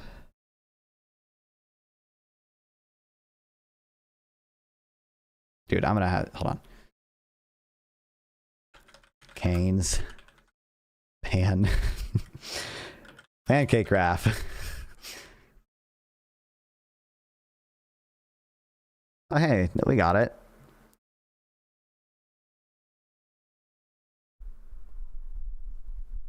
There's a lecture by like a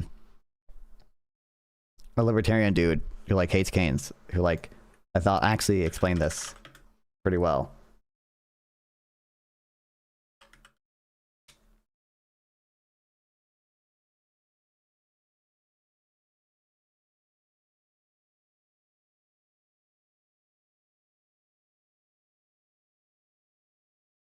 What's the name of that like libertarian institute thing? Not Cato. Mises Institute, I think.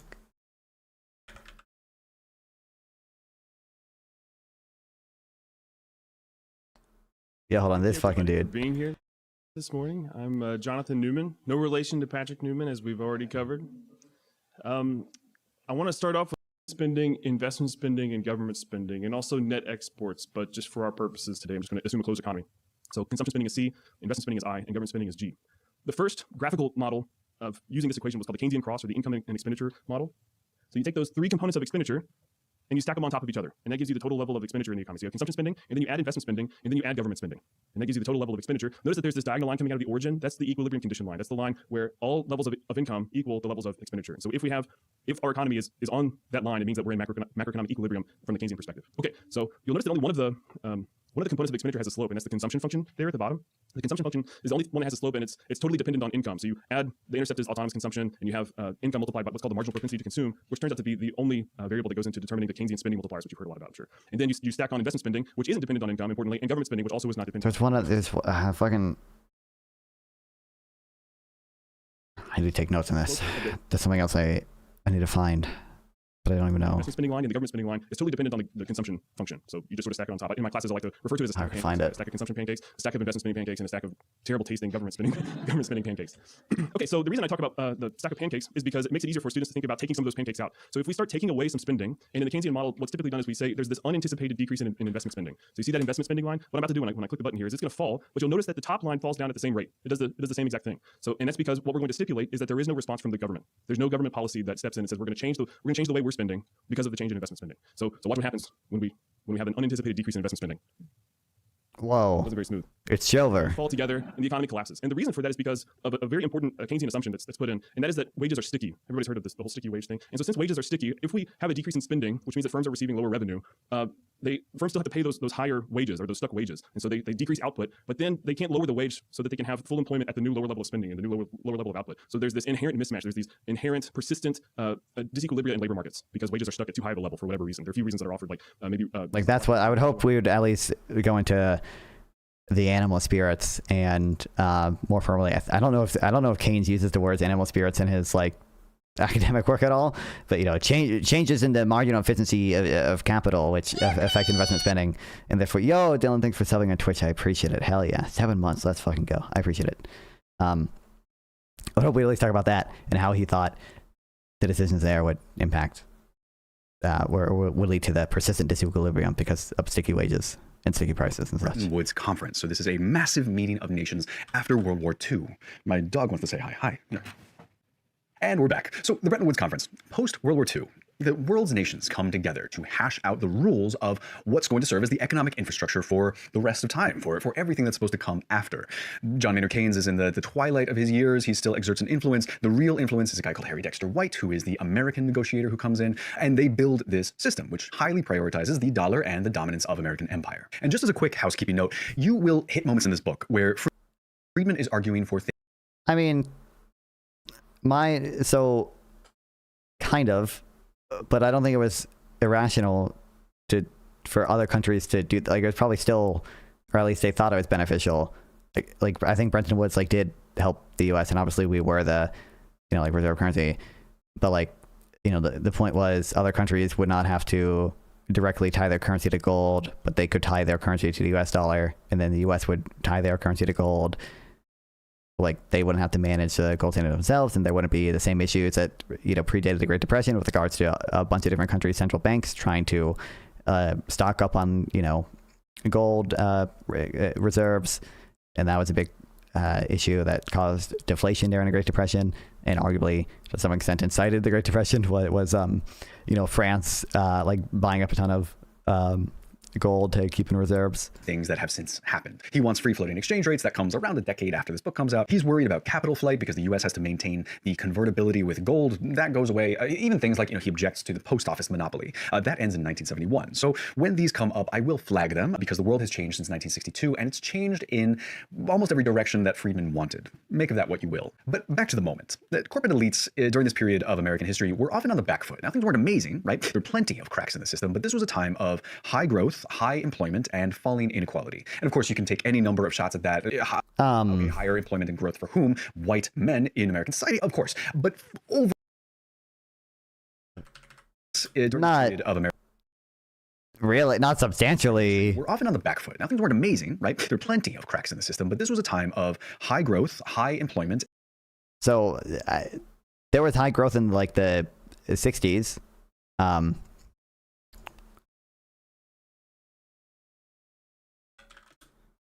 In the 70s, there was not necessarily high growth. That's kind of why we had the, stagflation thing.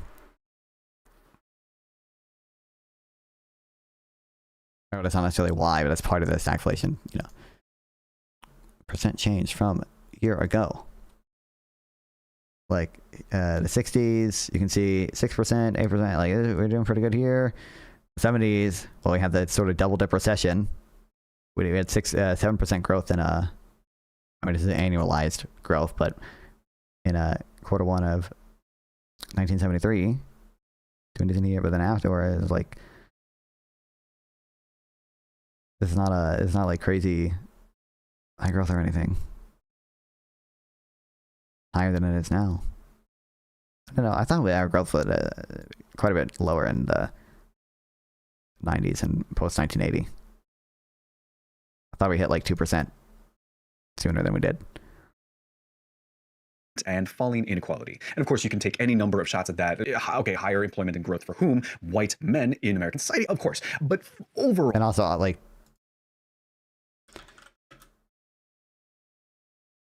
employment's doing pretty well.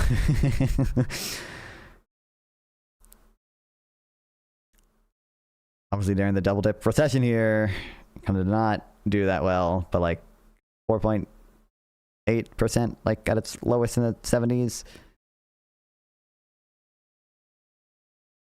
compared to, from 2016 to now, excluding COVID, it has not been that high.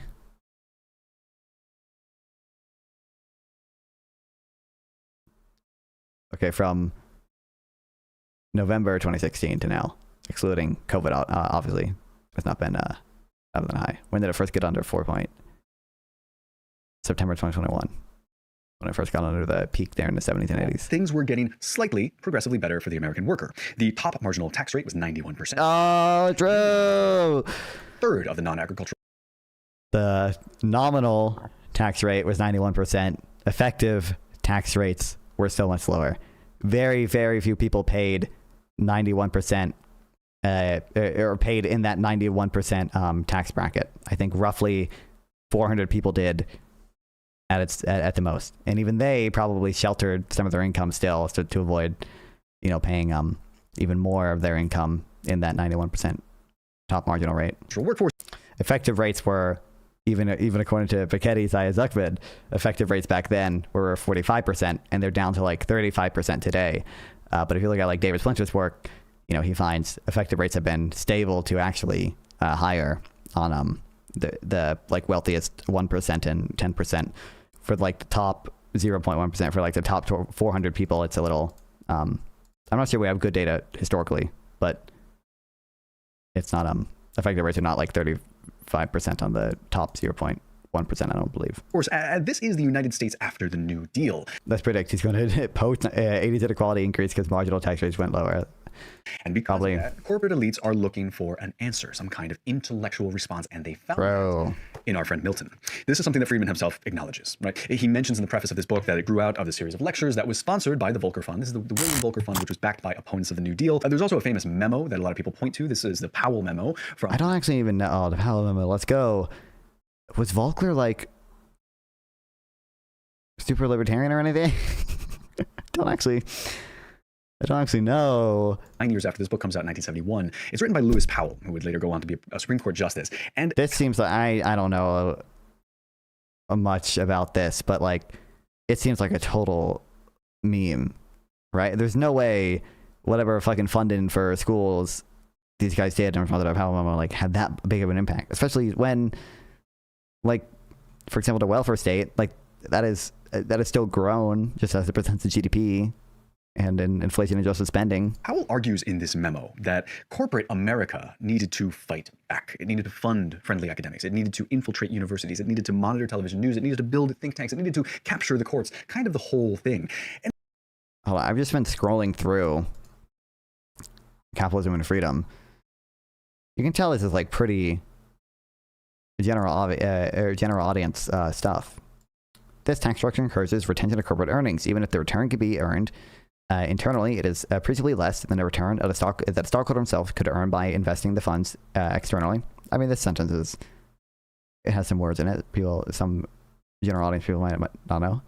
May pay to invest internally because of the tax saving. This leads to a waste of capital to its use for less productive rather than more productive purposes. It has been a major reason for the post-World War II tendency towards horizontal diversification as firms have sought outlets for their earnings.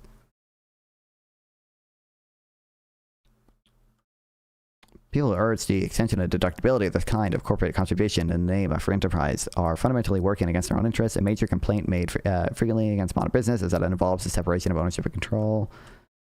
Occupational licensing.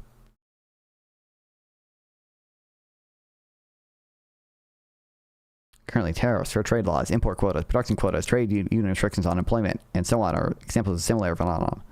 In all these cases, government authority determines the conditions under which particular individuals can engage in particular activities. Sorry, I saw North Carolina.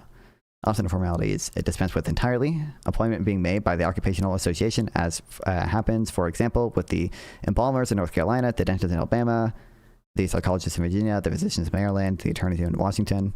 And, like, to be fair, this is an older book, General Theory, but, like,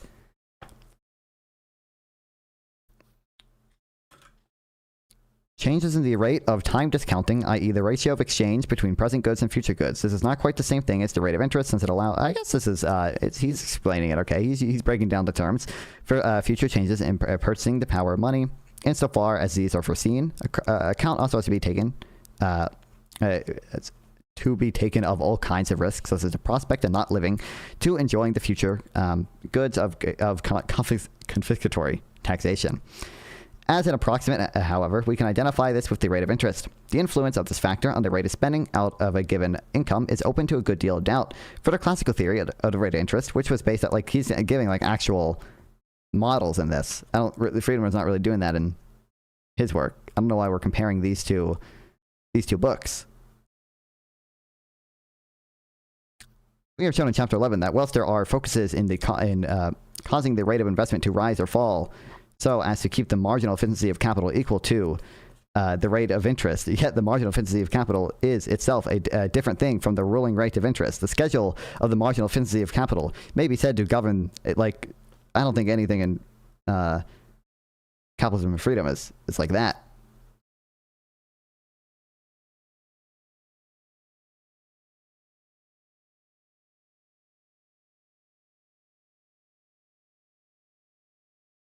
And it's a perfect summation. I have not, I've barely read any of this, by the way. Of the project that Milton Friedman was brought into. You know, the Heritage Foundation, the Cato Institute, the American Legislative Exchange Council, the entire infrastructure of the American right flows directly from this moment. Not the Powell Memo itself, but this giant force that was being built in American politics that we are still very much in this moment, recording this in 2026, having to reckon with. So Milton Friedman was less of a genius academic force and more of a convenient academic force who met the moment perfectly. So that brings us to this series here. Let's talk through some key themes. There's some almost sense in which that's kind of true, and that Friedman was, like, more of a public figure, especially later on, than most economists are, obviously, and I think it's fair to say focused more on that part of his career in a later part of his career, at least, than, like, contributing to academics. But again, he still had major contributions to academics, the plucking model, Friedman Schwartz about, monetary history and the Great Depression, even his views on the Phillips curve and the natural rate of unemployment. These things are all to some degree consensus today. I think the plucking model less so, but to some degree consensus today, and those were his contributions. Themes, though, because, in terms of key themes, we won't talk all that much about monetarism or what freedom actually is, or the great inflation debate, all of that, because we'll be getting to this through the series, but we will take a look at some of the key themes and ideas that will keep popping up as this series goes on that I think it can help to have a little bit of a foundation for before you go in to read this book. So one of the things that Friedman uses all the time is the word liberalism. He describes himself as a liberal, and this needs some unpacking. Liberalism, as is traditionally understood, is a political and moral philosophy that is concerned with individual freedom. It asks the big questions. What is liberty? Can we philosophically justify a universal set of rights. What can the government legitimately do to limit individual freedom? You get in this tradition some very towering, brilliant, and of course deeply flawed thinkers in this tradition. Think of Rousseau, think of Voltaire, think of Kant and Mill. It's a rich and contentious intellectual lineage, and Friedman wants to attach himself to it. He kind of inserts himself in. The only problem is that so Friedman obviously has like liberal ideas. I don't think it's fair to say that he tries to attach himself to it and that he tried to like be a philosopher of their tier or anything. I think he just like holds the similar beliefs to them, and that's why he likes liberalism. But he takes the bit he likes and he leaves some of the other stuff. Now, we will get more into these details in chapter 1. I do want to kind of pull this apart in a separate video, but here's the core issue. Just a little preview to the next video that's coming next week. Friedman believes that economic freedom is a prerequisite for political freedom. Fine, interesting, we can engage with that. But unlike every philosopher that he claims as an ancestor, he never actually interrogates what freedom is. He just... How, like... I don't, it is called Capitalism and Freedom, so I would imagine that there's some discussion on the freedom aspect of it, but Friedman is not really a philosopher. Why would we expect him to be writing about this? The relationship between economic freedom and political freedom. This is like a empirical relationship thing. I don't think this is like he didn't need to like do a deep dive on a philosophical meaning of freedom for this necessarily. At least if we you can I think it's fine to speak in normal terms and we all have some understanding what political freedom means. I don't think you need to spend 50 pages doing a deep dive into what exactly freedom is before you can do this. Like he's just like testing writing about the fucking Hayek hypothesis here, right? Like I don't think he's going to be heavily dependent on like a super ultra sound philosophically justified view of freedom.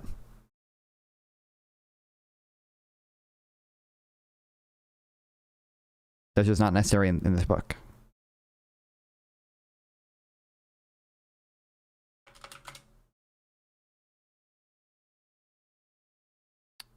The role of government in a free society. The control of money, international financial and trade agreement, fiscal policy, the role of government in education, capitalism and discrimination, monopoly. And so it looks like the role of government in a free society also is going to be talking about the freedom part.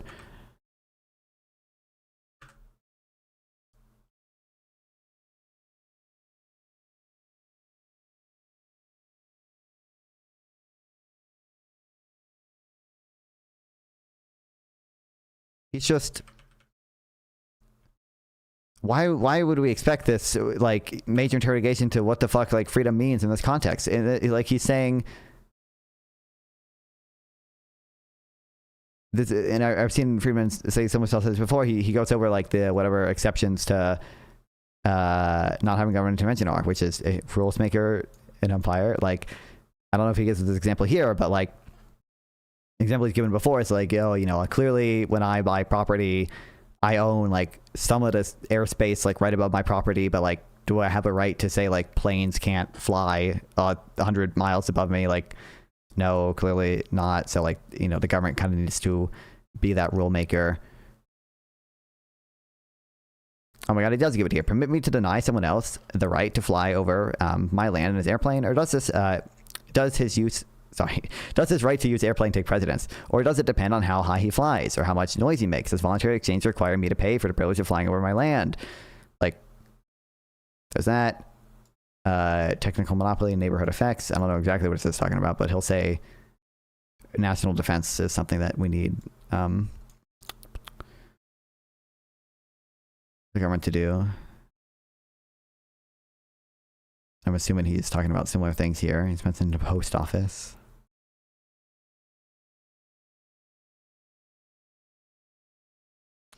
Like, what is he expecting Freeman to talk about? LFW, compatibilism, and desert skeptic. Yeah, like, especially in this book. Like, look at how like long this chapter is, bro. That's just not what this book is for. assumes that freedom means freedom from coercion, specifically state coercion, and he moves on from there. And this is where the tradition that he's claiming starts pushing back, because plenty of philosophers argue that freedom from coercion is nowhere near sufficient for genuine freedom. You don't even have to go into Isaiah Berlin to understand that if you're in poverty, if you're one missed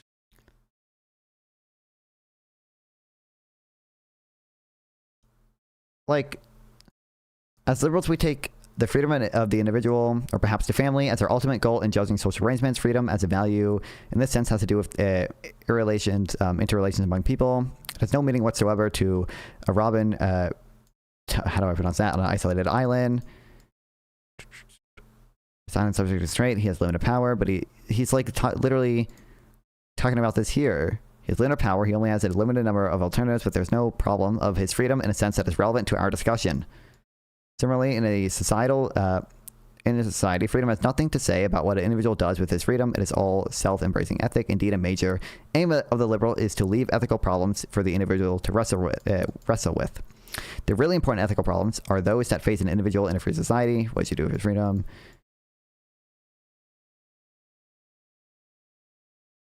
He's just saying, like, he's acknowledging as implicitly, like, the positive freedom point here.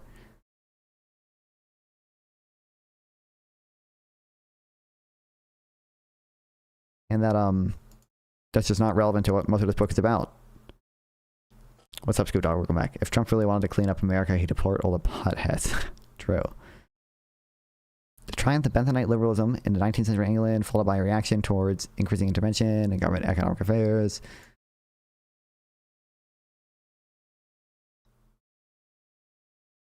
I mean, he's criticizing Bentham, bringing up Hayek. So...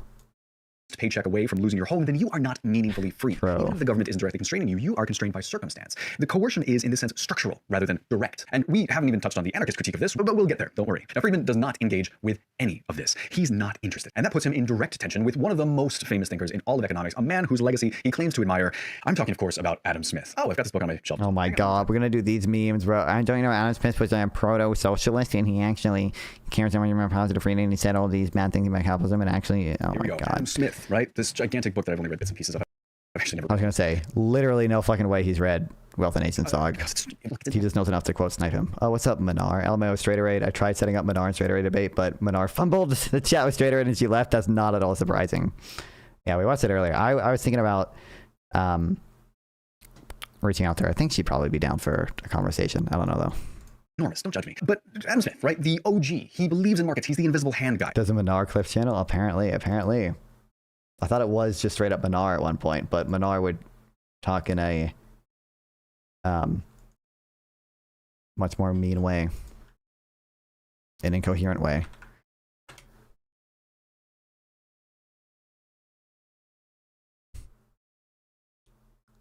Manar is he's a funny dude.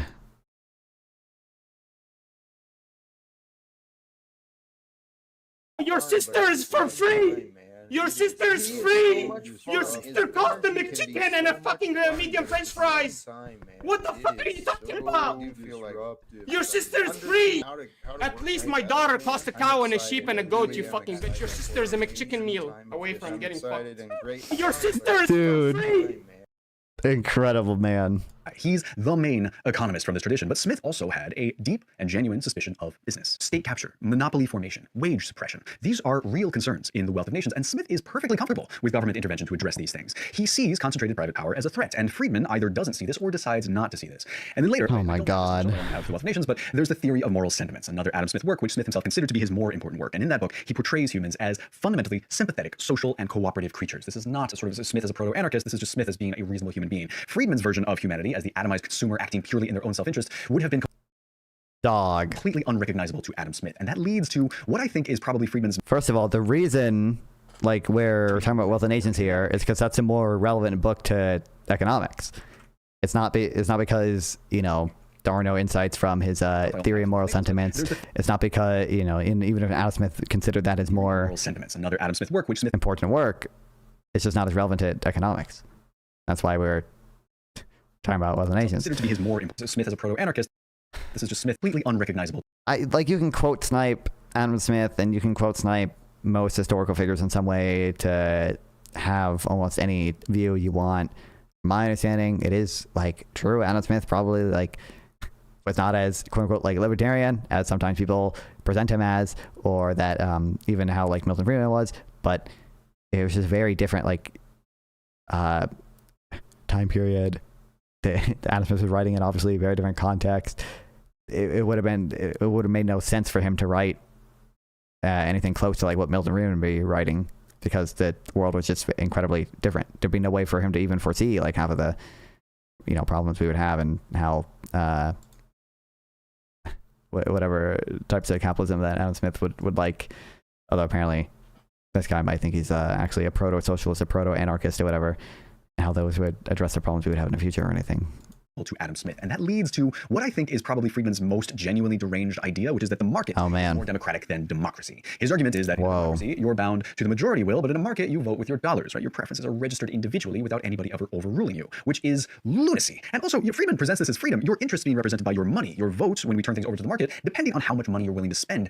And that view is very, very hard to square with the works of significantly more brilliant philosophers in the liberal tradition. Oh my Next God. thing to talk about is anarcho-capitalism. And if you're an anarchist like me, you might read Friedman's work and recognize some anti-state rhetoric here. It jumps out particularly in the first and second chapters, actually. You might want to sort of nod along approvingly. I want you to resist that impulse.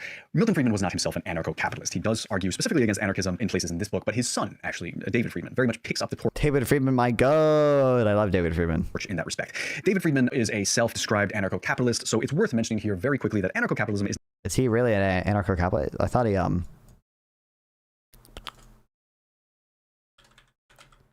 wasn't. I know David Friedman is like a utilitarian. David Friedman, NAP. And the proposition reads completely. I don't know if he would call himself a utilitarian or if he would just say broadly consequentialist, but that forces everybody who interacts with me to believe it. It isn't true. So that's not. I think he's still an ANCAP. Oh, I didn't know he was. Is not a valid form of anarchism. There are many different forms of anarchism out there. Some I like more than others, some I find a little wild, but most of them I accept as coherent ideologies. This is not one of them. All anarcho-capitalism does is trade the concentrations of power that are found in government for concentrations of power that are found in corporations. And it's absolute incoherent drivel. But with all that being said, you will see me in this series occasionally agree with Friedman, and you will also see me occasionally defending the functions of the state. Gene who? That might come as a bit of a surprise. It was Gene Epstein. Here's my position. We live in a world right now where the... I mean, he was a libertarian. It makes sense he would have that last name, right? He probably doesn't like the age of consent laws, so. Most viable tools of people fighting back. I don't know what to like. I don't know Friedman's specific views on this. Agree with Friedman, and you will. He's obviously skeptical of the state. I don't know. I don't know exactly where he stands on, or like I haven't heard him talk much about. Oh, the market is more democratic than fucking the government or whatever. It's just gonna come down to essentially it's gonna be the negatives for the positive rights thing all over again, which I think it's reasonable to object to. I think it's fine, and obviously I'm not an anarcho-capitalist. I understand that to some extent it probably would be substituting government coercion for private company monopoly coercion. Absolutely, me occasionally defend discrimination. Figure out how to. I want a world where nobody needs. My actual start. They are a temporary bulwark through the government, antitrust laws, anti-discrimination protections, labor regulations. These are not the end goal. They are a temporary bulwark against corporate power while we figure out how to do something better. My actual starting point here, when we read a book like Capitalism and Friedman, is that I want a world without money. I want a world where nobody needs UBI, universal basic income, because nobody in that world is one shift away from absolute disaster, but we are not there. And so, in the meantime, UBI would be incredibly helpful for people who work to survive and provide for their families, people who work so hard that they can't breathe or dream about revolution. That is where the government can come in handy. That is where a temporary use of the apparatus of state is, I think, justified. Does that fall into the hands of the state? Does that risk a slippery slope of some kind? Absolutely. Yes, absolutely it does. But listen, Angela Davis tells us to fight on all battlefronts, so I think this is a very reasonable thing to do, even as we fight for a better anarchistic utopia. If you disagree, though, let me know in the comments. I love all these comments anyway. Now, let's talk about... I think I might disagree. The free market. There is no such thing as a free market. You already went through the David Graeber series that I did a little while ago, but let me reiterate, there is no such thing as a free market. There is no such thing as a free market. There is no such thing as a free market. What we have is a nexus between the state, often military power, and the business elite. It gives us the illusion of a free market, but it has never been free. In fact, the very existence of a market is contingent on the state, which needs to usher the market into being. This is not some natural thing that pops up. It is created often by violent means. And we'll go more through this. What do you want me to say, dog? Obviously, first of all, you're free to have whatever definitions of words that you want, but, usually when you are communicating with people, your goal is for them to understand what you're saying. And if you say the word free market, that has meaning to people. That includes many things that actually exist. And it's really very silly to have a definition that says free markets don't exist, because what people mean by free markets is, they're referring to actual markets that exist now and have existed historically. There's like this idea in the series, but I want to draw. I recognize, and Friedman recognizes this. We just reading says like there is a role for the state to kind of protect markets, to the extent they protect property rights and sort of define the rules of the market, right? Define how high up you own your land, right? How far down you own your property and such. There's a role for the state in that. What's up, localist? Now funny to see how Japan is turning footsteps into electricity, how America can be. And I have seen that. I've heard a lot about that recently, actually. Believe it or not. I've heard like a lot about it. What's I saying? Very quickly to yet another that Friedman there's a role for the state to do that. Friedman acknowledges a market is contingent on the state. This just seems like nonsense to me, though. To usher the market into being. This is not some natural thing that pops up. It is created.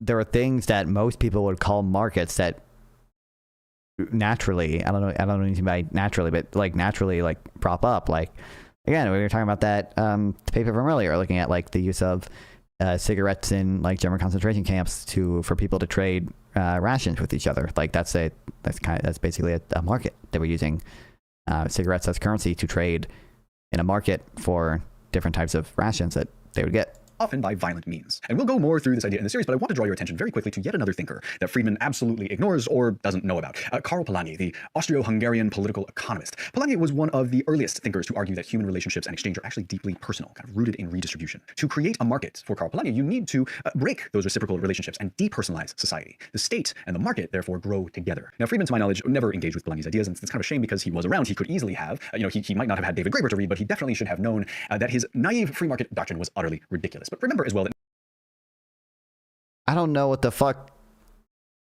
this means, dog. Doesn't know about. Karl Polanyi, the Austro-Hungarian political economist. Polanyi was one of the earliest thinkers to argue that human relationships and exchange are actually deeply personal, kind of rooted in redistribution. To create a market for Karl Polanyi, you need to break those reciprocal relationships and depersonalize society. The state.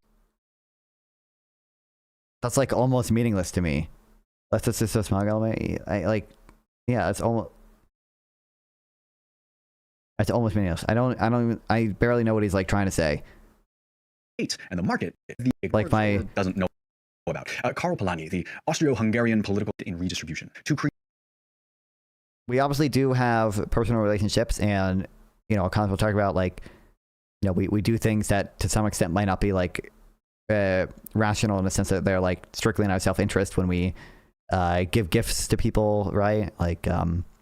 Technically they'd probably be more efficient to just give cash to someone rather than like give a gift or whatever. But like there's, it's just like social norms that we all like adhere to, and like we all, we will provide transfer payments essentially to our family if they are if in need of help, even though it, might not in expectation benefit us. If they're like disabled or something, like you'll still fucking take care of them, even though rationally, by rational, I just mean like strictly maximizing your expected value. Okay, given your budget constraint, that might not be the like rational thing to do, but create a market for Karl Polanyi. You need to break those reciprocal relationships and depersonalize society.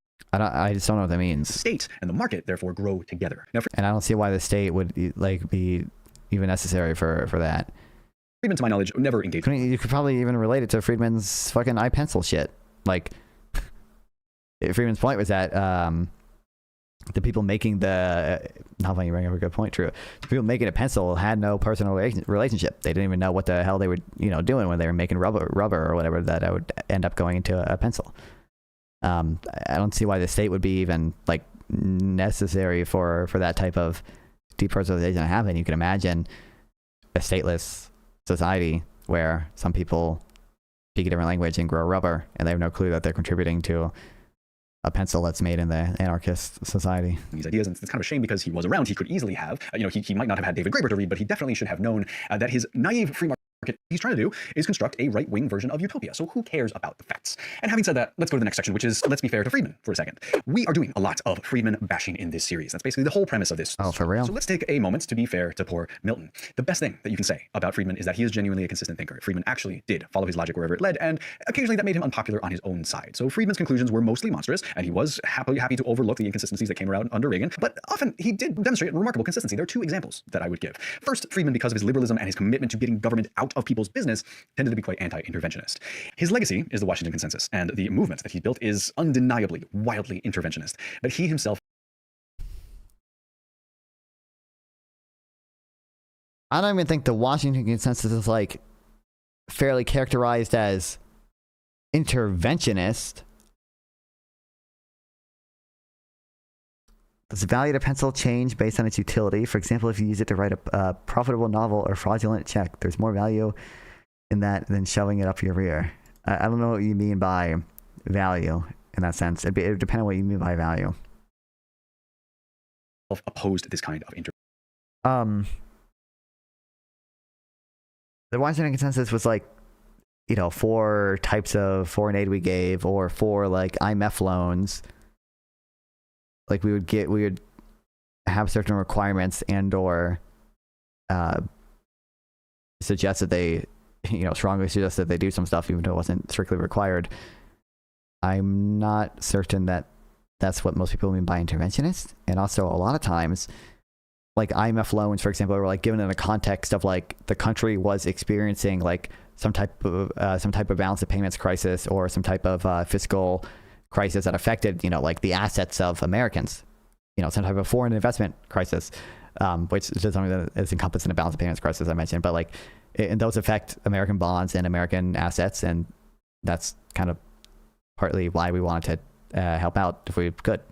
Or, sorry, not help out, have evil control over them and privatize everything and kill all the poor people. Interference. Notably, he actually opposed the military draft during the Vietnam War. He argued that a free society should conscript its citizens and asked the general during a very famous debate if he'd rather command an army of slaves. He's opposed to nation building and was a staunch opponent of the Iraq War later on in life. There's a second thing, though, here that we should as well mention, and that's the negative income tax, something that we would now call universal basic income. Friedman was a fan.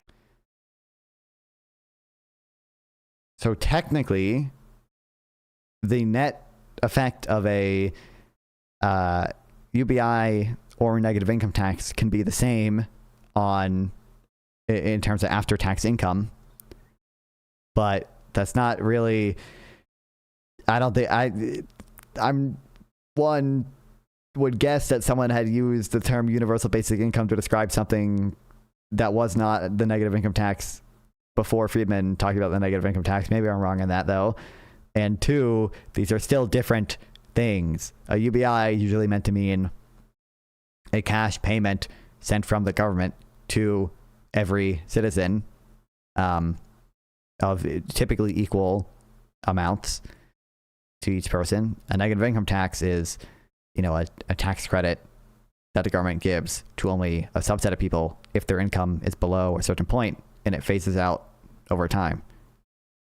Now, you can make the net effect of them identical by taxing back the UBI, essentially, but these are understood to mean different things still.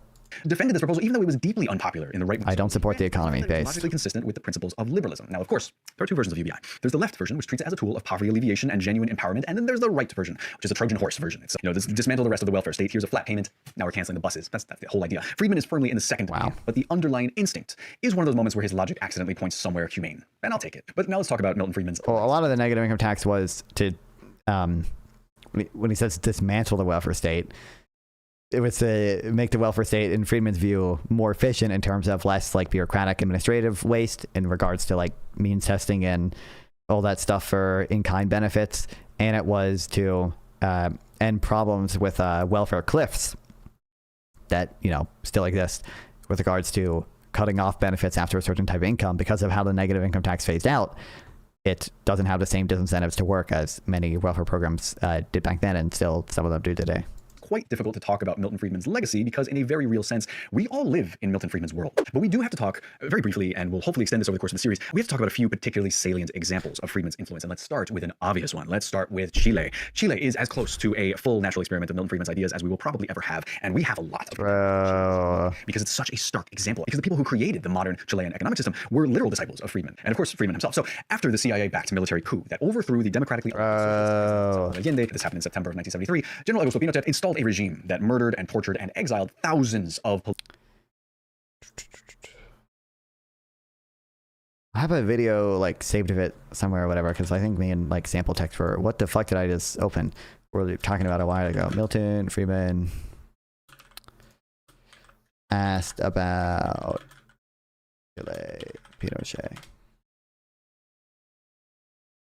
Here we go. Friedman explains it here. People are, tad bit hyperbolic.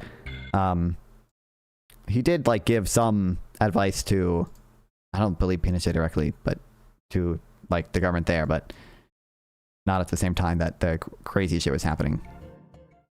This says you supported Pinochet or advised Pinochet. I never advised Pinochet. I never supported Pinochet. We'll throw that one away. But, hold on. No, I don't want to evade the question. All right. Chile was a case in which a military regime headed by Pinochet was willing to switch the organization of the economy from a top-down to a bottom-up performance. And in that process, a group of people who had been trained at the University of Chicago in the Department of Economics, who came to be called the Chicago Boys, played a major role in designing and implementing the economic reforms. The real miracle in Chile was not that those economic reforms worked so well. Chile is by all odds the best success story in Latin America today. The real miracle is not that those economic arrangements worked so well, because that's what Adam Smith said. The real miracle is that a military junta was willing to let them do it. See, as I said to begin with, the principles of the military is from the top down. The principle of a market is from the bottom up. Now, it's a real miracle that a military group was willing to let a bottom-up approach take over. And as you know, as I say, I did make a trip to Chile, and I made talks in Chile. In fact, I did meet with Mr. Pinochet, but I was never advised by him. I never got a penny. Oh, he did from the meet with him. Government. Oh, he didn't. Okay. I was never advised him apparently. I will say that process led to a situation in which you were able to get an election which ended the military junta, and you now have a democratic government. You cannot cite any similar example from the world of entirely socialist states. So I was not an advisor to Pinochet. I was not an advisor to the Chilean government, but I am more than willing to share in the credit for the extraordinary job that our students did down there. I thought there was I think there was asked about another point too. In fairness, I'm going to have to spend 5 minutes looking for this paper. My understanding is Chile did well because of the economic reforms, but it did not do as well as sometimes suggested. I feel like I first heard about this paper saying as much in a Noah Smith blog post. Did you see the new Ask Yourself upload? Yeah, somebody else in chat, I think it was Ryan, told me about it. I have not watched it. I'm not gonna watch it on stream because it's 3 hours of Phil Bro stuff, and I'm not gonna have much to add. But I will watch it and I will enjoy it. Yeah, here we go.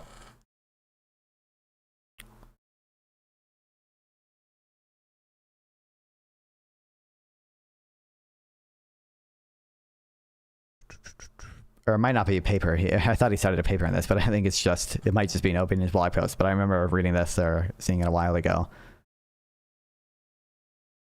It was like, it didn't do bad or anything, but I don't think it was, oh, here we go. Compares Chile's performance under Pinochet to a synthetic control, i.e. a weighted average of other countries that started with the same period of the characteristics. The upshot, relative to the control, Chilean income per capita greatly underperformed for at least the first 15 years of Pinochet's coup. The evidence suggests that Chile's remarkable economic growth in the period 1985 to 1997 did not depend on Pinochet's autocracy. Slenge's probably, exaggerating that. Although in fairness, at his time, the data is probably not as available. Political opponents. I want to say it's worth the watch since the topic is so niche and not relevant today. Oh, what was it exactly? Because I skipped around it a little bit, and I heard it was really funny because I skipped like to a random point in the video 3 times, and each time it was ask yourself saying the same like 4 words, which makes me think it's going to be absolutely hellish. The regime's economic advisors were known as the Chicago Boys, and they were a group of Chilean economists who were trained at the University of Chicago, kind of specifically to do this. Friedman himself actually visited Chile in 1975 and subsequently wrote the dictator a lengthy letter advising shock treatment. So the Chicago Boys, as soon as they took power, proceeded to... Purposeless brains? Oh, that's what it was about? I don't know. I'm assuming it relates to, because ask yourself is like some priest-up Christian crashing out while asking yourself tries to keep things linear, basically. Okay, incredible. I'm assuming it relates to like, I don't know exactly what purposeless brains means, but atheism and or like evolution. Because I know Jim Bob doesn't believe in evolution, which is truly incredible.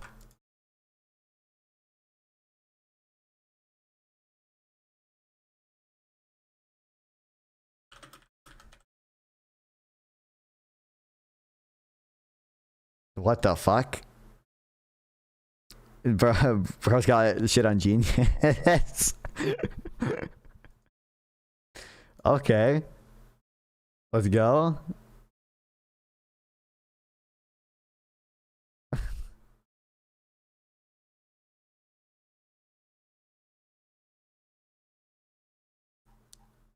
Interesting. Inflation, positive healthy market economy. So looks like he did give what I would call basically advice.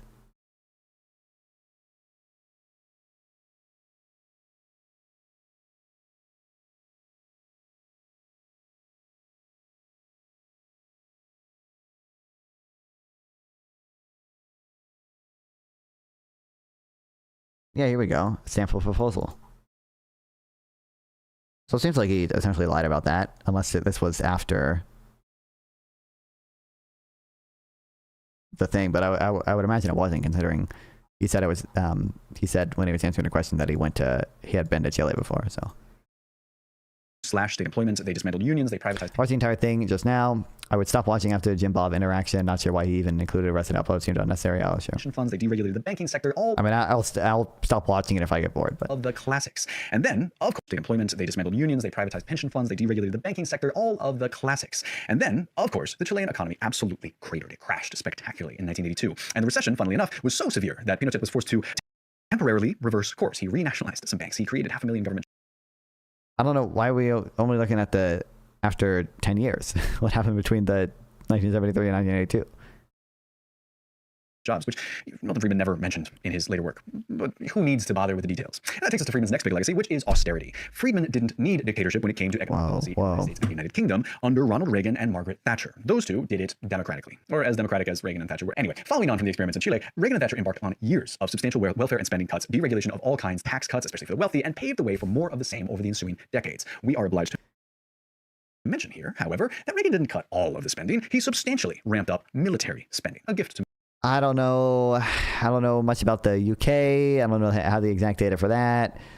But, Reagan did deregulate stuff. He did cut taxes. Or doing something Friedman supported. I understand that also increased the deficit. But, that's kind of a matter of politically being easier to cut taxes than it is to, cut spending. But regardless, Friedman, to my knowledge, supported that, regardless if there was spending cuts as well. There was another... It's like the welfare state was not substantially gutted. It's still growing. Social spending as a percentage of GDP still growing. Inflation adjusted spending on most programs is going up still. And the military industrial complex, of course, but largely because of that, he actually increased the size of the U.S. deficit. But I don't think Friedman was all that worried about that. And in 1988, very sweet end to the story, Reagan gave Milton Friedman a Presidential Medal of Freedom. So that's just wonderful. The next big legacy thing that we should talk about is the Washington Consensus, because of course, austerity was not confined to the U.S. or the U.K. It was exported. It was especially exported by U.S.-backed multilateral institutions like the IMF and the World Bank, which were intent on bringing power to nations and opening up markets for American goods. We've talked about this on this channel, but it is important to remind ourselves that this whole neoliberal push to reshape the world, it finds its voice with Milton Friedman. Because of that, we are very much living in a world that is directly... When did he talk about the Washington Consensus?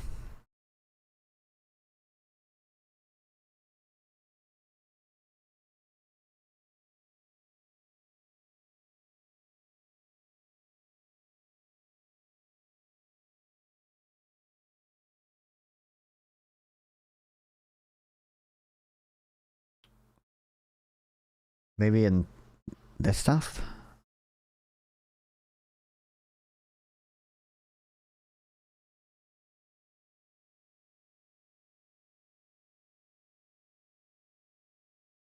I don't know. The Washington consensus was just like not that that crazy.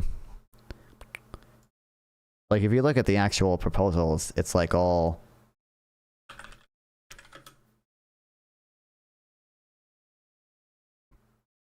like 10 principles. National budget deficit, which you can interpret as cutting all the welfare spending, reducing subsidies, improving the tax system, market determined interest rates, competitive single exchange, decreasing trade restrictions, reducing barriers to FDI, which I guess you can read this as opening the market to U.S. goods and letting the U.S. own everything, privatizing state-owned firms, removing policies that restrict competition, secure and affordable property rights. I understand, like, some objection to number one. Now, like many of these regimes where the Washington consensus was used in, like, did have some, like, rather genuine problem with the budget deficits and such. Maybe not all of them, but, like, there are a lot of Latin American countries running pretty big budget deficits that did have, like, insanely fucked problems. And maybe I can understand the decreasing trade, having some rejection to decreasing trade barriers, because maybe you think infant industries are, like, really important to protect. But, like, other than that, it's not, like, it's not like that. Really, just like not like that controversial. And there's that paper. The Washington consensus works. I think it's like 2015 or something. I don't know, 2021. And this is instead of going on vibes, looking at, like, you know, like actual kind of identifiable evidence, and it seems to have increased growth in incomes relative to the counterfactual. Shaped by Milton Friedman, from widespread, historic, and growing inequality to the hollowing out of democracies around the world, the financialization of everything, the destruction of the environment, and this is the world that Friedman's ideas have led to. So, just a few words before you go in to read this book. At the end of this video, the pencil story that I opened with should give you some idea of my main driving criticism of Milton Friedman and all of his work. And I can put... Hamsters has this blog post that I think talks about it a bit too.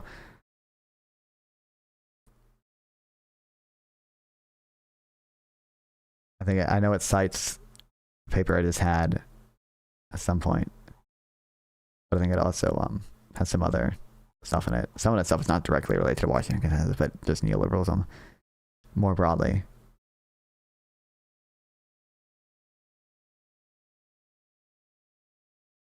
Chile.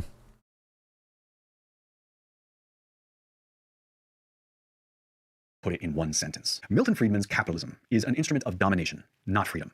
Capitalism and freedom are antithetical to each other. We are going to break this book down. Brother. Go through the arguments. We're going to talk about monetarism, about austerity, about inflation, and I'm sure he has a great understanding of all those things. And economics and the philosophy of freedom, all of it. But at its core, this book is not arguing for liberation. This book is asking you to trade the domination of government for the domination of private enterprise, the domination of the capitalist class. It is as simple as that. And you can see why, for the governments of the developed world, Milton Friedman became the useful idiot that he became. And we're going to talk so much more about this idea as we go through this whole series. We will break this book down, as I said, 2 chapters at a time. There will be a final wrap-up chapter right at the end for subscribers on the Patreon feed, and then 2 extra bonus videos. Those bonus videos, by the way, I'm still working out. I'm still writing the scripts for those videos and trying to sort out exactly what they'll say. But I think that the 2 videos are going to be focused on how to respond to economic arguments from annoying people.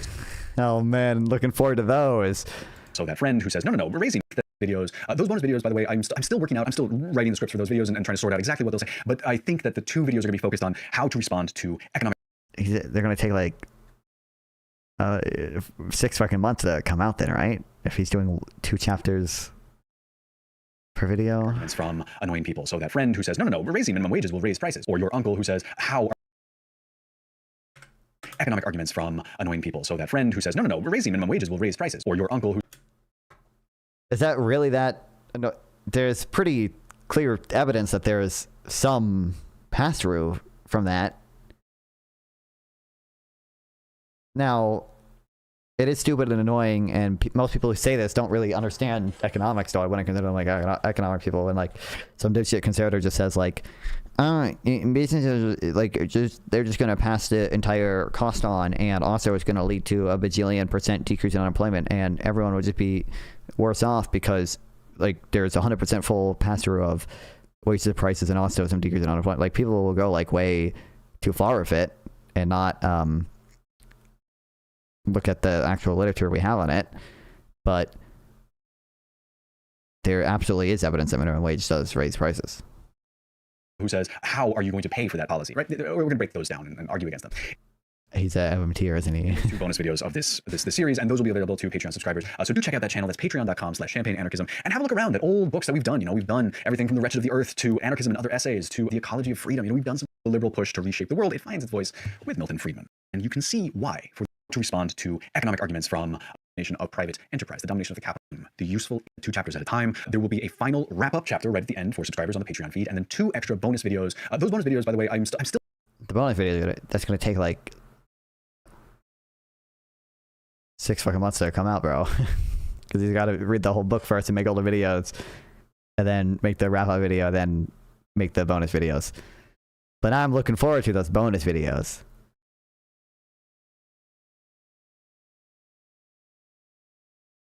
Like, how long, like a month to get through this book.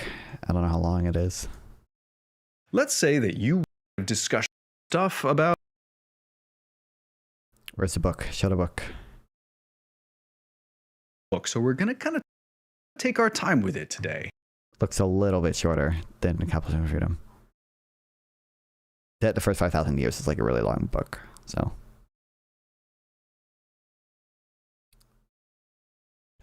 Anyways.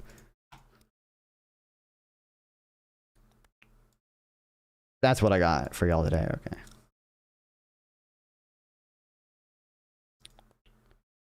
I've got places to be.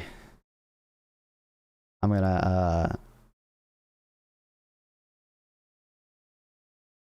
chill for a bit and then go to bed.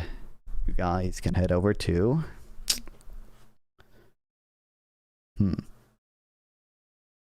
well, irrelevant as usual on YouTube. And do I have enough people watching on Twitch to be worth rating? I don't think so. Yeah, I don't. That's why the YouTube viewers are the real OGs. Okay, you're the real goats out there. Okay, love streaming. Love to guys watch me stream. I think I will stream again tomorrow. Believe so. No promises, but for sure I know on a Saturday I have a debate with someone who was on Jubilee about we're essentially going to talk about Trump versus Kamala on like econ stuff, and he seems like reasonably intelligent. Like, he's not like that crazy. Like, he's not pro-tariff or anything.